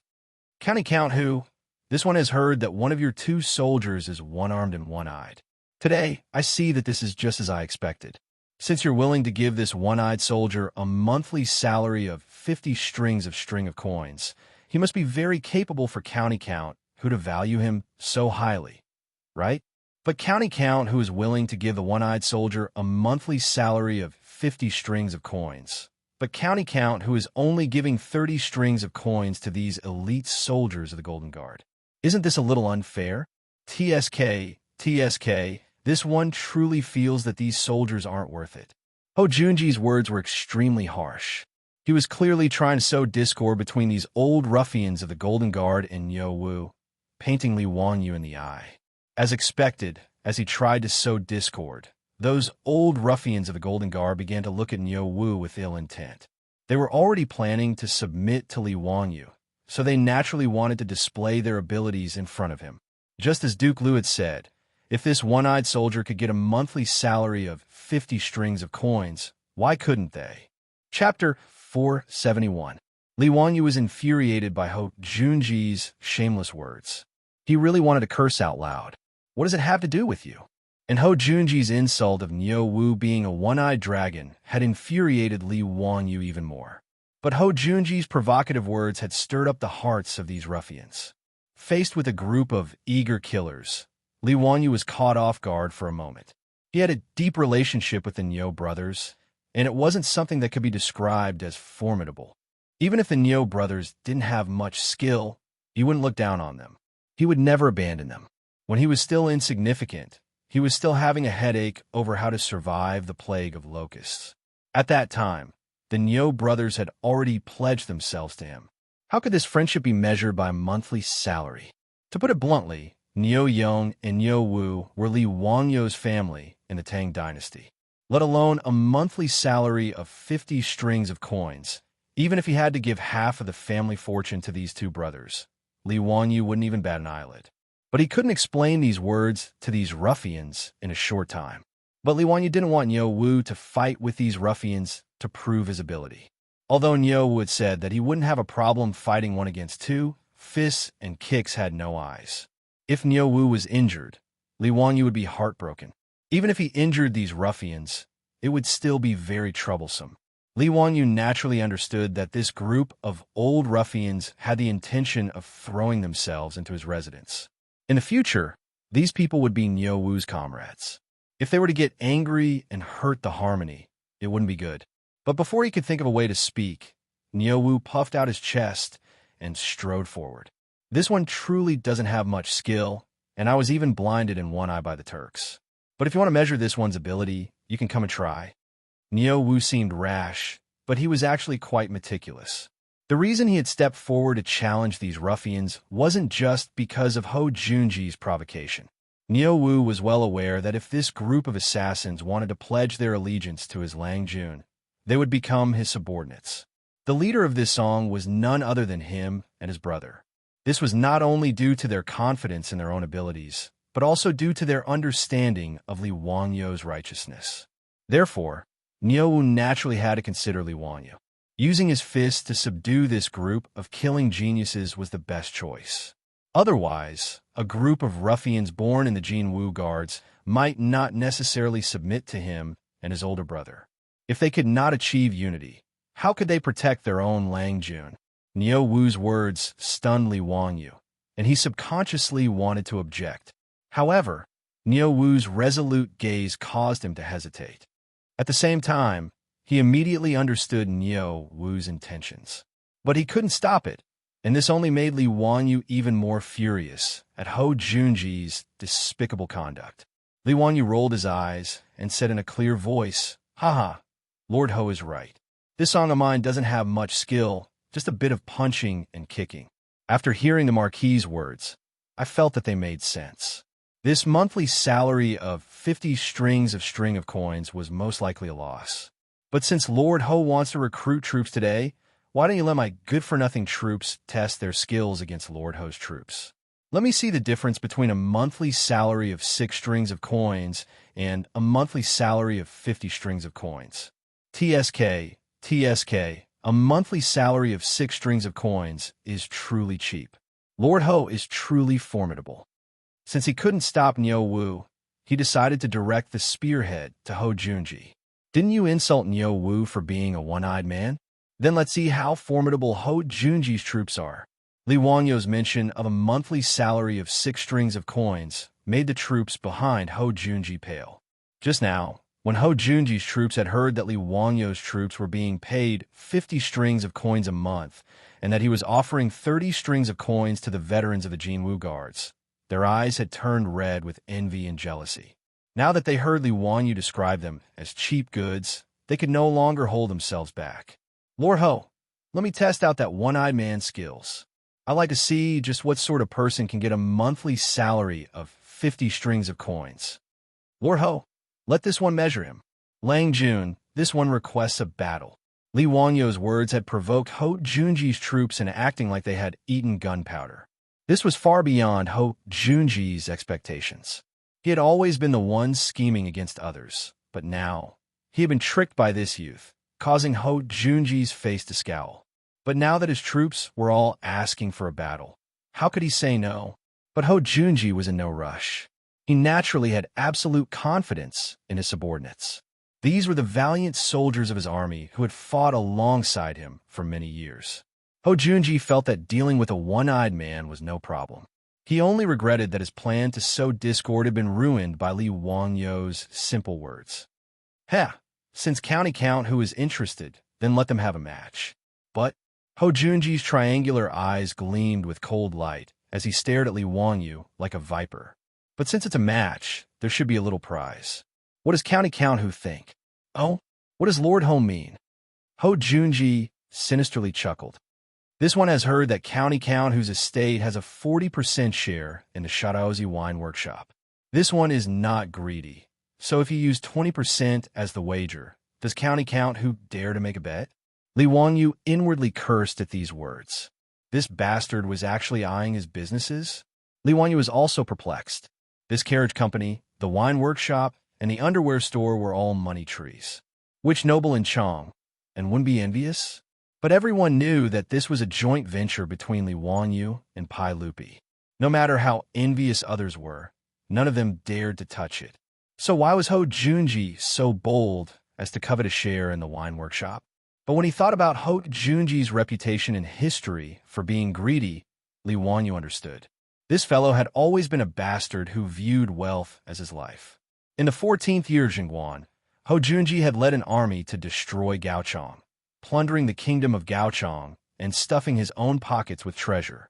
In the history books, it was written that he obtained the essence of gold and mules, but the imperial residents did not have it, so he hid it and did not offer it. He even dared to take the precious spoils of war for himself. From this, one could see just how greedy he was. Li Wanyu inwardly sneered as he calmly asked, "If Lord Ho is interested, then there's no problem. But what will Lord Ho use as the prize?" Ho Junji heartily laughed and said, "This one's residence has two supreme beauties. Would County Count who be interested?" Li Wanyu's face darkened. Damn, 2 women in exchange for 20% of the wine workshop? Was this Ho Junji crazy? He suddenly recalled a rumor he had read about Ho Junji in unofficial history. After Ho Junji was executed, he made a record of his residence and obtained 2 beauties. Taizong asked about them and replied, "Ever since you came, you have often eaten human milk instead of rice." This was about Ho Junji's residence being recorded after he was killed for his rebellion.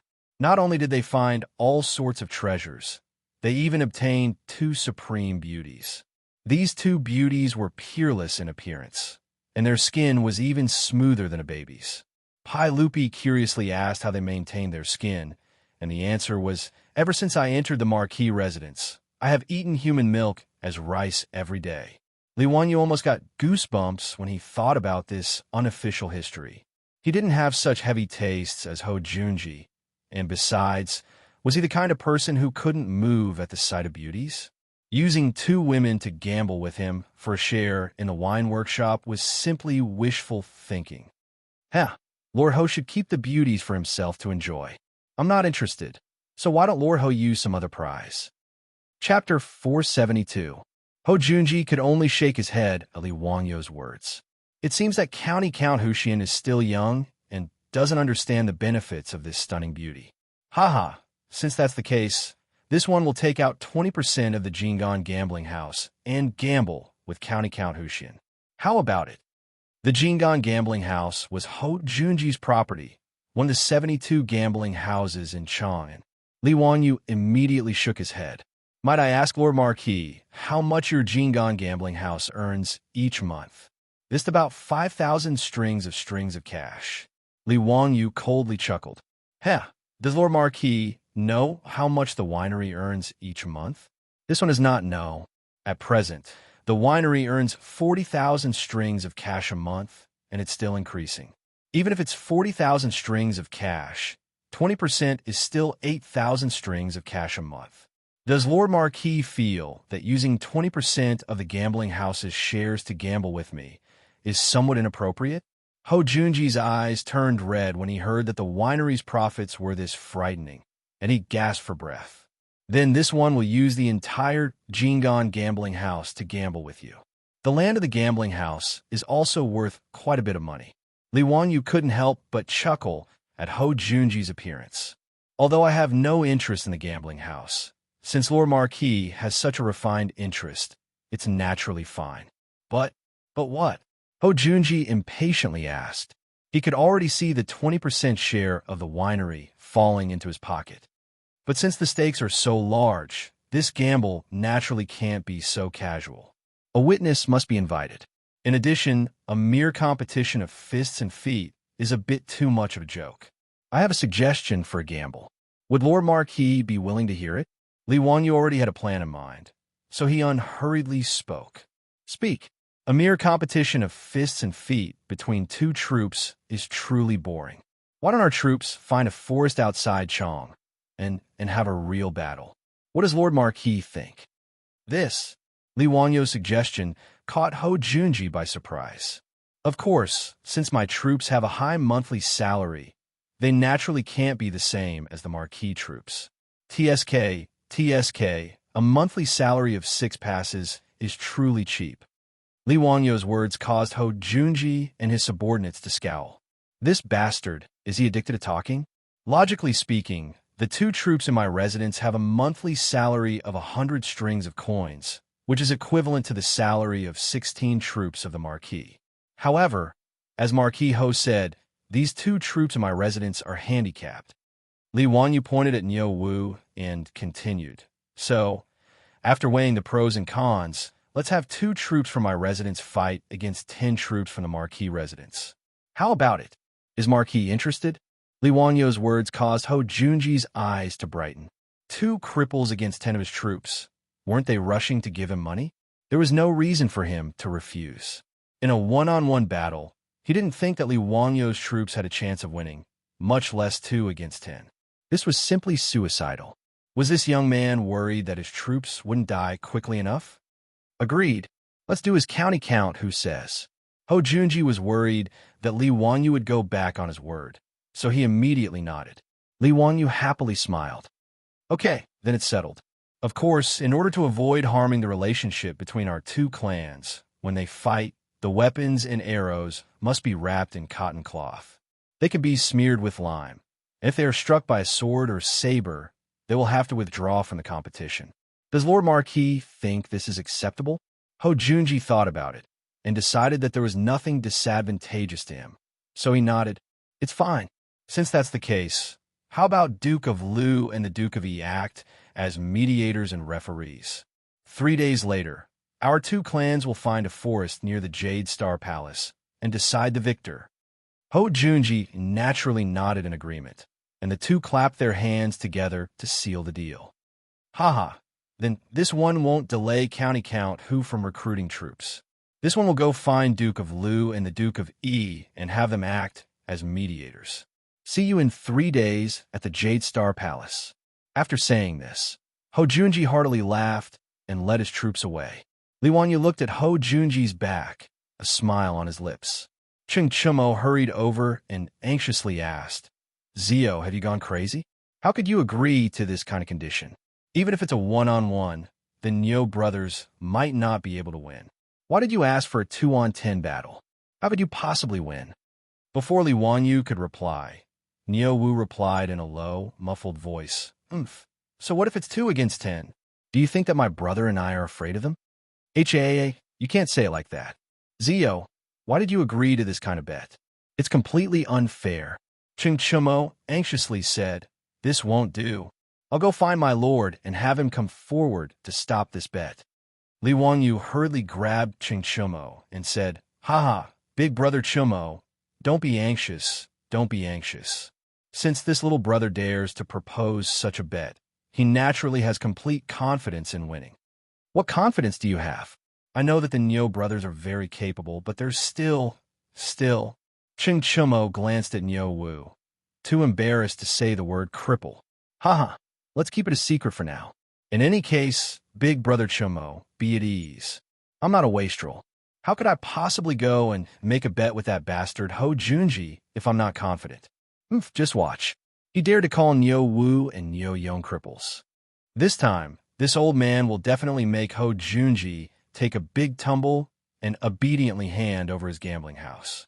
Right, go back and ask Uncle Chung if he's interested in taking over the Jingon gambling house. I have no interest in the gambling house.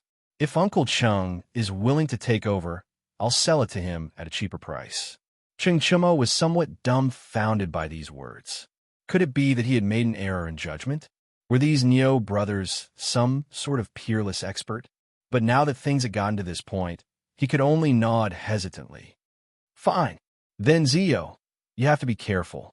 Duke Lu's troops aren't easy to deal with. They're all fierce soldiers of the army. Haha, what's there to be afraid of? Isn't it just a troop with a monthly salary of 6 strings of coins? Big brother Chumo, haven't you heard of this saying? Nothing good comes cheap. Cheng Chumo's nose was about to become crooked from anger. How could there be such a comparison? Moreover, didn't the troops of his Duke Lu residence also have a monthly salary of 6 strings of coins? Could they also be cheap goods? Zio, it's best if you be careful and don't be careless. Okay, I understand. Let's not talk about this for now. I still have to recruit troops, Li Wanyu said, and then turned to the group of veteran ruffians. Everyone, what do you think? Are you interested in joining the vassal forces and joining my Hu County's county count residents? The confrontation between Li Wanyu and Ho Junji had already left them dumbfounded. At this moment, they no longer had any desire to compete with Ho Junji. Hearing Li Wanyu's question, the veteran ruffians of the Golden Guard glanced at each other. One of them asked, "Dare I ask County Count Hu, is our monthly salary the same as what County Count Hu said just now? The monthly salary of 30 strings of coins? Does it still count?" "Of course. Since I said it, it's only natural that I keep my word." Another veteran ruffled his feathers and asked, "County Count Hu, are you in charge of finding ants?" Li Wanyu heartily laughed. "Haha, of course." The veteran ruffians glanced at each other and finally made their decision. In the next moment, the 73 veterans of the Golden Guard all got down on one knee and said, "We pay our respects to Lang Jun. Lang Jun didn't abandon us and was willing to take us in. We dare not serve you with our lives." Li Wanyu had originally planned to recruit 50 troops, but he didn't expect that he would be able to recruit 73 veterans today. He naturally didn't refuse anyone. This was Han Xian's army, so the more the better. Good. Everyone, please rise. From today onwards, as long as you don't betray me, I will definitely not betray you. When he thought about how he would be able to lead a group of troops and strut around the city, Li Wanyu couldn't help but throw his head back and laugh heartily. How delightful. Chapter 473. When Li Wanyu led the 73 troops to the county office of Hu County to complete the citizenship procedures, Yang Quan was shocked, especially when Yang Quan learned that the troops Li Wanyu recruited were all from the Golden Guards. He looked as if he had seen a ghost. The troops of the Sui and Tang dynasties were very different from the troops of the Wei and Jin dynasties. The troops of the Wei and Jin dynasties were considered private soldiers. It was normal for aristocratic families to have several thousand troops. However, the troops of the Sui and Tang dynasties were more like servants or bodyguards. The troops and the main household had a master and follower status, but they were different from servants. They had their own private property and could marry good girls, but they didn't have an independent household registration. In Chang, and it was already very difficult for the other aristocratic families to recruit a few troops. Although Zhang Liang had 500 fake troops, most of them were just people who made up the numbers. Otherwise, he wouldn't have been beaten down by Li Wanyu and a group of wastrels at the entrance of the Northern Imperial Army's barracks. In truth, there weren't many of them who were as valiant as the Golden Guards. Even Yang Quan's teacher, Yu Shinan, who was a third-rank official, didn't recruit any troops. He only had strong servants to look after the house. How did Li Wanyu manage to recruit as many as 73 people so easily? It was as if he was buying cabbages from a market. Yang Quan could only shake his head and sigh at Li Wanyu's monstrous talent. He ordered the county office to complete the citizenship procedures for the Golden Guards.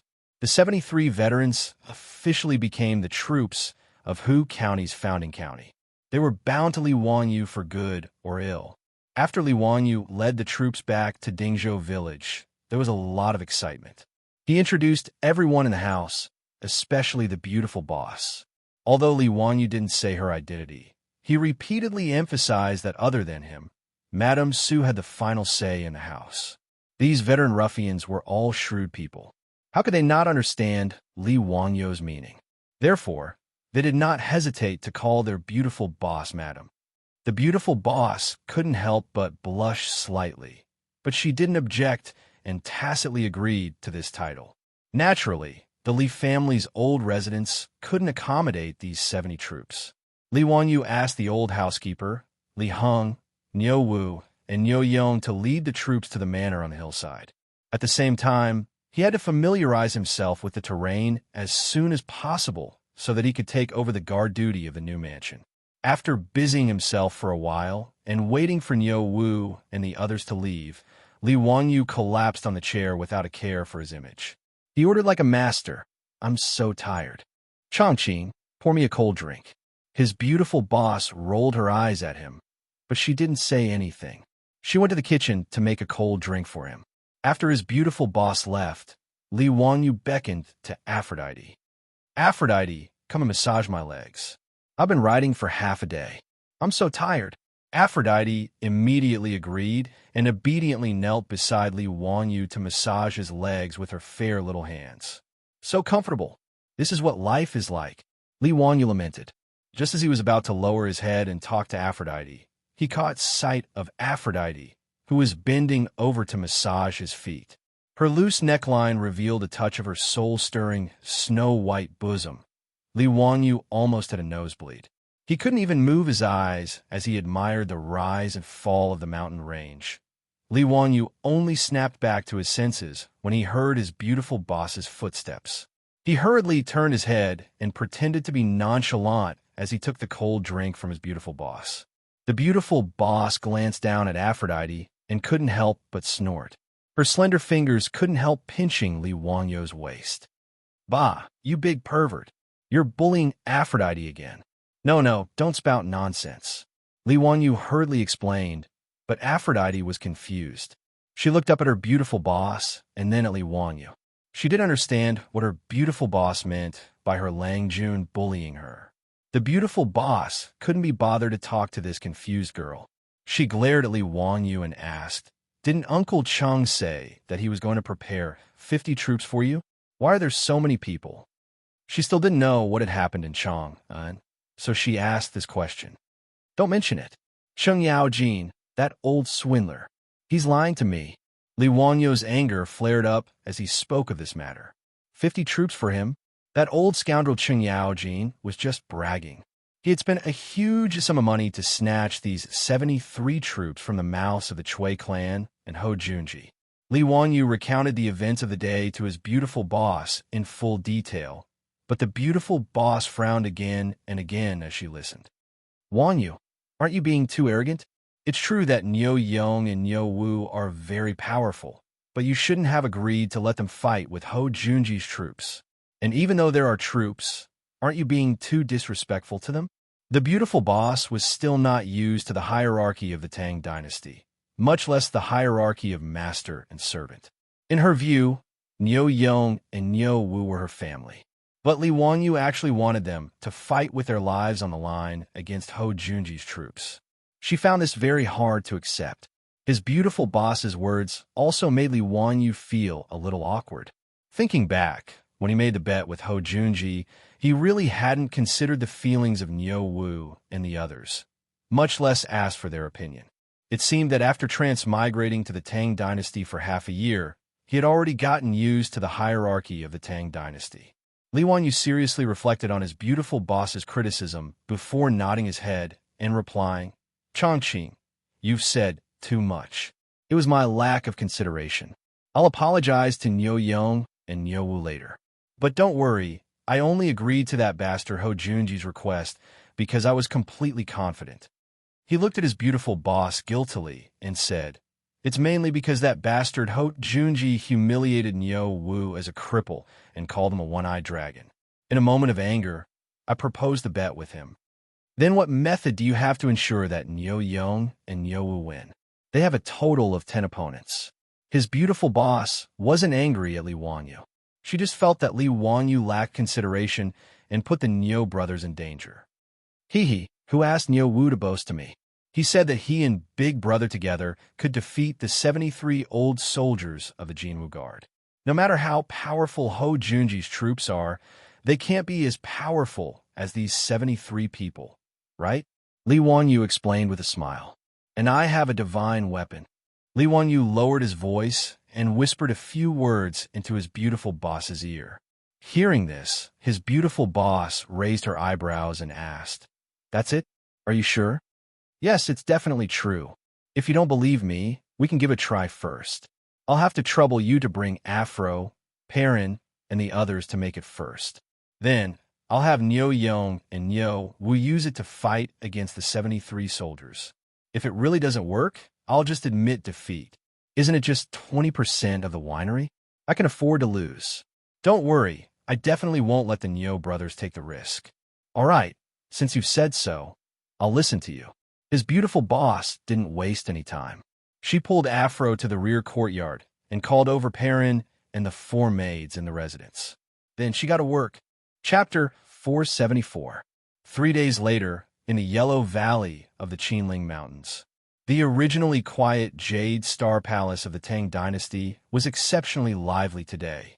When Li Wanyu led the Niu brothers and the 73 newly recruited troops over on horseback, he was also shocked by the scene in front of him.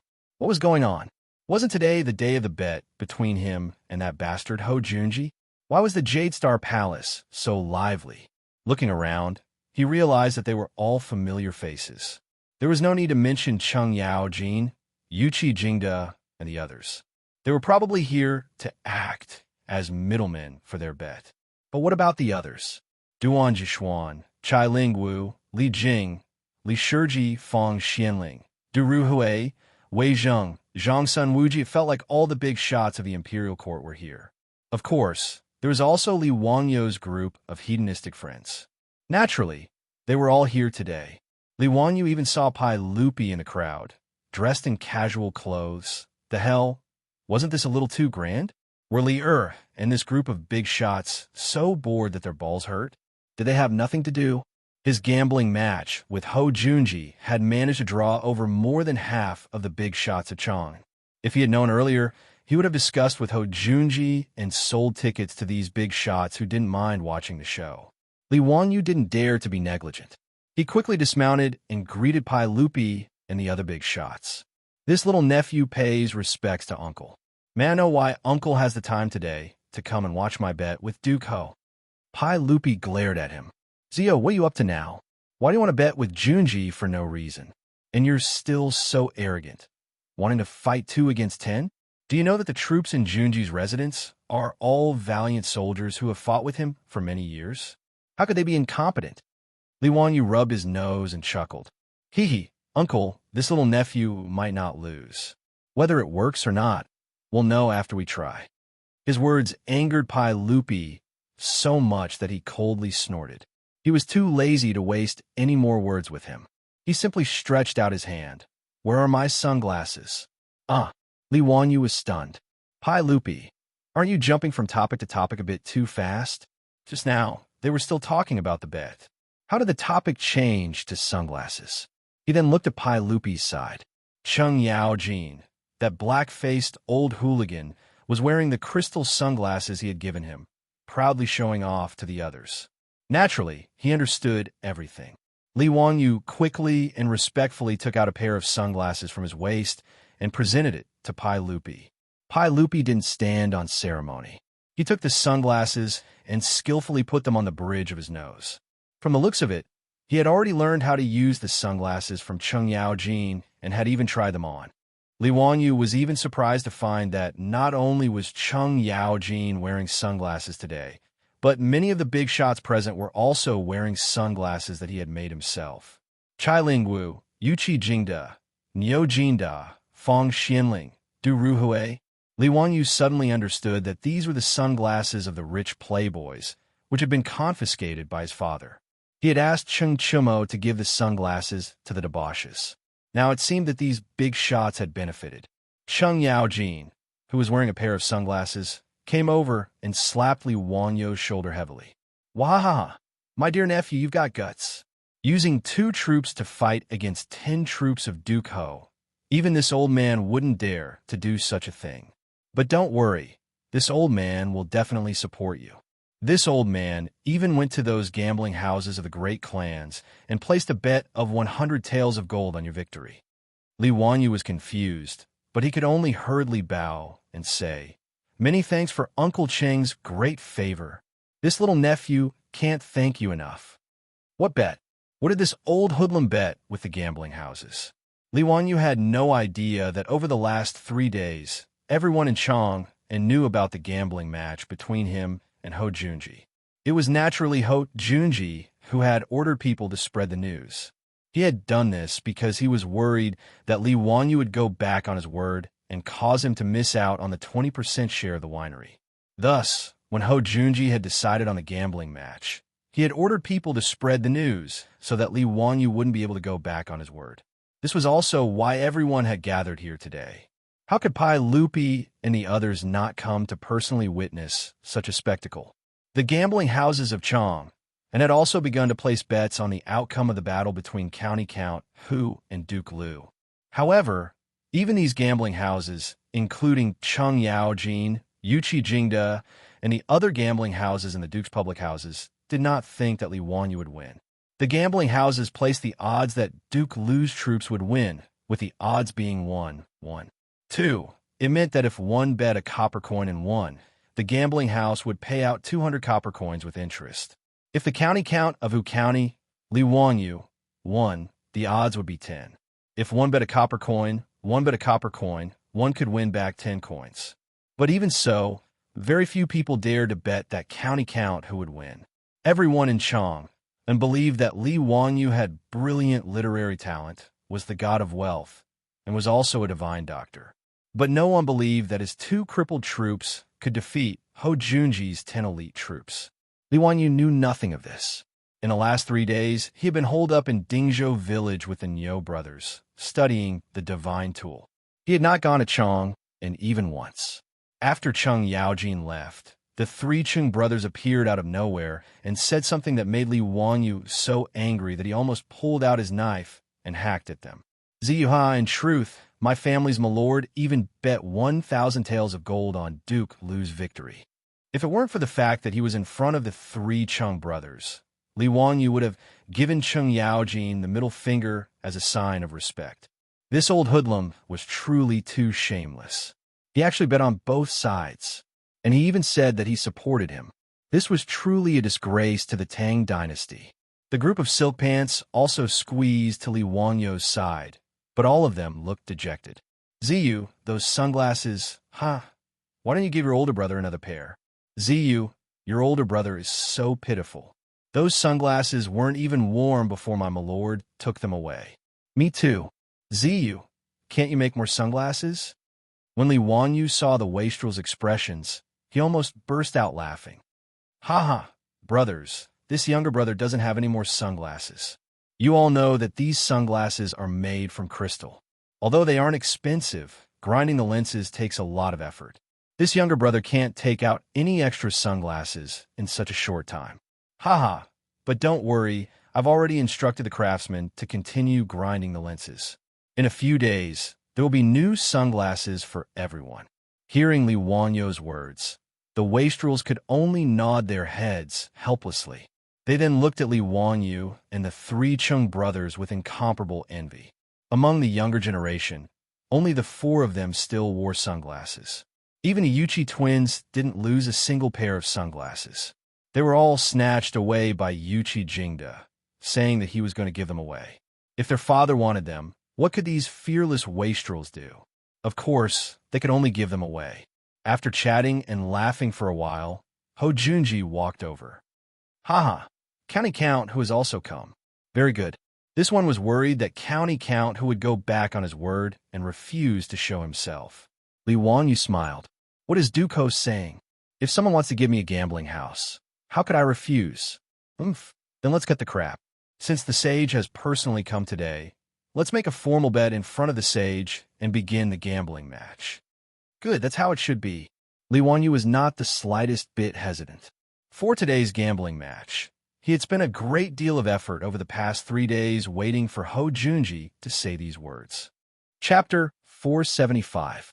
At this point, neither Pai Lupi nor Cheng Yaojin had any intention of stopping this gambling match. Li Wanyu and Ho Junji had made their bet in front of Pai Lupi and everyone else, signing their names and using their personal seals. With this, the bet was officially established, and no one could go back on their word. The great clans and many of the nobles present were all envious of Ho Junji's good luck. Everyone agreed that the astute Count Huxian must have lost his mind to make such a bet with Marquis of Lu. Wasn't he just in a hurry to give Ho Junji a share of the winery? For his own benefit, Pai Lupi had made sure that the winery was well guarded. Not even a fly could get in, much less leak the secrets of the winery. As a result, the high quality of sorghum wine on the market was the only one of its kind.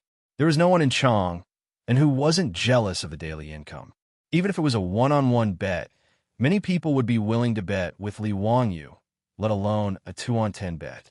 Li Wangyu waved at the Niu brothers, indicating that they should come over. Then he turned to Hou Junji and said, "Duke Marquis, let's begin. Have your men come over and inspect the weapons. See if there's any cloth wrapped around the blades and arrowheads." Hou Junji naturally had no objection, and he waved his hand to summon his men. Those 10 troops of the Lord's Manor were all elites with one look. Even though they were just standing there, they exuded a valiant aura. In contrast, the 2 men at Li Wangyu's side were also strong and courageous. But one of them was missing an arm while the other was blind in an eye. No matter how one looked at it, they didn't think that these 2 could win against these 10 men. Niu Yong and Niu Wu stepped forward to inspect each other's weapons, and then they handed over their own weapons for inspection. The Niu brothers had very simple equipment. The 2 of them were dressed in clean, short robes, and each of them carried a bag and a short blade. Niu Wu carried a long bow and a quiver of arrows, but nothing else. Hou Junji's men inspected the bag, but after seeing that it was just some rags, they didn't pay any more attention. Hou Junji's men, on the other hand, were armed to the teeth. Sabers, short spears, bows, daggers, and so on and so forth. As Li Wangyu had requested, these weapons had been wrapped in cloth and covered in lime. Just as the Niu brothers were inspecting the corpse, they saw a person step out from the crowd. He said with a mocking tone, "State Duke Liu, are you playing a childish war game with County Earl Hu? Why do they even need to wrap the arrowheads and blades? What kind of bed is this?" Li couldn't help but frown on his face.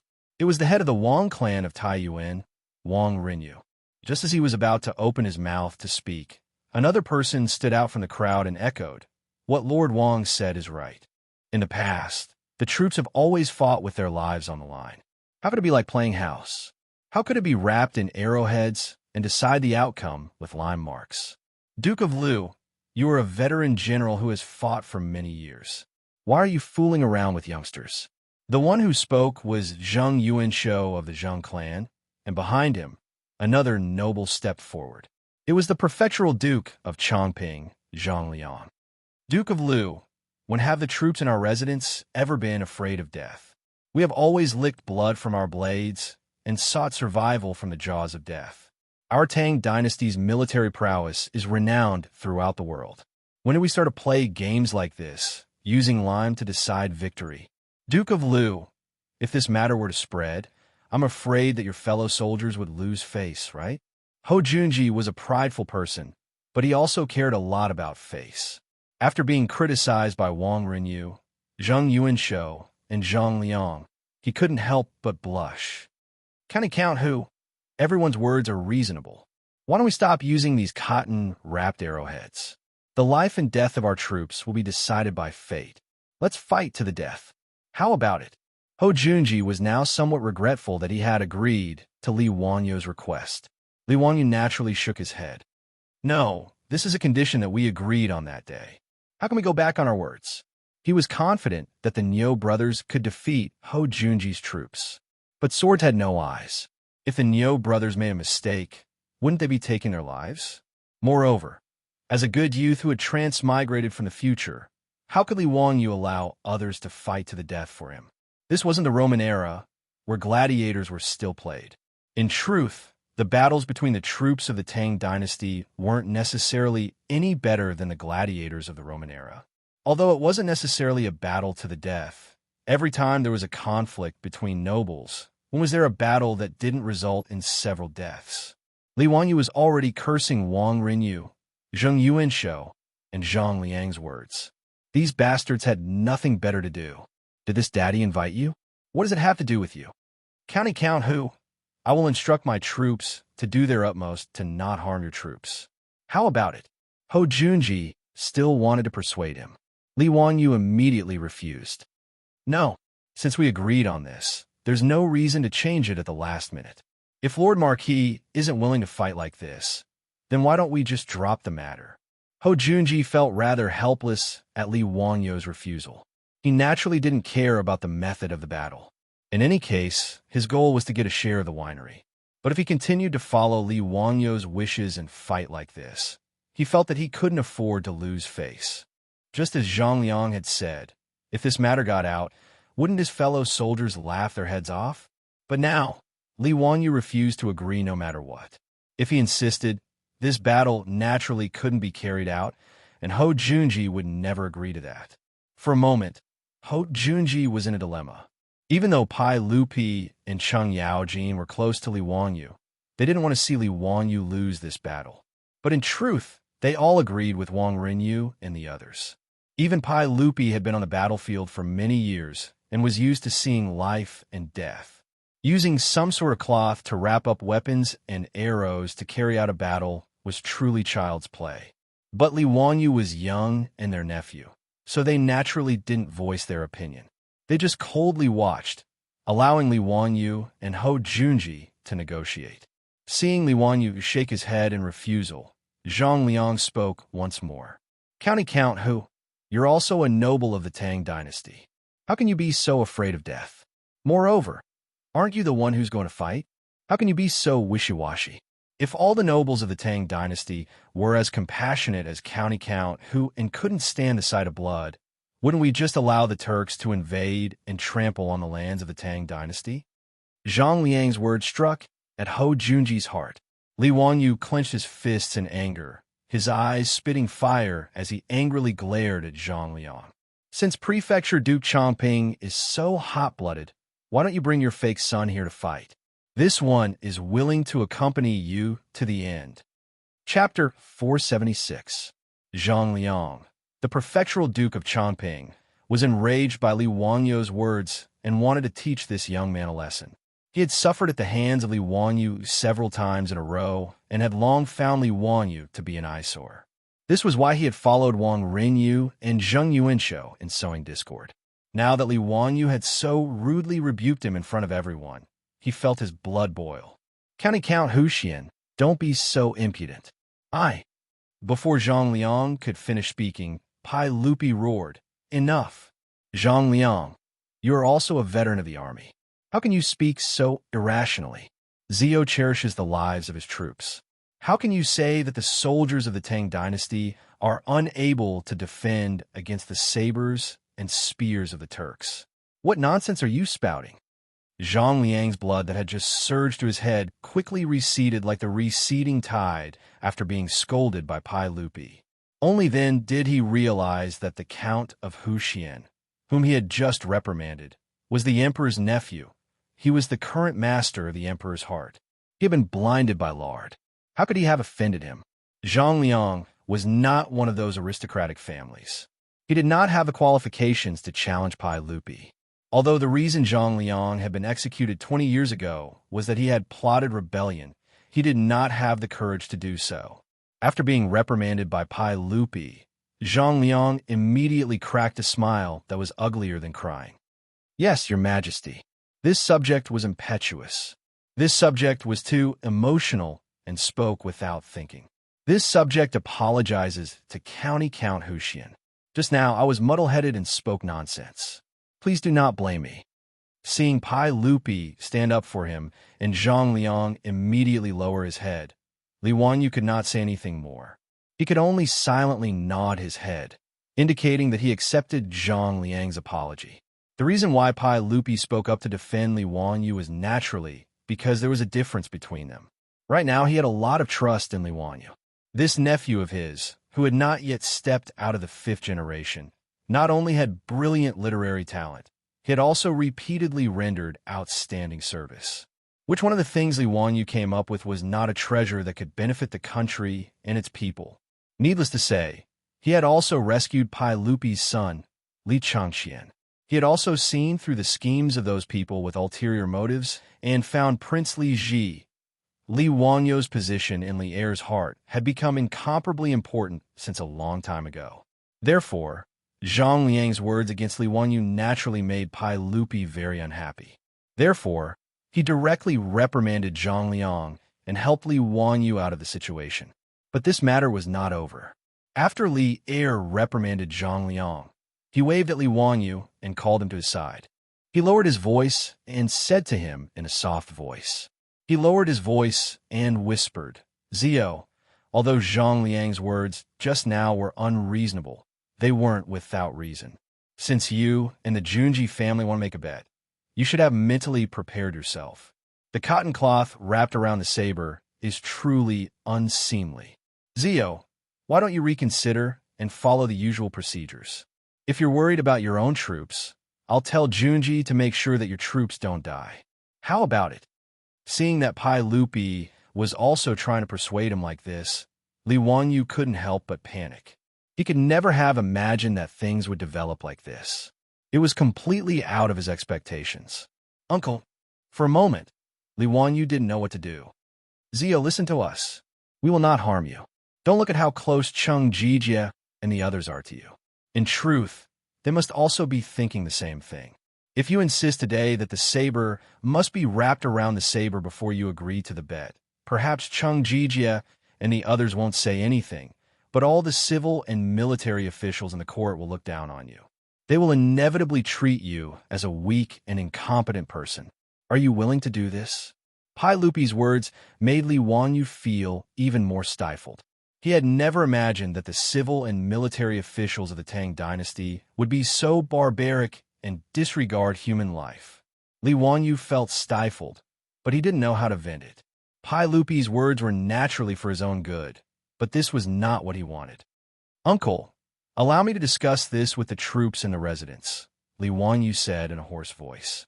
Pai Lupi nodded and said nothing more, only lightly patting his shoulder. Li Wanyu moved his feet and walked in the direction of his troops. Niu Yong and Niu Wu were staring at him with burning eyes. Behind them were the 73 old soldiers of the Jinwu Guard, all of whom were looking at Li Wanyu. Lang Jun, what do you think? But do you want to fight with them with real swords and spears?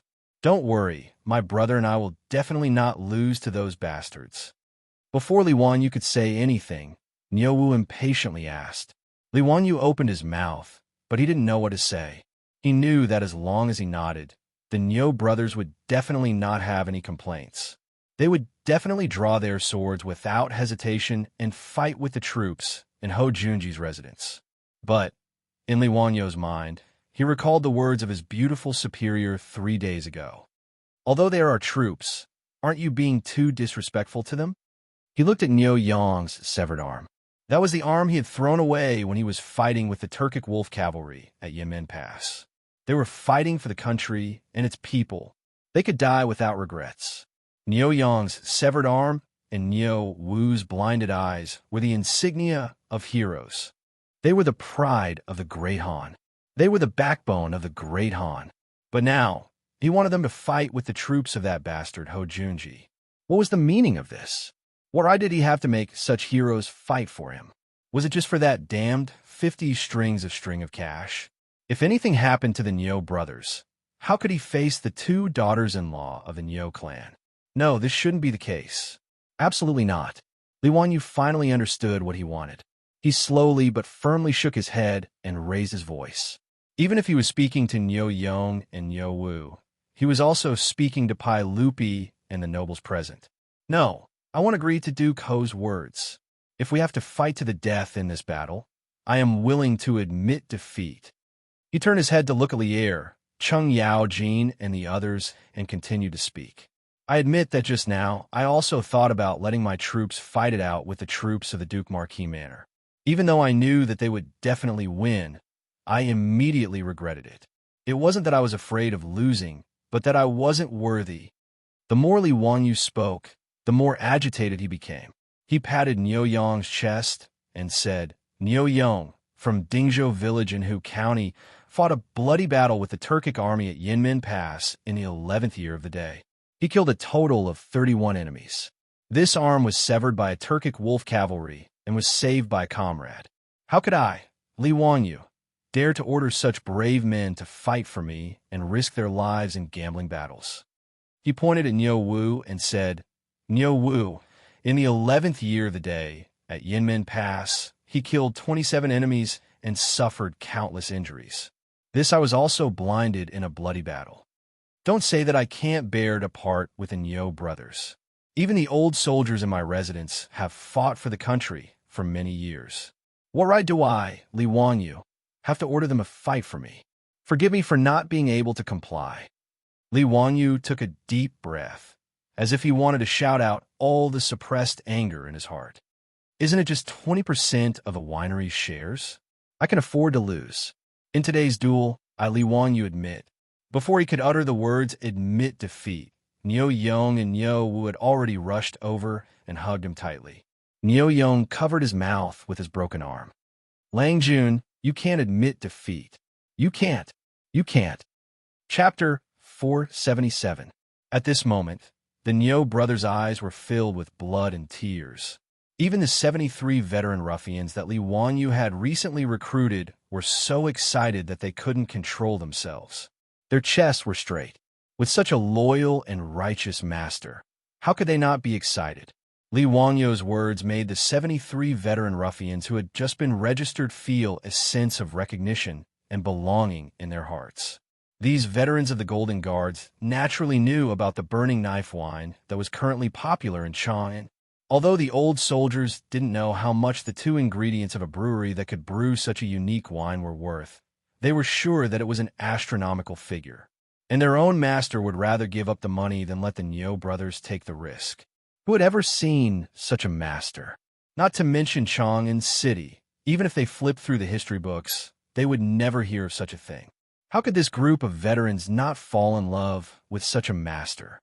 The county count mansion of the founding of Hu County would be their home from now on. However, anyone who offended them would be killed without mercy. If Li Wanyu knew that his words had such a great effect and could make the 73 veterans fall in love with him, he probably wouldn't know whether to cry or laugh. Even Pai Lupi, Cheng Yaojin, and the others couldn't help but blush with shame after hearing Li Wanyu's words.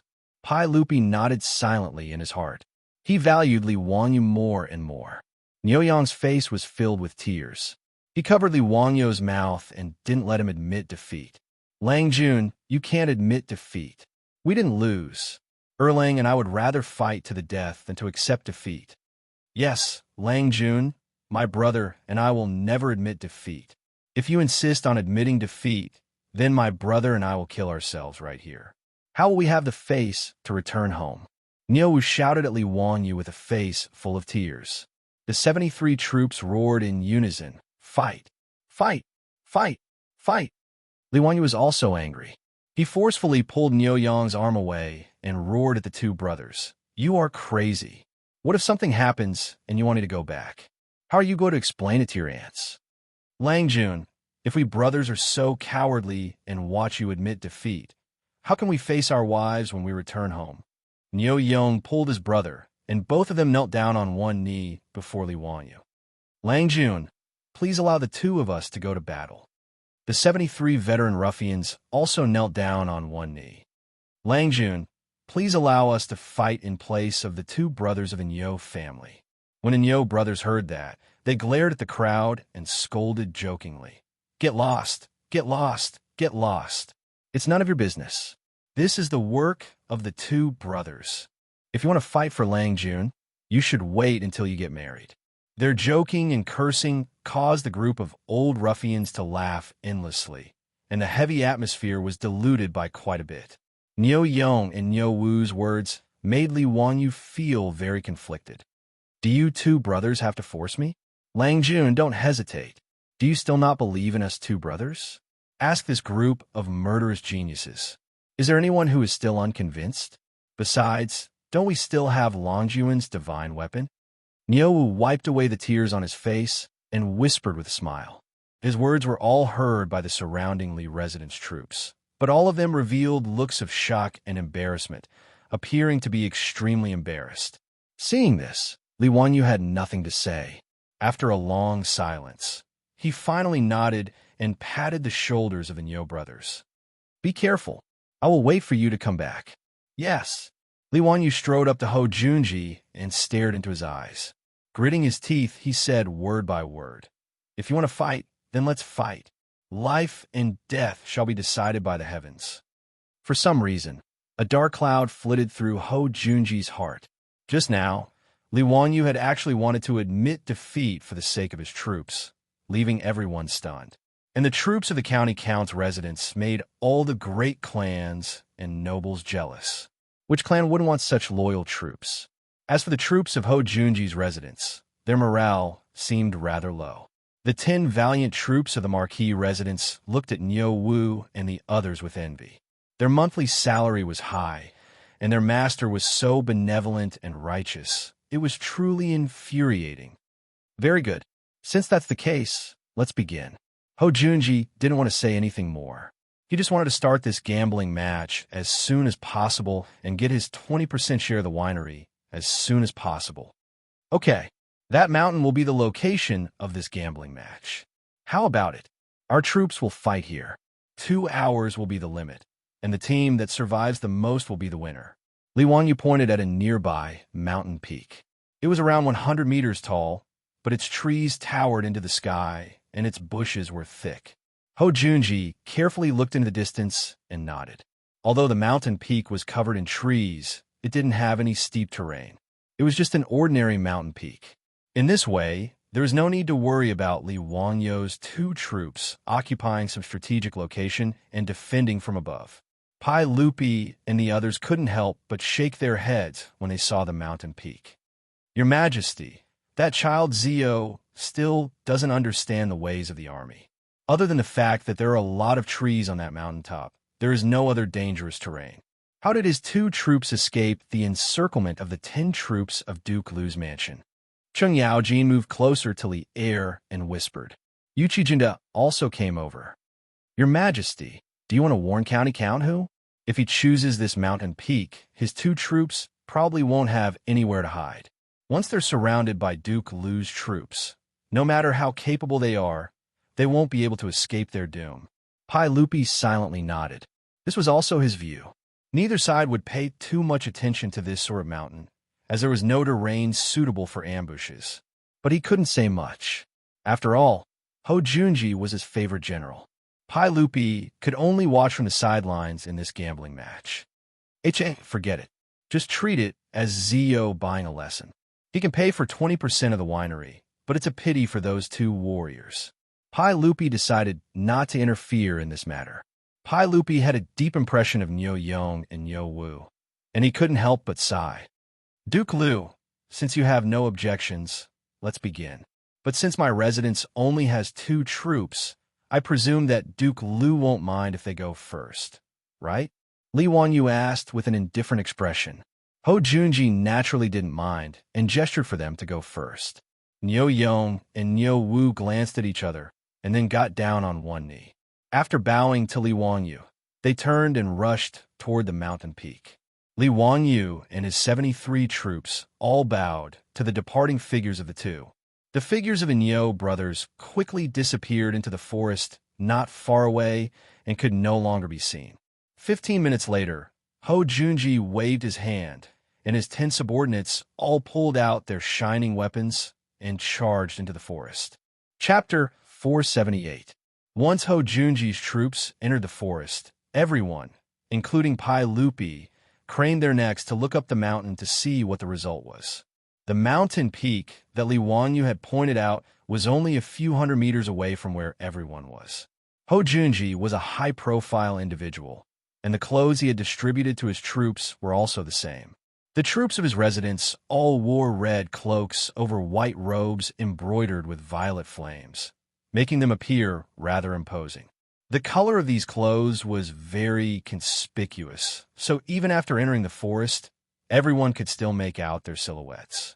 From the occasional red and white silhouette, everyone could see that Ho Junji's troops had distanced themselves from each other and were beginning to search the mountain for the Niu brothers. As for the Niu brothers, no one had seen them since they had entered the forest. The mountain wasn't big. From the foot of the mountain to the top, it was only about 100 meters high. The troops of the Marquis' residence had only needed 15 minutes to find the mountain. But even those at the base of the mountain could see that the troops of the Marquis' residence had come up empty-handed. There was no sign of the Niu brothers. Could the Niu brothers have ascended to the heavens on such a flat and unassuming hill? Pai Lupi and Cheng Yaojin glanced at each other, confused as to why the troops of the Marquis' residence had failed to find them. Wang Rinyu chuckled and said, County Count Hu Xian, Those two troops of your family didn't just speak pretty words, but have already crossed the mountain and fled for their lives, right? Ha! No wonder the troops of the Duke of Lu residence couldn't find them. That's most likely the case. As expected, anyone can speak pretty words. This old man thought that County Count Huxian's troops were truly chivalrous and courageous men, but in the end, they ran away. Truly laughable. Zhang Yuanshou naturally wouldn't let go of this chance to ridicule Li Wanyu. Zhang Liang's lips twitched, but when he thought about how he had been angrily reprimanded by Pai Lupi, he swallowed his words, but everyone could see the sneer on his face. Pai Lupi, Cheng Yaojin, Yuqi Jingde, and the other big shots were also suspicious. They couldn't help but be filled with doubt. He was somewhat skeptical of Wang Rinyu and Zhang Yuanshou's words. The hillside was not big. Other than the towering trees and shrubs, there was no place for people to hide. The 10 troops of the House of the Marquis formed a human net and searched from the foot of the mountain all the way to the top of the mountain. However, they did not find anything. This was naturally abnormal. Those were 2 living people. Could it be that they could dig a hole and hide? Ho Junji stared at the faintly discernible figures of his own troops on the mountain and couldn't help but jeer. County Count Huxian, those 2 warriors of yours shouldn't have already run off, right? Haha, that's really a good idea. But in this way, there's no need for this battle to continue. Li Wanyu showed a look of disdain towards the crowd's mockery. Even the 73-year-old ruffians behind him were the same. There were even some people who couldn't help but chuckle, thinking that Wang Rinyu, Zhang Yuanshou, and Ho Junji were telling an extremely laughable joke. Li Wanyu was in no rush. In any case, he couldn't stop the Niu brothers from putting their lives on the line, so he would just wait and see. He had absolute confidence in the divine tool he had given the Niu brothers, and he had even more confidence in the skills of the Niu brothers.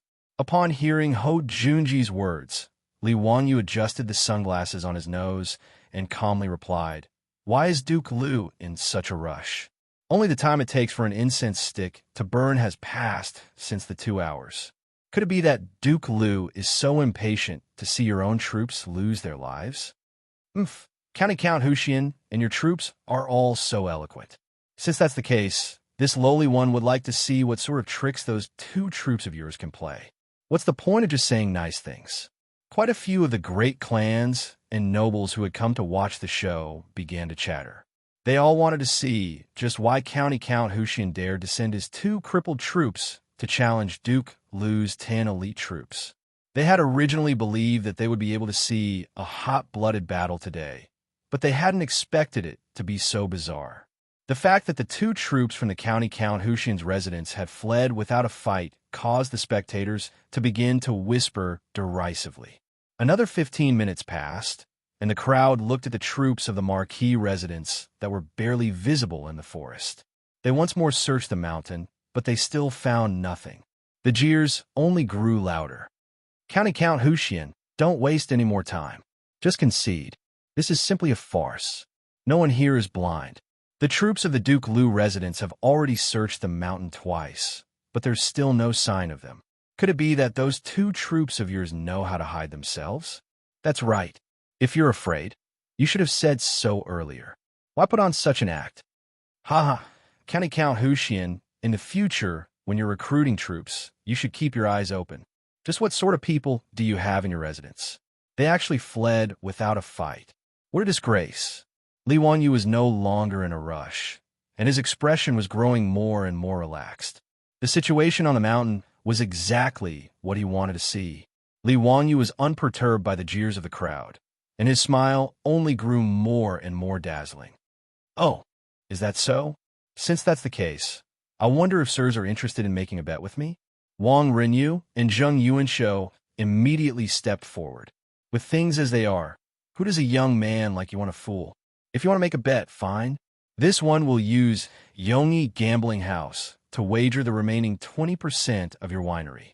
Does County Count Huxian dare? This old man will use Lekong Gambling House to wager the 20% of your Shunfeng Express Carriage Company. Will County Count Huxian accept? Lekong Gambling House was the gambling house of the Zheng clan estate in Xinjiang. Li Wanyu raised his head to the sky and heartily laughed. Why not? Write the bet. His words caused Pai Lupi to furrow his brows. Pai Lupi naturally did not want the winery and carriage company to be interfered with by the aristocratic families. Originally, he was already unhappy that Ho Junji was betting with Li Wangyu on the winery. However, seeing that Ho Junji was his favorite subordinate, he did not say anything and tacitly agreed. But now, Li Wangyu is actually betting with the Taiyuan Wang clan and Xinjiang clan. This made Pai Lupi extremely unhappy. But now he could not stop it. He could not say that Ho Junji could gamble, but Wang Rinyu and Zheng Yuanshou could not. Right? That did not make sense. Cheng Yaojin was even more anxious.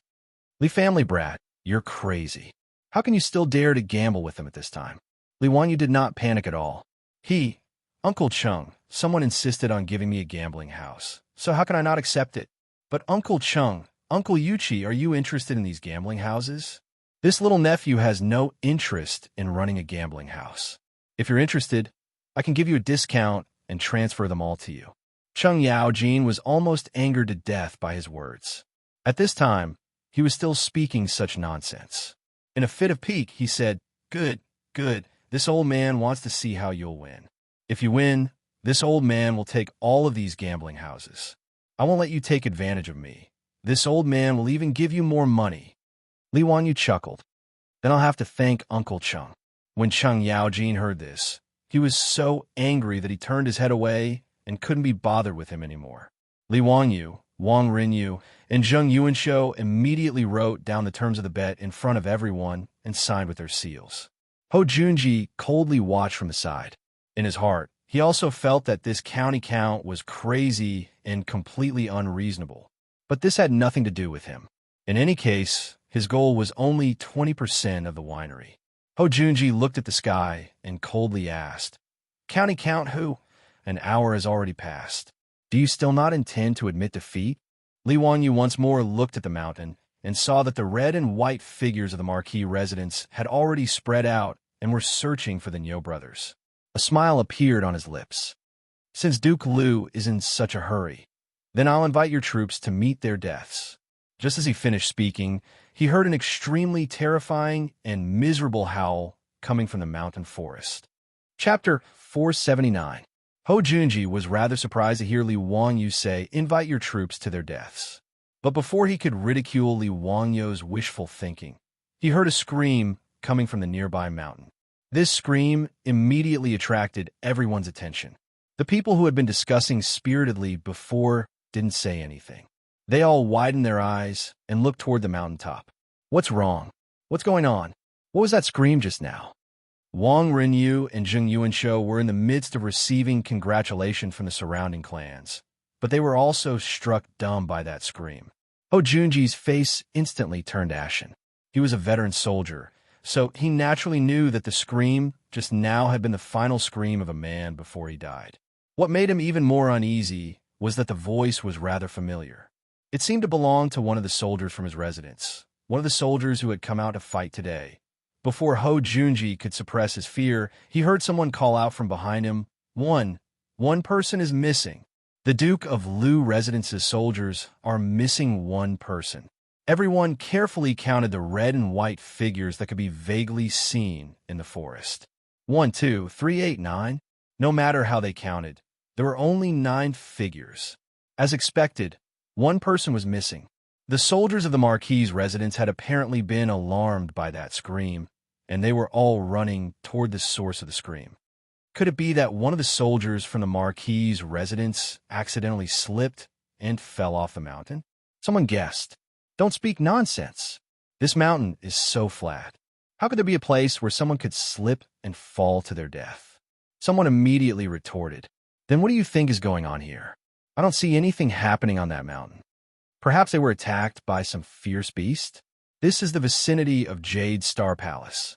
If there were any fierce beasts, the Imperial Army would have already wiped them out. And this is such a small mountain. How could there be any fierce beasts? Could one of the soldiers from the Marquis' residence have been bitten by a rabbit? While everyone was discussing, they suddenly heard another scream coming from the other side of the mountain. Ho Junji paled at this scream. It was clearly the voice of one of the soldiers from his residence. Another person is missing. Doubt, ancestor above. Could it be that there are ghosts on that mountain? That's right. I saw it very clearly just now. The figure of that troop member from Duke Lu's estate had just passed by a pile of shrubbery when a black shadow suddenly flashed past. After that, I heard a blood-curdling scream. The troops of Duke Lu's mansion were nowhere to be seen. What the hell is going on? Wang Rinyu and Zheng Yuanshou grimaced. The two of them had placed a heavy bet on Hou Junji, even using their own gambling house. Was there really going to be an accident in today's match? Marquis, what do you think about this matter? What happened to the troops in your mansion? Hou Junji mentally cursed at Wang Rinyu's question. If you're asking me, who am I supposed to ask? However, there's a smart person who suddenly asked Li Wangyu. Count who? Could it be that two of your troops made a move just now? Li Wangyu had a smile on his face, but in truth, his palms were covered in sweat. That Marquis, just keep watching. Although he had been brimming with confidence and accepted the enormous bet between the Wang clan of Taiyuan and the Zheng clan of Xingyang, how could he not be nervous? Moreover, he had been an ordinary white-collar worker in his last life. How could he have ever experienced such a bloody scene of slaughter? Although he was very far away and couldn't see what was happening on the mountain, and the dense foliage obscured his view. However, every time they screamed, Li Wangyu's heart would beat violently. On the mountaintop, the troops of Duke Lu's mansion, who had been silent all this time, also discovered the corpse of their comrade at this moment. They couldn't help but shout in panic. Hurry! He was struck, dead. Keep your eyes open. Pay attention to the trees. Hou Junji's face turned even paler as he heard these shouts carried by the wind. It seemed that his conjecture had been correct. The screams just now really had come from one of his troops. This meant that not only had those two of Li Wangyu's troops not fled, they had hidden themselves and used this chance to ambush his troops. Count who, what a good scheme. You even dared to use such a despicable method. He coldly snorted as he glared at Li Wangyu. Li Wangyu was not to be outdone. His deaths, I glaring back. What? When Duke Marquis went to war, did you not use the art of war? Only your saber. That's rather strange. It seems that Duke Marquis views this art of war as a despicable method. You? Hou Junji didn't know how to respond to Li Wangyu's rebuke, so he coldly snorted and ignored him. Although Hou Junji was rather nervous, he wasn't too worried. After all, both sides had agreed that after 2 hours, whoever had the most troops left would be the victor. So what if those two cripples had used sneak attacks to ambush two of his troops? In less than 2 incense sticks of time, the time for this gambling match would be up, and there were still 8 of his troops on the mountain. Although the situation was rather ugly, Hou Junji was still the victor. In Hou Junji's view, those soldiers of his weren't idiots. They were all fierce soldiers who had been through many battles. Now that 2 of their comrades had died, the rest of them should be on high alert and not give those 2 cripples a chance to ambush them. Wang Rinyu and Zheng Yuanshou had gathered at Hou Junji's side to ask for his opinion. Hou Junji naturally informed the pair of them of his analysis, and only then did Wang Rinyu and Zheng Yuanshou feel much more at ease. But before the 3 of them could breathe a sigh of relief, another scream came from the mountain. This time, everyone could clearly see that it was a red and white figure from the Marquis' estate who had been struck in the back by an arrow, causing him to scream as he died. Zheng Yuanshou had personally witnessed the death of the Marquis' estate subordinate, and he was so frightened that he stammered, Marquis, another one has died. This scene was really too strange. No matter how wide everyone at the foot of the mountain opened their eyes, they were unable to see the figures of the Niu brothers. And this wasn't even mentioning the fact that the Marquis' estate's troops had already begun to panic after losing 3 men in a row. In everyone's line of sight, there were only the 7 red and white figures in the forest. They were like headless flies, flying around in all directions. Brafanali clan, you better explain to this old man what's going on here. Are those 2 troops of your family human or ghost? Cheng Yaojin was also frightened out of his wits. He had always believed that with his abilities, he would find it difficult to find a match. However, even if he were to personally go into battle, he would not be able to do it so silently. Pai Lupi turned to Li Wangyu and asked, Zio, Could it be that those two troops of your family can fly through the air and travel through the earth? Uncle Chung, this little nephew, is also unable to explain this matter clearly. Once the gambling match is over, you'll understand. Li Wangyo's answer made everyone even more anxious and impatient.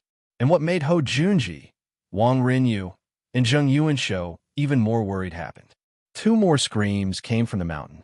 It was clear that two more of the Marquis' estate subordinates had died. Half of Hou Junji's 10 troops had been killed, leaving only 5, and the Niu brothers were still nowhere to be seen. Chapter 480. Hou Junji could no longer maintain his composure. Seeing that 5 of his men had died, he anxiously stomped his foot and began to curse. Bastard! You bunch of farmhouse slaves can't even find 2 handicapped people. What are you standing around for? Stick together for this old man. Don't spread out and give him a chance. Hold the line for this old man. No matter how loud his curses were, they couldn't reach the mountain several hundred meters away. Fortunately, the soldiers of the Marquis' residence were no fools. After losing 5 of their comrades, without even seeing where the enemy was, the remaining 5 no longer dared to spread out in search for the Niu brothers. The 5 soldiers quickly gathered together, all of them wielding sabers and knocking arrows as they nervously watched their surroundings. Only when he saw the red and white figures of his 5 soldiers gathered together did Hou Junji relax. There was still one incense stick of time before this gambling match was over. Hou Junji was confident that as long as his soldiers stayed together and guarded against the sneak attacks of those 2 cripples, they would have no problem enduring this incense stick of time. Although the scene was very ugly and his soldiers had been completely defeated, what did it matter? In short, he would be the one to win the bet.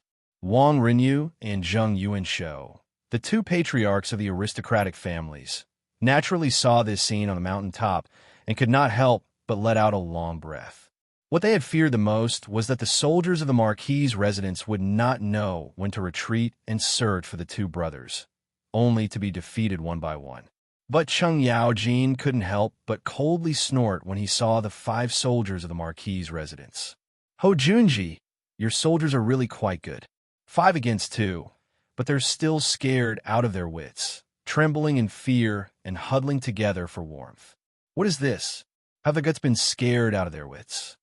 Hou Junji's face was ashen at Cheng Yaojin's jeers, and he said nothing, pretending not to hear. He also knew that Hou Junji, had lost a great deal of face in this gambling match. 10 soldiers of the Duke of Lu's residence had been beaten so badly by 2 crippled soldiers of the county count of whose residence that they didn't even dare to move. If this matter were spread, it would probably cause massive waves in Chang'an. But at this point, it was too late for regret. Winning the bet was the most important thing. As for losing face, so be it. Between face and 20% of the winery, Hou Junji would rather win the bet. At this moment, on a mountaintop, the remaining 5 troops of the House of Marquis stood back to back in a circle. All of them were extremely nervous. Even the slightest movement would make them extremely nervous. Sweat was already dripping down from the foreheads of the 5 men. Just now, 5 of their fellow soldiers had died in the forest one after another. This had already scared the guts out of these 5 men. When they first entered the forest, they still had a playful attitude, like a cat catching a mouse. They planned to find the crippled brothers, tease them, and then kill them. Daring to challenge the 10 of them with just 2 people, such arrogance. The troops of the House of the Marquis had long since been impatient to let these 2 crippled brothers experience their power. However, no one expected that even after the 10 of them searched the entire mountain, they still couldn't find any trace of the 2 brothers. Among these 10 troops, there were naturally some original scouts. Scouts were the scouts in the ancient army. They were mainly responsible for scouting the enemy. These scouts were skilled in disguise, concealment, and reconnaissance. They believed in their own eyes. Other than the 10 of them, there is absolutely no one else on this mountaintop. Just like the rest of the people at the foot of the mountain, the troops of the House of the Marquis naturally believed that the Niu brothers had fled over the mountain. They couldn't help but laugh and jeer at the audacity of the Count of Huxian's troops. But the time wasn't up, and they still had work to do, so they scattered and continued to search the mountain. No one took this bet seriously, and they relaxed as if they were on a scenic tour, casually strolling through the forest to kill time. After an hour, many of the troops of the House of the Marquis couldn't even be bothered to continue searching. They simply found rocks or tree stumps to rest, waiting for the time to end so that they could return victorious. But just when everyone was in a good mood and brazenly jeering at the two troops of the Count of Huxian's house, something unexpected happened. When the first scream rang out, everyone was given a fright, not understanding what was going on. They hurriedly ran in the direction of the sound, but what they saw was a comrade who had been stabbed in the back and was lying in a pool of blood. This scene scared everyone out of their wits. Before they could react, another scream came from not far away. When their comrades were assassinated one after another in this forest, the remaining few people were terrified to the extreme. This wasn't a big mountain, yet no one could find the two brothers. Instead, their comrades kept dying miserably. This extremely strange scene frightened everyone. If it weren't for the strict prohibition of the Duke of Lu's house, they wouldn't have dared to run. Otherwise, the remaining few people would have run away long ago, far away from this suffocating mountain forest. Brother Ran, this troop of the Count of Huxian's house, are they people or ghosts? Why can't I see their figures? How the F***CK would I know? Damn it, all of you, get your spirits up and open your eyes wide. I don't want to die in this damned place. Before he could finish his words, he saw an arrow flying through the air like a phantom. Before anyone could react, an arrow was nailed into the head of the soldier, surnamed Ran, who had just spoken. The tail of the arrow was still slightly trembling. This time, he didn't even let out a scream. He only let out a muffled groan and stood still for a long time. Then, under the gazes of the four soldiers around him, he fell on his back. The four of them stood there in a daze for a few seconds. In the next moment, the four of them were like frightened quails, scattering in all directions. They no longer cared about sticking together to defend. At the base of the mountain, Ho Junji and the others naturally saw this sight. Ho Junji's hands began to tremble in anger at the sight of his own troops fleeing. He wanted nothing more than to take out his sword and cut off their heads to vent his anger. Wang Rinyu and Zheng Yuanshou were ghastly pale. The thought that their gambling house would fall into someone else's hands made their hearts drip blood. But it was too late to say anything now. Ho Junji's group of three could only pray that their four troops would be able to last through the remaining time. But it was clear that their prayers were not accepted by the heavens. Two more screams came from the forest, and Ho Junji's heart sank to the bottom of a lake. The conceited Ho Junji only had one thought in his mind. I lost.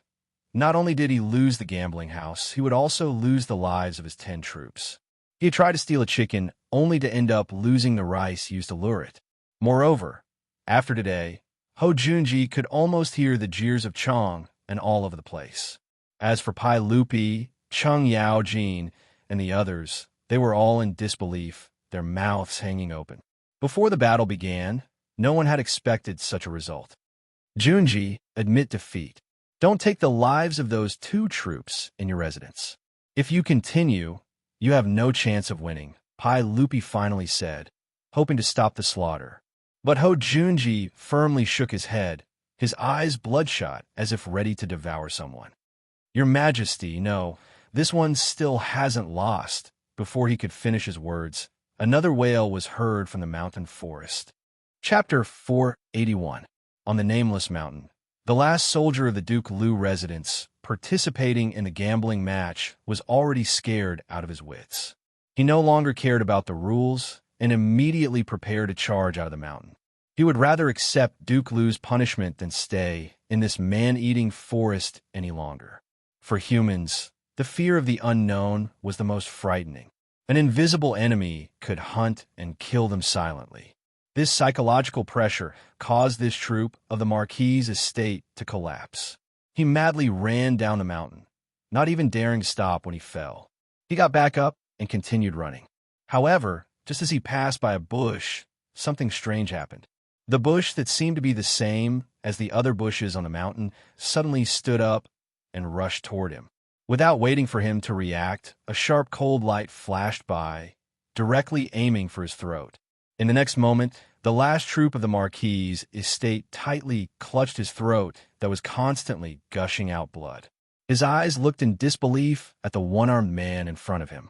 His last thought was that he was a soldier of the Count of Wuxia, and his clothes were very strange. The nameless mountain regained its silence once more, as if nothing had happened here. At the base of the mountain, Ho Junji's mouth was filled with bitterness, his mind in turmoil. Lost. He had actually lost. How could he have lost? Wasn't this supposed to be in the bag? Even if they were thrown onto the battlefield, each of them would be able to fight against 10 ordinary soldiers. They would not feel any pressure when facing a regiment of ordinary soldiers. How could they have died so cleanly in the face of 2 cripples, not leaving a single one alive? Wang Rinyu and Zheng Yuanshou were even more miserable and regretful. They had clearly come to watch the show, so why had they used their own gambling house to gamble with that little bastard surnamed Li? In the last few months, their Taiyuan Wang clan and Xingyang Zheng clan had repeatedly suffered grievous losses at the hands of Li Wanyu. They had gambled with Li Wanyu several times, but they had never won a single time. These 2 clan leaders were beginning to doubt their lives. Even today's gambling match, which they had been so sure of winning, had ended up being laughable to that little bastard. This sort of blow made these 2 clan leaders of the 5 surnames and 7 hopes seem to age a little. The 2 of them glanced at each other, their interest waning. Count who? You can have someone take over those 2 gambling houses at any time. Haha, I hope that Count whose luck will continue to be so good. This old man will take his leave. Wang Rinyu and Zheng Yuanshou, these 2 clan leaders, were rather straightforward and directly admitted defeat. But the meaning behind their words was that they were still unconvinced. Li Wanyu didn't care about this at all. He casually cupped his hands at the 2 of them as a form of thanks. Good people. These 5 surnames and 7 hopes were definitely good people.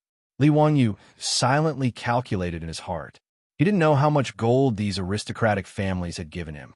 From the very beginning, when the steward of the Taiyuan Wang clan came to break off the engagement, they gave him more than 100 taels of gold. Later on, the Xingyang Zheng clan's apology, the gold that Prince Xiao lost in a bet, the money from the polo match, the 3 million jin of private money that Yongyi gambling house lost to him, and now, even the gambling house was given to him. It was all thanks to these great clans that he, Li Wanyu, was able to become rich. Wang Rinyu and Zheng Yuanshou apologized to Pai Lupi. Your Majesty, this subject is not feeling well and will take his leave first. Your Majesty, please allow this subject to take his leave. They led their troops and rode away, returning to Chang and city to lick their wounds. As for the clans who had come to watch the show, seeing these 2 big shots leave, they had no interest in staying any longer. They all excused themselves from Pai Lupi and rode away. It didn't take long for the crowd in front of Jade Star Palace to dwindle away, and the place became much quieter. Pai Lupi waved at Li Wanyu and called him over. Zio, you can tell me now. What's going on with those 2 troops of your clan? Uncle, the Niu brothers were hiding on that mountain this entire time. It was just that Duke Marquis' troops didn't see them. Li Wanyu's words infuriated Ho Junji, who rushed over and roared, Don't speak nonsense. Quite a few of my troops were originally scouts and had experienced countless battles. How could they not see where they were hiding? You're spouting nonsense. You must have used some sort of evil technique to cause my troops to die for no reason. Your Majesty, this subject's troops died for no reason. Ho Junji's words made Li Wanyu smile. Now that the dust had settled, Li Wanyu was in a very good mood. He didn't seem to mind Ho Junji's crude words, only shrugging his shoulders. 2 of my troops are still on that mountain. Duke Marquis, why don't you go and see for yourself if it was some sort of evil technique? As for what happened to your troops, I also sympathize with them. But it seems that from the very start, I didn't agree to a real battle, but Duke Marquis, Duke Wang, and Duke Zheng forced me to agree. Now that your troops have died, how can you blame me? His words naturally left Ho Junji speechless. Just as Li Wanyu had said, Li Wanyu had requested that weapons and arrows be wrapped in cotton cloth for the gambling match. It was he, Wang Renyu, and the others who had forced Li Wangyu to agree to a battle to the death. But the result was that all his troops had died. This result made Hou Junji feel a sweet taste in his throat, and he couldn't help but vomit blood. His appearance gave everyone a fright. Pai Lupi hastily called for Hou Junji to be sent back to Chang and to recuperate. Zhang Liang and the other comrades who were on good terms with Hou Junji also sent him back to Chang. Once everyone was gone, only Pai Lupi, Cheng Yaojin, and the others remained, all of them close to Li Wangyu. Cheng Yaojin no longer had any misgivings. Wearing his sunglasses, he came over and laughed. Waha! Virtuous nephew, is it true that your troops didn't have any immortal arts? There are no outsiders here, so explain to this old man what's going on. Uncle Cheng, don't joke around. There's no immortal arts. It's just a disguise, Li Wangyu explained with a smile. Don't lie to me. I've seen a lot of scouts in the army. How could there be any camouflage method that can make people completely unable to see through it? Cheng Yaojin shook his head, not believing Li Wangyu's words. Pai Lupi's eyes flashed. Zio, is it really just a disguise? Can others learn it? Can it be spread throughout the army? Of course. In truth, it's very simple. It's not even worth mentioning. Pai Lupi nodded, and then he turned to Cheng Yaojin and ordered, Jijia, take some soldiers and search that mountain again. We want to see if it's really that miraculous. Cheng Yaojin's eyes brightened, and he immediately nodded in agreement. When Pai Lupi went out, he naturally had to be accompanied by the Imperial Army of the Golden Guards. As the great general of the Jinwu Guards, Cheng Yaojin gave the order, and several hundred Imperial Army soldiers immediately rushed toward the mountain. They were prepared to conduct a thorough search to find the Niu brothers. Chapter 482. Hundreds of Jinwu guards searched the mountain on a large scale and almost dug 3 feet into the ground. However, other than finding the corpses of the 10 Hou Junji's troops, they still found nothing. Cheng Yaojin was even more confused when he heard the report from his subordinate.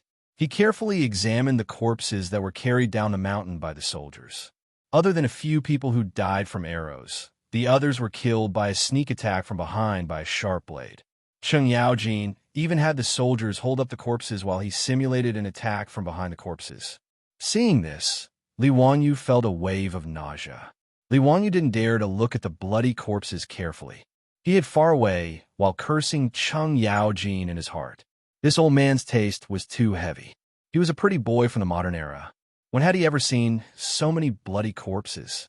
Not vomiting on the spot was already a sign of his strong mental fortitude. After Cheng Yaojin finished looking at the corpses, he casually wiped the blood on his hands on the corpses' clothes and strode to Li Wangyu's side. Boy, tell me honestly, are your 2 subordinates still on the mountain? I don't believe that someone can hide so well that hundreds of Jinwu guards can't find them. Did the Niu brothers really become immortals?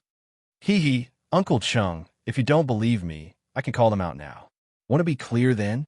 Li Wangyu glanced at Cheng Yaojin's big hand, which was still wet with blood, and quietly moved back a few steps. He was afraid that this old man would be so happy that he would pat his shoulder again. No need. I don't believe that we can't find them. I'll go look for them myself. Pai Lupi, Yuqi Jingde, Chai Lingwu, Li Jing, and the others were also interested after hearing the two's conversation. Thus, they simply walked to the small mountain and planned to see it with their own eyes.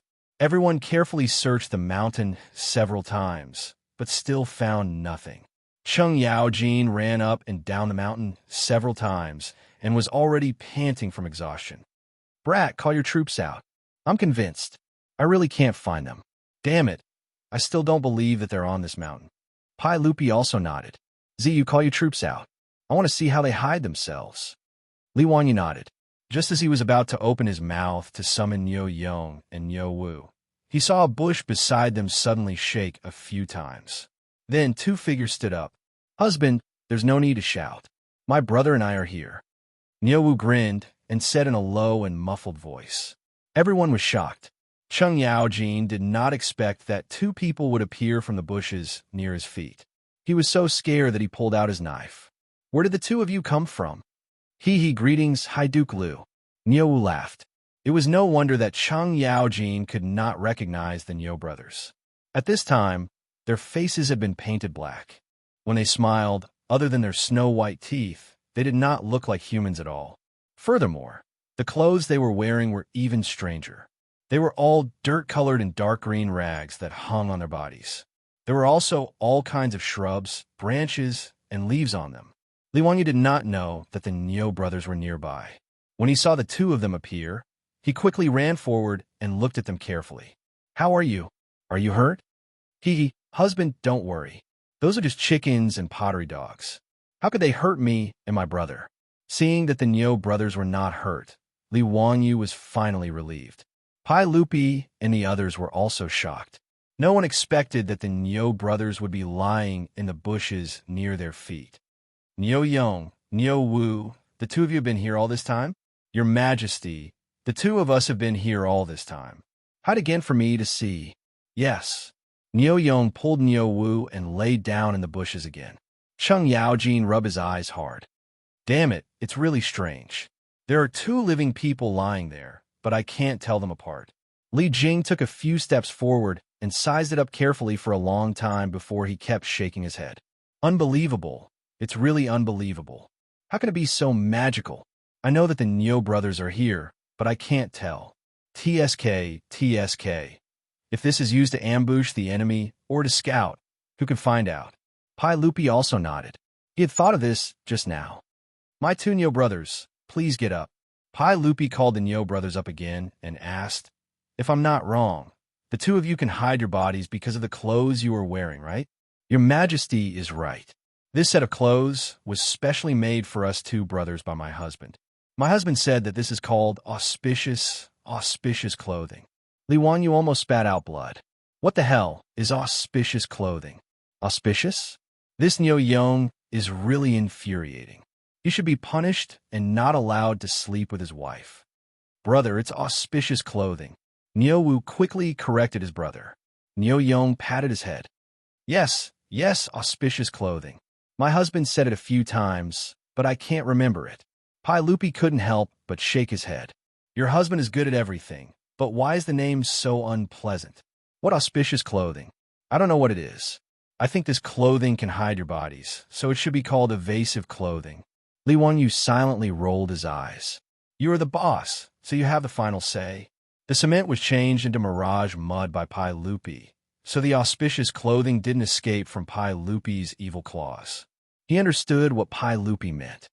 Evasive clothing was the ancient Chinese name for chameleons.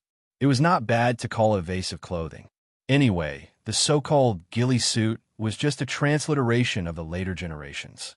It didn't have any practical meaning. Li Wanyu was just used to calling it ghillie suit. The clothing that the Niu brothers were wearing was the disguise, clothing used by the special forces in the future, the auspicious clothing. The auspicious clothing was invented by a Scottish hunter during the First World War. It was basically a coat made of cloth and cloth with many ropes and strips. It was usually made into the color of the soil or plants. After the soldiers wore the auspicious clothing, they would be able to blend into the background like chameleons. It would be hard for the enemy to discover them. Li Wanyu was also a fan of the military in the future. Although he couldn't recite the data of the various military equipment, he was still familiar with the general military knowledge. In the future, he was also a frequent visitor to a few famous military forums. That day, when Niu Wu said that he and his brother could deal with dozens of golden guards in the wild, Li Wanyu only thought that he was bragging. Of course, Niu Wu's words were also an exaggeration. Although he and Niu Yong were members of the White Trampling Army, they weren't supermen that could deal with dozens of people. Li Wanyu suddenly thought of the scenes of special forces ambushing the enemy in the movies. Especially the snipers wearing the auspicious clothing. They left a deep impression on him. Therefore, when he was unhappy with Ho Junji for sowing discord and angrily brought up the matter of the forest fight, it was because he suddenly thought of the auspicious clothing. Reality also proved that the auspicious clothing's camouflage effect was surprisingly good. The troops of the Marquis estate who never thought that there would be people who could conceal themselves so well were ambushed by the Niu brothers. In the end, they all died in the forest. After Pai Lupi understood the use of the auspicious clothing, he had the Nyo brothers take it off and had 2 golden guards put it on. As expected, it had the same camouflage effect. Haha, good. Zio, I didn't expect you to have such an understanding of the military. I have underestimated you. I'll accept this auspicious clothing, but I won't give you anything else. After all, you have gained a lot this time. TSK, the 3 gambling houses in Chang, and all belong to you now. Chapter 483. The 2 sets of ghillie clothes that the Nyo brothers were wearing were naturally made in 2 days by their beautiful superior, the maids in the estate, Afro and Perrin.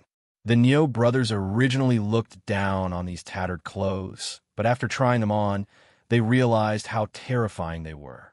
After the 2 brothers put on the ghillie clothes, they had already fought with the 73 golden guards several times, and the results were self-evident. Thus, when Wang Rinyu, Zheng Yuanshou, and the others mocked the Nyo brothers for running away without a fight, the 73 soldiers couldn't help but laugh. What kind of joke was this? If not for the fact that they had used wooden sabers and wooden arrows to fight with the Nyo brothers, the 73 of them would have already been buried in the ground. Even the 73 of them had been killed by the Nyo brothers in the forest. No matter how formidable Ho Junji's troops were, how strong could they be? After a few rounds of fighting to the death, these old ruffians were now full of admiration for the Nyo brothers.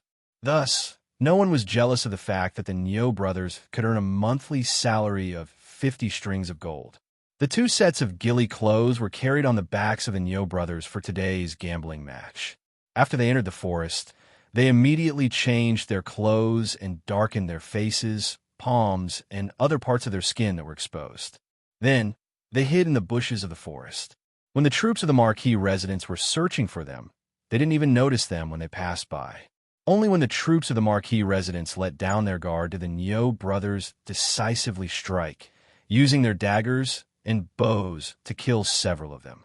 After understanding the details of the fight on the mountain from the Nyo brothers, Cheng Yaojin and the others could only shake their heads. Ho Junji's loss wasn't unjust. No one could do anything against such an opponent. Hee, Uncle Cheng, Uncle Yuchi, are you guys interested in those 3 gambling houses?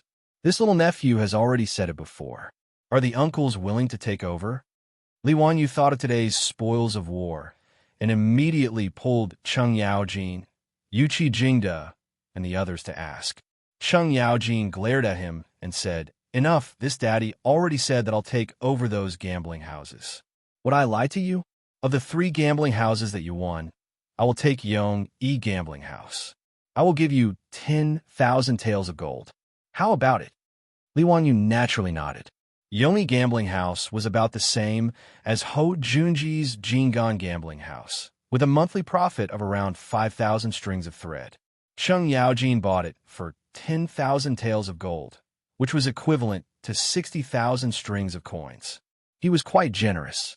With Cheng Yaojin's help, the other dukes would naturally not give up on the opportunity to expand their own businesses. In any case, they already had a gambling house in their residence, so it would be good to have another one. Pai Lupi wanted to ban gambling, but was unable to do so due to the pressure from the aristocratic families and nobles.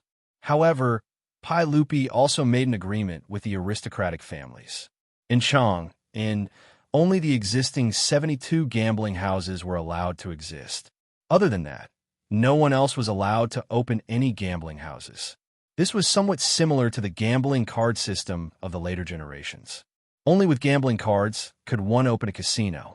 Those aristocratic families and nobles, as those with vested interests, naturally didn't want anyone else to take a share of the profits, so they naturally nodded in agreement. This was also why Ho Junji, Wang Rinyu, and Zheng Yuanshou were so sad today. If they lost their gambling houses, they would lose the right to operate gambling houses. Unless their 3 clans took over gambling houses from other aristocratic families, they would not be able to open any more gambling houses. Gambling houses were businesses that made huge profits with little capital. Last time, Li Wanyu had used his understanding of history to work with Cheng Yaojin to take a huge bite out of the gambling houses of the aristocratic families. But who had ever heard of a gambling house losing money? Yuqi Jingde and Chai Ling Wu also expressed that they were willing to buy Hou Junji's and the Zheng clan's gambling houses for the same price as Cheng Yaojin, 10,000 taels of gold. This naturally made Li Wanyu grin so much that his eyes turned into slits, and he repeatedly bowed in thanks. To suddenly earn 30,000 taels of gold, it truly was true that one could not become rich without a windfall. After dividing up the loot, everyone was very satisfied with their harvest. Pai Lupi ordered his men to carefully put away the two evasive uniforms. While these things didn't seem very eye-catching, their concealment ability had greatly tempted Pai Lupi and the other military bigwigs. As the Minister of War, Li Jing was naturally very concerned about military equipment. He looked at the evasive uniform that Pai Lupi had given its name to and shook his head. These evasive uniforms are not bad, but they have a flaw. These clothes are too trivial. The cloth, ropes, and branches on them hinder the soldiers from wielding their weapons. Pai Lupi and Cheng Yaojin nodded in agreement, finding Li Jing's words reasonable. That's right, the evasive uniform is not suitable for ordinary soldiers. How can they fight when they're dressed like this? Cheng Yaojin also shook his head. Hearing this, Li Wanyu couldn't help but burst into laughter. Duke Wei, Uncle Cheng, this auspicious so-no, evasive uniform is used for special operations. It's used by special forces when they are in hiding.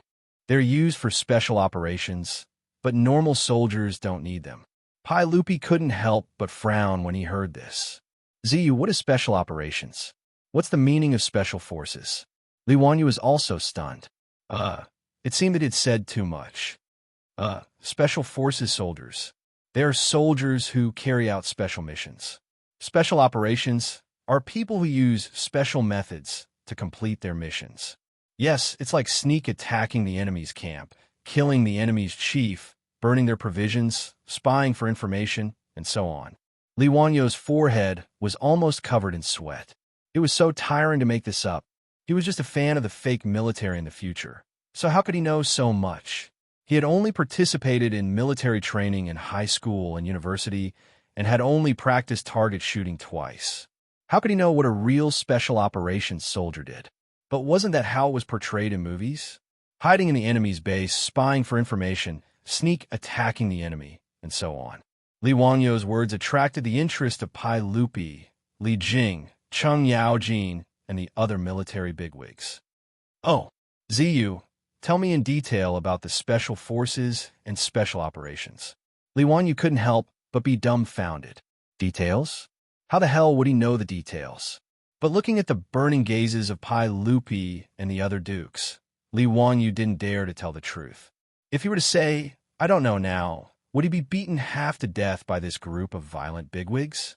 Since ancient times, there were two types of people that everyone had the right to kill: those who hung people's stomachs and those who spoiled their entire family. Li Wanyu had lost the appetite of Pai Lupi and the others. If he were to say that he didn't know anything else, Niu Yong and Niu Wu would probably have to lead the 73 troops and carry him back to Dingzhou village. Thinking of this, Li Wanyu couldn't help but shiver. He looked left and right, then smiled and said, Uncle, this isn't a good place to talk. This kid's mansion isn't far away. Why don't I invite Uncle to my mansion, and we can talk while drinking? Wahaha, kid, after talking for so long, this is the only sentence that sounds good. Let's go, lead the way. I've been thirsty for a long time, and I need wine to quench my thirst. Cheng Yaojin's blood-stained and dirty hand finally landed on Li Wanyu's shoulder. Looking at the handprint on the shoulder of his white robe, Li Wanyu was about to cry. F***CK, this old hooligan. Did he do it on purpose?